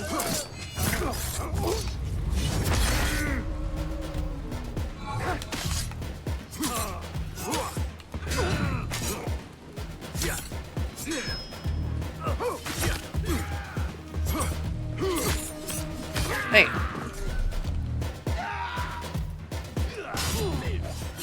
That worked. Basim! What? Basim, how? I thought you were in Baghdad. Where are the others? Roshan? I came alone, for the same reason these men did. I know the truth, Mentor, about the temple and what it shelters. These knives are brutal. Your They enemies are. told me as much. They urged me to seek it, because only I could. You? Thus the Order used the Tahirids to decimate Alamut, because you... Oh, do you like the melee combat? Well, the melee combat's fine. Are their key. To what? What are you protecting that is worth all this bloodshed? Ancient ground. For generations, it has been our duty Like, to watch I over don't it. think the combat's particularly Defend it from the deep or Order, exciting. who I seek don't to want it to exploit be. its secrets. The temple houses its entrance, but Basim, even though it is forbidden, I have searched. There is no means to access it. Yeah. Then I will find a way myself. You must not. It is what the Order wants, don't you see? If what we protect should fall into the wrong hands, it will fall into mine. Look around you at what the Order is prepared to unleash upon us. If I can gain the knowledge they seek, it can be what finally gives us an edge in this endless war. This is the way forward. For the Hidden Ones. Oh, good. So, by the way, Rayhan. Just, I want you to acknowledge, just a heads up, Roshan is going to be coming for my head. Can you talk her down? Rayhan, no, don't run away without answering me. Can you please talk Roshan down before we have to, like, attack her?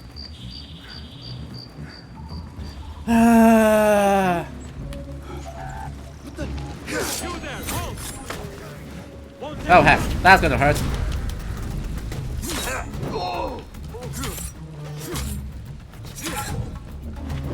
Ow. That's also gonna hurt.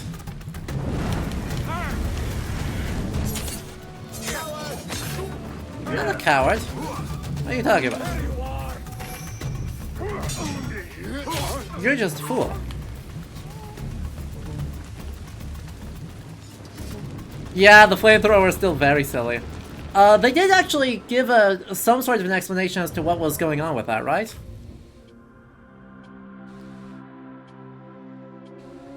I feel like at some point they had told us what was up with that. One better. Nope. Nope. Okay.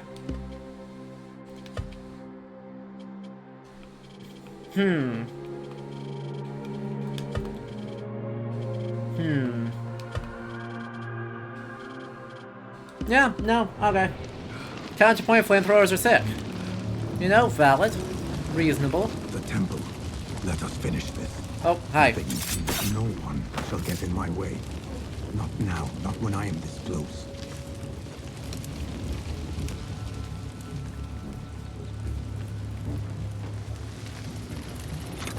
That should get us caught up on tools. We'll just drop. No fall damage, because we're just cool like that.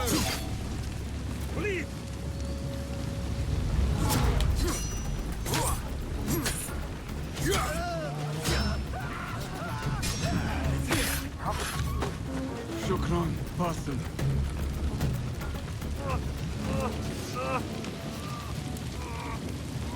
Alright. You doing good?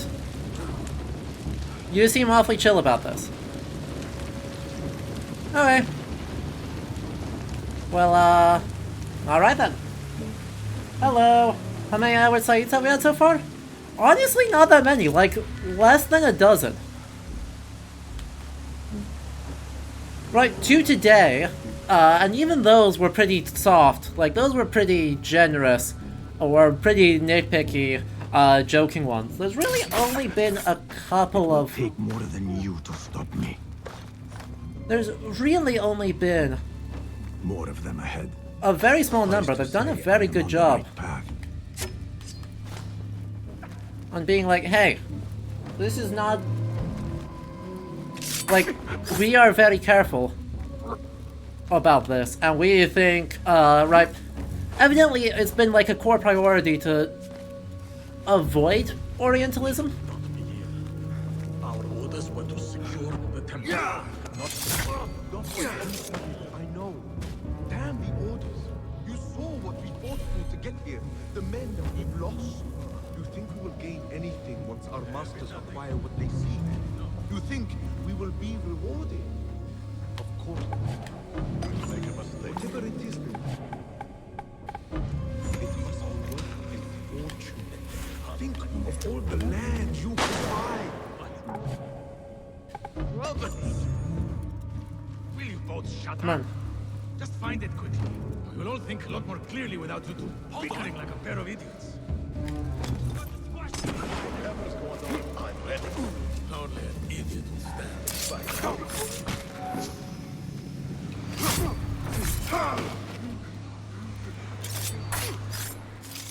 by heaven. Well, turns out we are terrifying.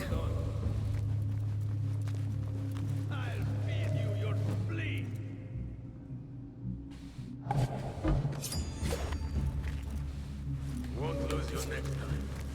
If it's not obvious, we are extremely scary.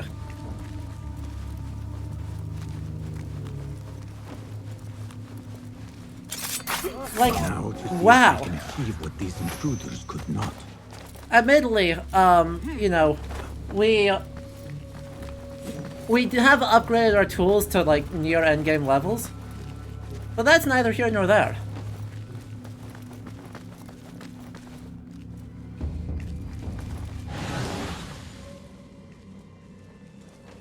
Beneath its temple walls, Qabiha said.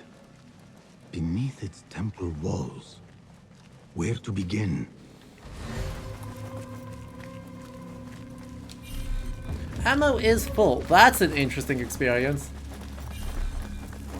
But yeah, it turns out Noisemaker to draw them together, into Smoke Bomb to stun him, into just commit lots of murder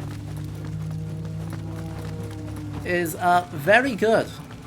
You who see more. What more could be seen?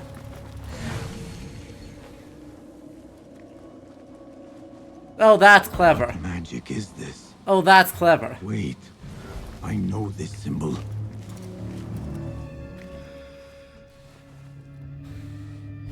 Oh, come on. I didn't even need the amnesia bombs. I really just needed they last longer, and then it would be fine.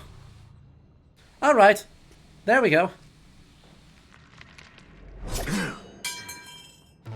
Hey, Rajan, are you done? I warned you what would happen. Last chance.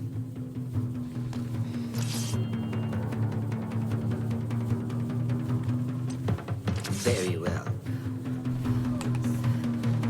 So it has come to this. Killing each other. Is this your idea of a brotherhood? The Brotherhood is unified. There is no place for those who would set themselves above it. Is that what you think I am doing? Wake up, Batham. You walk the Order's path. The very people you swore to fight against. You're fulfilling their mission. Endangering the very thing you swore to defend. Free will. And where is mine? How can I champion something denied to me? Your creed is flawed.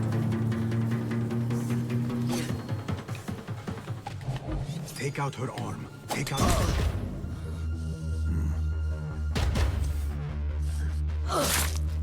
Last chance.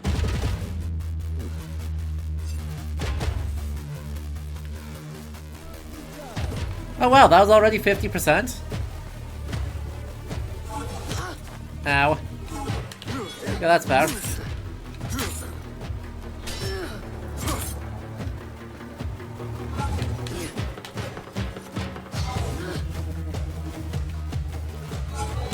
I trusted you! I gave you everything I had, and you lied to me! You knew! Since the night we fled unharmed, you knew my truth. I only feared what it could spell. But I set my worries aside. I had to. You were but a young man, broken and alone, desperate for guidance, wanting to do good. I am still here!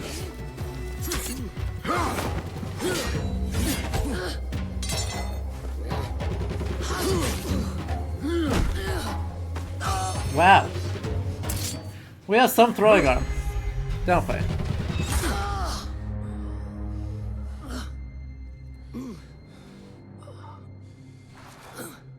Yield.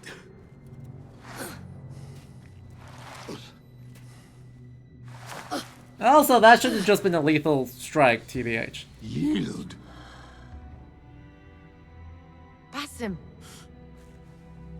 Leave her. Come. I never wanted this.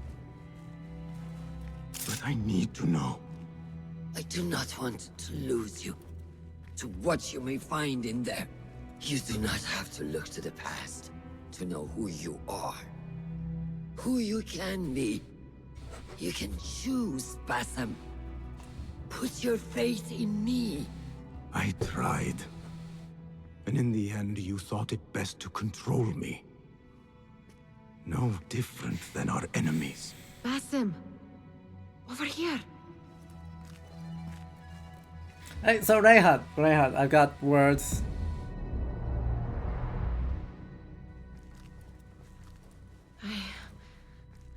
I know what this is.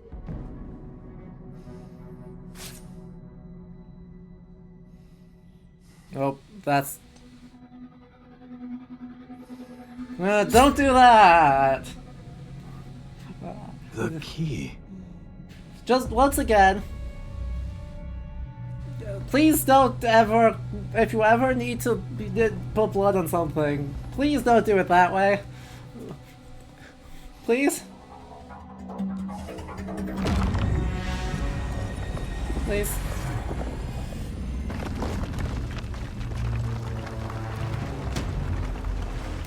There's good veins all up and down your arm that you can very carefully use. Don't slice through your sensitive bits. Right? Or finger pricks, right? If you need a lot of blood, you can be very careful. No, and not slice through your hand and cause permanent crippling. Well then. I'm sure that's not at all ominous. More of those objects. I wonder what truths lie within. What stories they serve to tell. Whatever lies within carries grave importance. For the hidden ones. For the order of the ancients. For me, what have we walked into? You were right, those are the memory discs from Revelations. Yep. You do not want to know why anyone was brought to this place. Now, are you gonna explain? Like, you are the carrier of the metaplot. You have been hard carrying the metaplot. Please explain. Are my eyes deceiving me? Are you seeing this? Nihal? I am here. Wherever we are, it was built long ago. To serve what purpose I do not know. I do. How? I do not know. Nihal, you are worrying me. Yeah, well, I am worrying me too. You don't need fingers to climb. Well, we were already down to 9 fingers, so surely what's one fewer? Or 4 fewer? Right?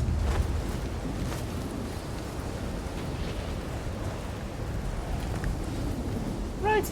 Yeah. Look in here.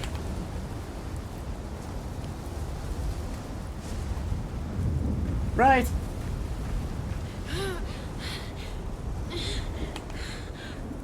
Nihal, please, talk to me.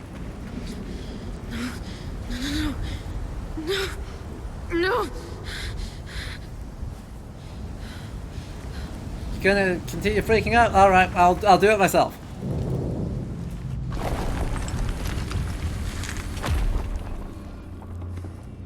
Oh. Oh.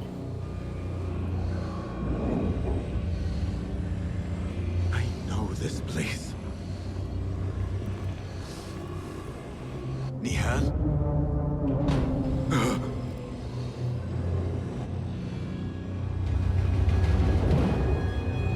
Yup. Yup.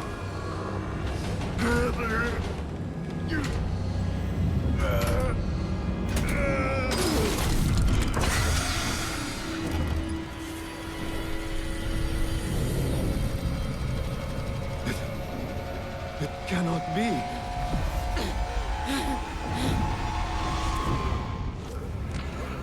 Shocking! Who could have predicted a completely boring tree with nothing at all suspicious? Why do I know this? This is part of your reality, Basim. I am a part of your reality too. Me, I could have.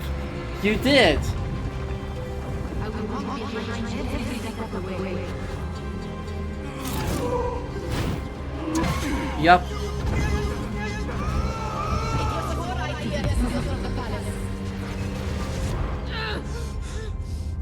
Enough! Let me out of here! How? What? What are you? Look! See for yourself! Yup.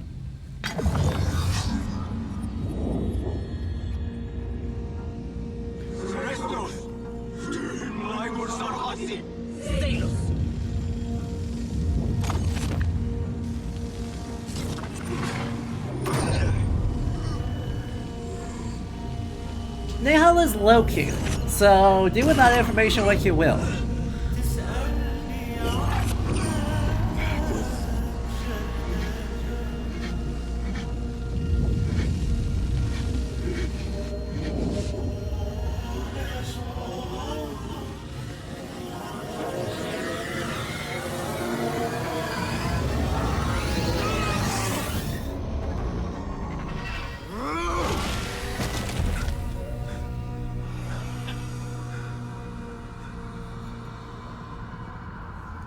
Yeah.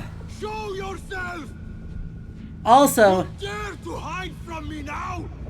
After all you have put me through? Where are you? finally we get Ginny content.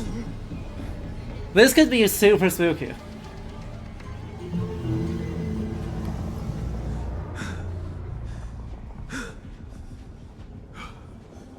The Jinni in my dreams. The figure from these visions. They are one and the same. Also, I love the ghosts here, just in the ether. Is this what I have been seeing? The memories of a life long ago. Are they mine? Is that why the Jinni feels so real? My tormentor. The source of all that ails me.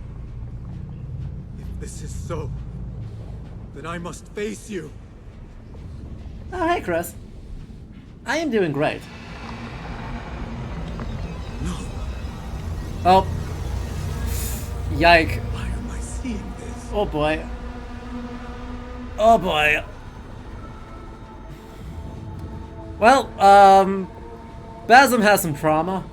Even putting aside the whole Isu thing, I'm afraid Basim has some trauma.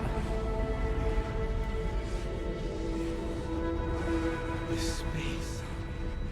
As I move through it, I see nothing but the memories that stir my soul.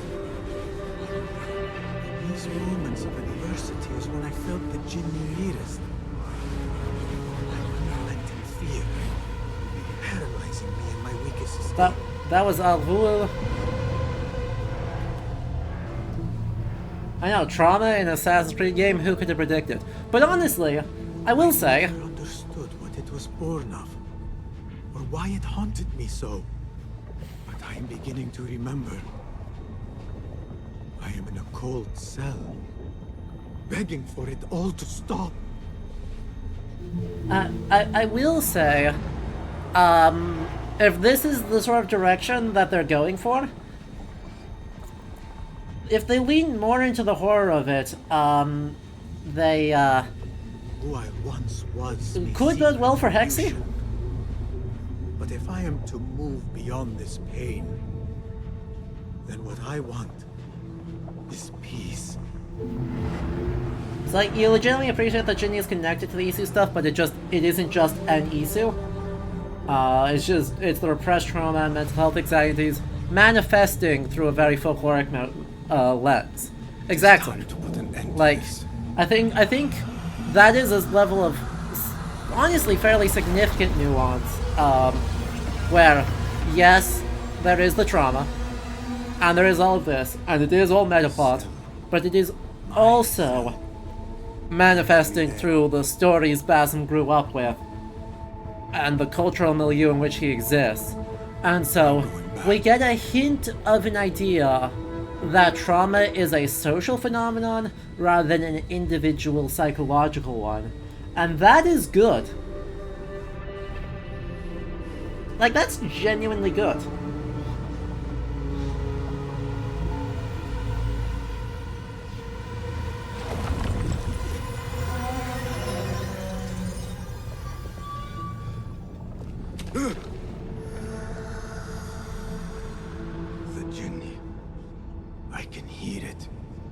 And here he is as an initiate, right, in his novice uniforms. Come on, do the thing. Yeah!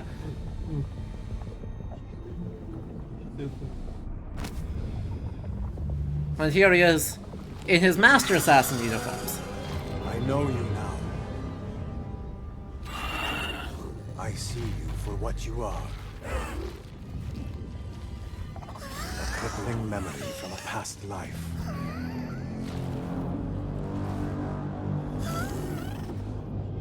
And that is where you will remain.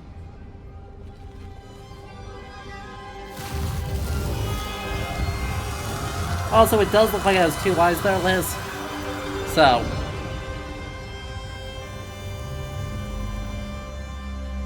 It is over. No, Basim. It is only the beginning. For for what lies ahead. A deeper understanding of the world we left behind. And we get sunrise in the desert. All my life I wrestled with who I was.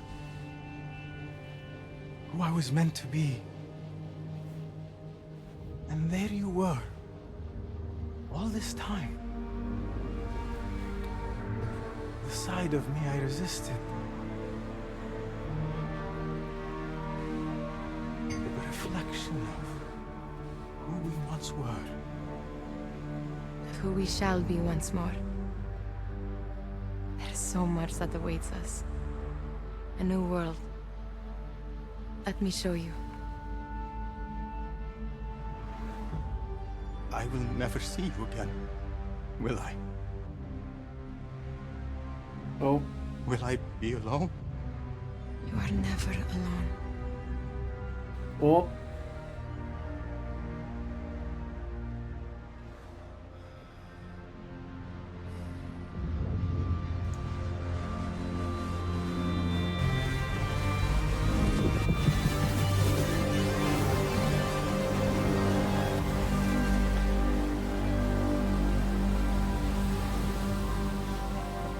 No. ZX, if you don't know Assassin's Creed lore, this is a sequence that is extremely difficult to explain. So, basically, Basim is the reincarnation of someone, of an ancient progenitor species who died 75,000 years ago. Nihal is the psyche of that person.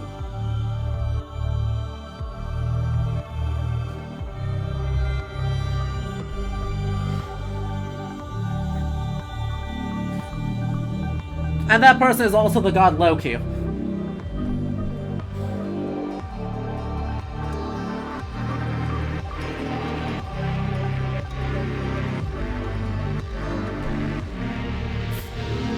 And you just lost me. Yeah. That... fair?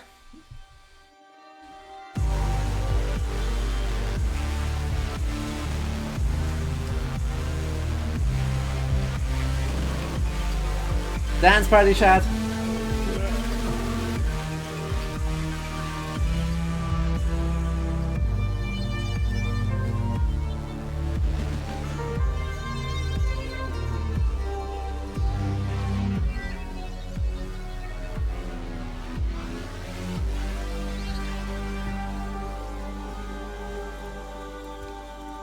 I'm also afraid we're not quite done yet.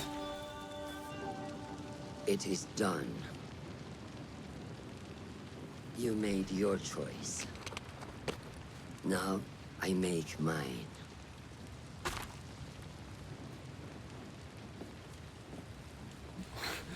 What's this main point of my Assassin's Creed? Yeah.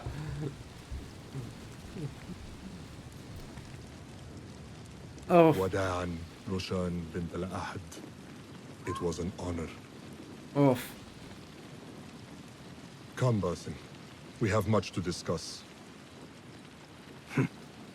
That we do, Mentor. Ooh, his voice just dropped. Don't draw too much into this connection, because Ibn Lahad or Bint Lahad just means son or daughter of nobody. So you can't draw too much of a connection between Roshan and Altair, because they're both a child of nobody. And if they're a child of nobody, they can't be a child of somebody.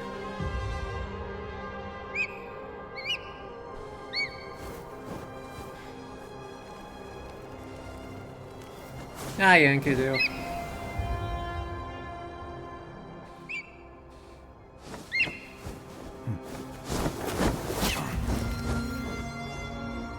No, no! No! This memory I buried of this place, this prison, the torture I suffered here, it festered for years. In darkness and dreams, masked as a jinni, to haunt me and hollow me, until it consumed my waking life. But I have faced my past, my pain, embraced it. I shed my skin once, in another time, another place. But I am whole again. I remember. And as for those who thought to bind me, should any of them still walk the earth, I so look forward to our reunion. But until that day, a new world awaits. Well.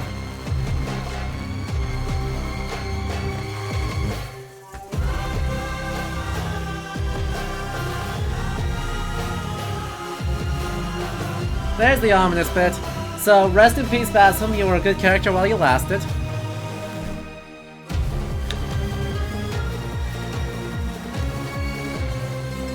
Yeah. Unfortunately, right, I don't... It does unfortunately help the Darth Vader problem, because... Yeah. The fact that... Basim has to be Loki. And, right, Basim 15 minutes ago was like, oh, what I want is peace. Basim is like now, oh, we're totally gonna get our revenge on the people who tied us up. I'm like, yeah, you know, it's sympathetic. It's completely understandable.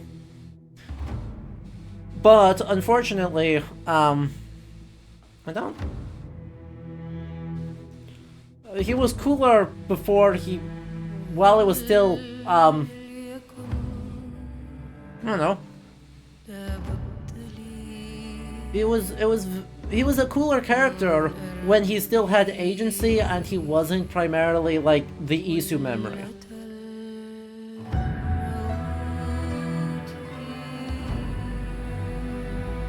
Right. I like him more as a character when he is, you know, actually looking for peace and purpose and trying and failing to find that.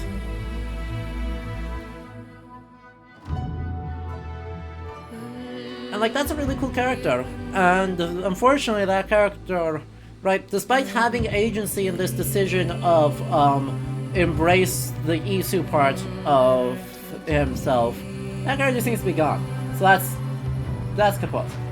I mean, yeah, right now he's still not just Isu memory, he still serves that as the Hidden Ones, taking up Hytham, training him, all that stuff. So that stuff is very true. It's just... I don't know.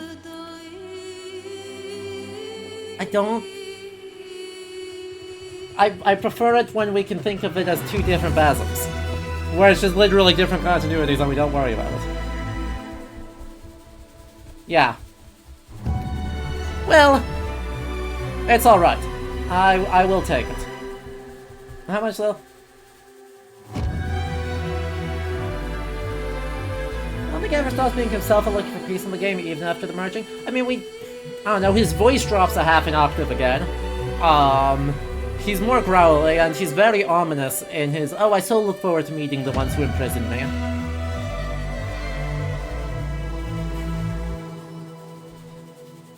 And that's... yeah. That being said... That being said... important things. Historically, this game is, this game is a very good history game. Is there a planned sequel? The sequel's already out. The sequel to this game is Assassin's Creed Valhalla, which is where most of you started watching me. So, yeah, unfortunately, the Viking Age is still looming, and Basim still goes to, Scandinavia. Which is something. But yeah, I mean, I'm sorry, as good as the music is, I do need to be able to talk over it. Ultimately, what we are considering here, though, is this gives us, bleh. That sentence got away from me. Is it clear I've been live for 5 hours?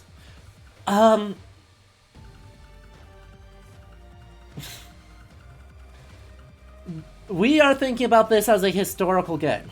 And, right, honestly, I don't really have too much to add over where we were a week and a half, or 2 weekends ago? 2 weekends. Yeah, when we did the AC Mirage Mega Weekend, right? At the end of that, I wrote up my thoughts, and honestly, I think my thoughts held up on the back half of the game pretty well. Like, there was some stuff they did that was really nice. The harem intrigue was really, really good, but I think I did get the core values that they had and the core historical vision they had right the first go-around, so I don't really feel the need to reiterate it in depth.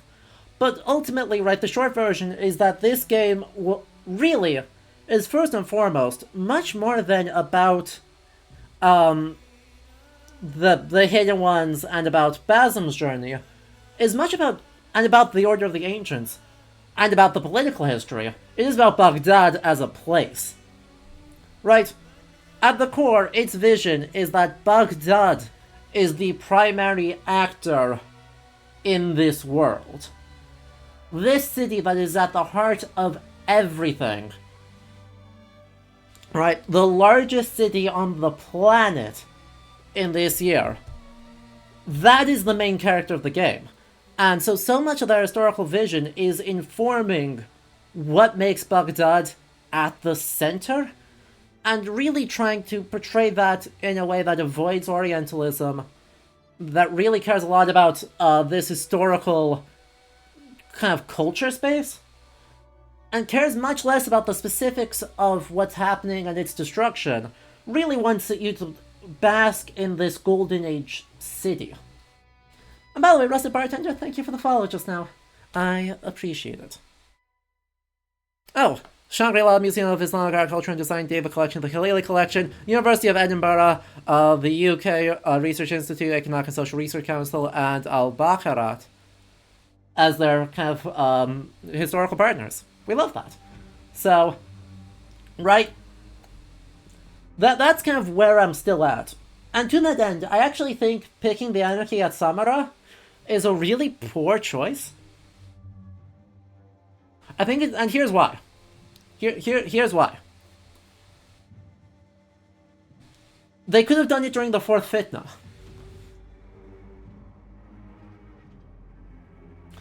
They could have done the exact same game, only instead of you getting caught up in the Anarchy at Samara where Turkish military officers are playing Kingmaker, they could have said it during the civil war between Al-Amin and Al-Ma'mun.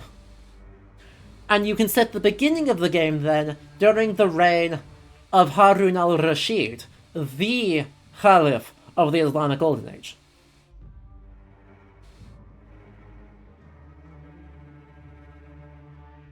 Really, that's like the only change I would make to what setting they chose. The problem is that that's 30 years too early, and then you have to fudge some numbers to get Basim to Constantinople. But you know, that's doable, right? You could say Basim in Valhalla is in his 50s. Was Harun al-Rashid murdered? No. But you don't have to kill the Khalif, right? You just have to kill... I guess you could just fudge it and say... You could just say, yeah, he got murdered, even though he didn't. And that would be a smaller change. But you could just say, oh, you tried to steal something from him, and, I don't know, he sees something with the Isu artifact, he falls ill from that because he can't handle it, and he passes away. Just because you jump 10 stories into Palahé and stab the guy in the neck doesn't mean you're an assassin? Well, it doesn't mean you're not an assassin. So, that's fine. Right? What if Harun al-Rashid saw something in the memory disk, and he just loses it, right? And that causes his death. And then you still make Al-Mamun's mother the head of the order. We still have plenty of historical figures. Al-Khwarizmi is actually active in the time. He gets more active later, but you can have a young Al-Khwarizmi as your main tools person. And then you don't have... You can kind of really lean into the idea of you get to know Baghdad. Yeah, you can literally still use Arib al-Mamuniya, though she'd be very young, right? She'd be a teenager at this point. So, not at the height of her power. But yeah, she'd be in Al-Mamun's harem. And, yeah. Exactly, you get him before he becomes rich and famous. And then that gives you, I think, options. Right, they wanted that rebellion, that civil war in Baghdad itself, leading to destruction of the outskirts of the city. The fourth fitna gives that to you. In a way, you have to twist a bit harder to get the anarchy at Samarra and the Zanj rebellion. So I think really the Zanj rebellion is the reason why they chose this later period. And that's unfortunate because I don't think they did the Zanj rebellion particularly well. Right, they did it okay. But Ali ibn Muhammad's revolt is in Basra, which is not close to Baghdad. And it starts later, and they don't really engage with... Really, the extent of needing Ali ibn Muhammad is to have a different version of freedom to push Basim. You didn't necessarily need that, you just need, like, I guess the idea that... Ooh. What if Zubaydah was the head of the Order of the Ancients?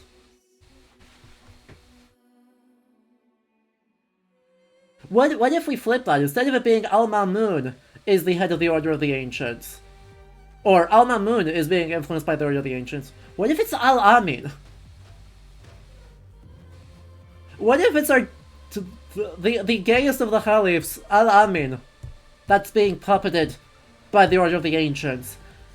And we support Al-Mamun coming in on the promise that will protect Alamut.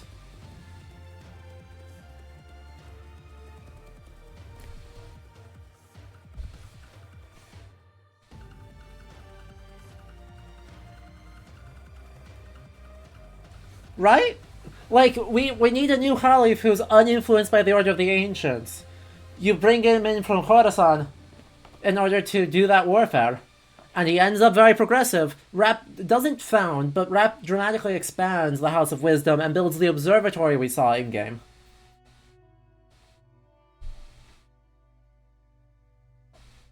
Right? Right? Like, but that is the level of granularity of changes that you can make to the historical setting here. because they don't seem to care about, they don't seem to care a lot about the political history, apart from, you know, you kill Wasif al-Turki, but you don't mention his son, his co-conspirator, or his co-conspirator's son. So, that's fine. We get a little bit of Muhammad ibn Tahir, or Muhammad ibn Abdullah ibn Tahir, and the Tahirids, which he wouldn't have had, but you could have the Khorasani governors being unreliable. And yes, this is Ezio's family, which is now just the Assassin's Creed main theme. Let's not pretend that Ezio's family is anything other than the Assassin's Creed main theme. You would have liked to see more of Arib, honestly. The way that they wrote her, even for her very short runtime, was very satisfying. Yeah. Yeah. You just nod your head at everything because this is your first Assassin's Creed? Look, if... there's a lot of Assassin's Creed meta plot that got dropped on us on the end. I'll be honest, that's not why I play these games. I really don't care about the meta plot. We meme on it, I don't care. I care a lot more about the historical spaces that they're exploring, and as far as it goes, right, Baghdad is the best entry into that.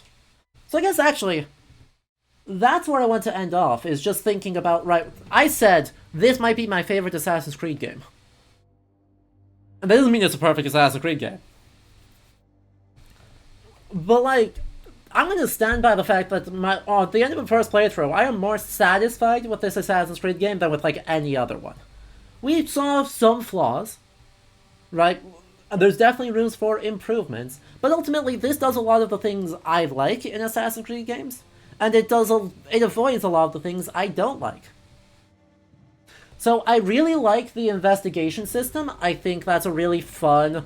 even though it's a bit too linear, I'd like to see the black boxes get expanded to allow more routes, more player expression, more Hitman-y design. I want to see that gameplay side of it expanded.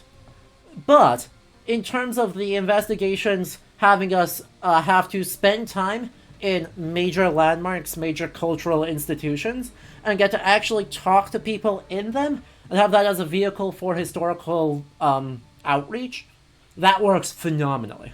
And they picked some really good options for that.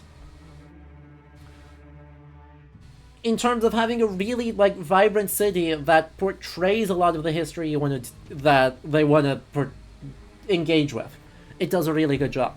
In terms of not biting off too much and trying to tell you everything about the deep history of a very long time period, it avoids doing that. It pretty much just says Baghdad, Baghdad, Baghdad, Baghdad, in the Abbasid Caliphate. And that's super cool. And they were really interested in avoiding stereotype and avoiding Orientalism, and it's just, there's a lot more they can do, but this was such a step in the right direction in terms of the development of the franchise. Like, in terms of the development of the franchise as historical games, this is such a step in the right direction. Like, obviously, I have a lot of complaints about how they do religion, in that I think they don't go far enough. They get close a couple times. But I want to have Ali ibn Muhammad talk about being Kharijite, talk about what that actually means. I want to see some Shia-Sunni, at least tension, in between the proto-Sunni Caliph and the Shia, the 12 Shia Imams. I want to see a little bit more tension between Maliki and Haruni, I think, schools. I want to see a little bit more in their portrayal of Judaism as a religious force in this world. That's something that we only saw very faint glimpses of, but we saw some of. Right? And they do all of it. I just want to do it a little bit more. But, you know, given that Assassin's Creed is fundamentally enlightened centrist atheism, the premise, I can't complain too loudly. I can't... How did the game treat pre-Islamic culture and religion? It functionally didn't, right? We got some folkloric references in that the Order of the Ancients really liked the Shahnameh. The Shahnameh is compiled and published in the 10th century, though, so, like, it's fine. They have a little bit, like, some artifactual information on Zoroastrians. Right, so we see some Zoroastrian and Persian iconography in some of our artifactual trinkets, but we really don't see pre-Islamic Arabian religion and culture at all, and we barely see a lot of Zoroastrian Persian culture. They just, like, don't touch it, and frankly, that's fine. But they spend a lot of time on the ambiance. They spend a lot of time on how the soundscape of the city. They spend a lot of time on the diversity of the city, and the artifacts that are coming in from everywhere, and the architecture, and the landmarks, and all that's fantastic. Except Nihal mentions Gilgamesh, which is super weird, and I think because of that, Basim names him Enkidu. Right. Well, right. But apart from Gilgamesh and Enkidu, we don't see any Sumerian material or Neo-Babylonian material. And that's good. That's very good. Yeah.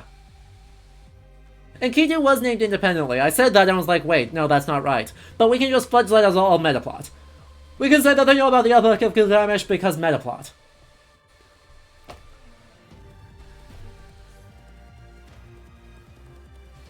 Don't worry about it. But yeah. Past that, we don't worry about it. And the game didn't push it. And it left the deep ancient stuff to the metaplot. And that was as it should be. The rest of it, they very much know what they're doing. Like, let Bordeaux pick more cities and tell more stories. Literally, right? Just let Ubisoft Bordeaux pick more big cities to tell Assassin's Creed stories in, and I'll be thrilled. They've proven they know their building blocks.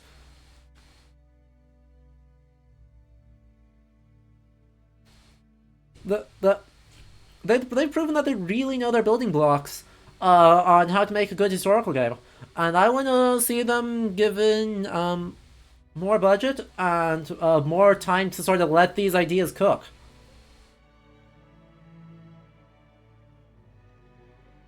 Let them cook. They've proven they can make a pretty dang good meal. So let's just let them cook and see what comes next. Gosh. And thankfully, this once again means that we are done with Assassin's Creed for a while. Right? We'll come back to Freedom Cry eventually. We've got some other stuff to pick up first, but we'll hit some Freedom Cry as our next one, and then I think we're done with Assassin's Creed until AC Red comes out. Have they done a French Revolution AC yet? Yes, they did. It's called Unity. It's unfortunately not good. It takes a very royalist approach to the French Revolution, which is a choice. We'll play Unity eventually. They fixed most of the bugs, so at least people's faces rendering correctly. So we'll play it eventually. It'll be fun. We might actually do Syndicate before we do Unity though, because I think Syndicate actually has a lot of fun to talk about. But yeah, otherwise, I mean, we may be free of Assassin's Creed for a while. ZX, this franchise has been going since 2007. There's unfortunately a lot of stinkers in there.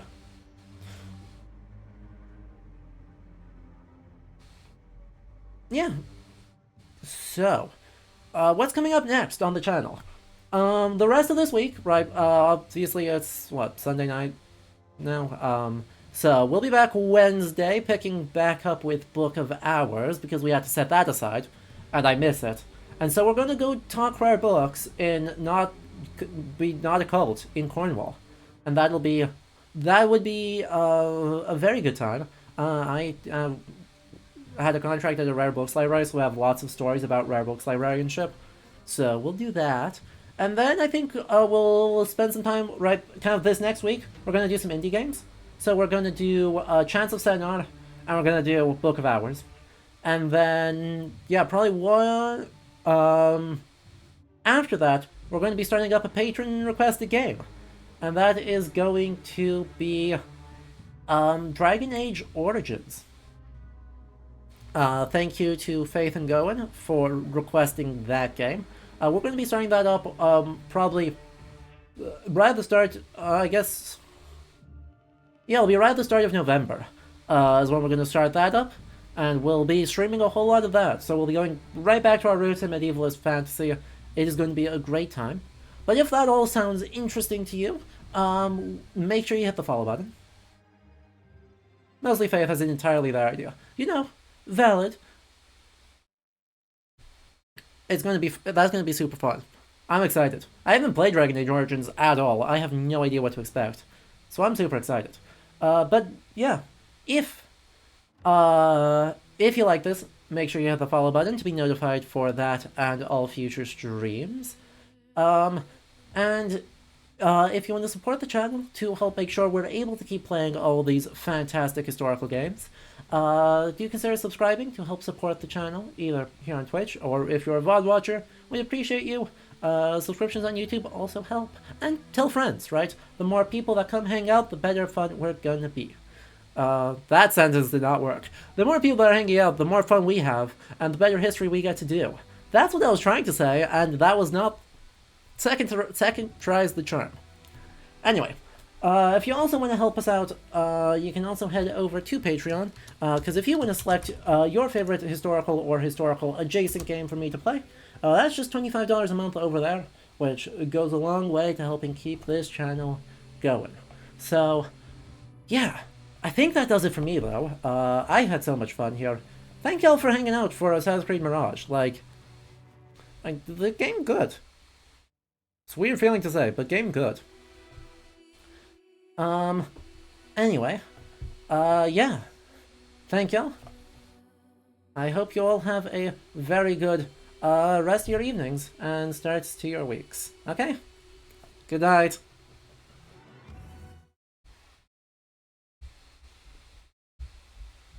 And of course, particular thanks to our patrons, all listed on the side of the screen here.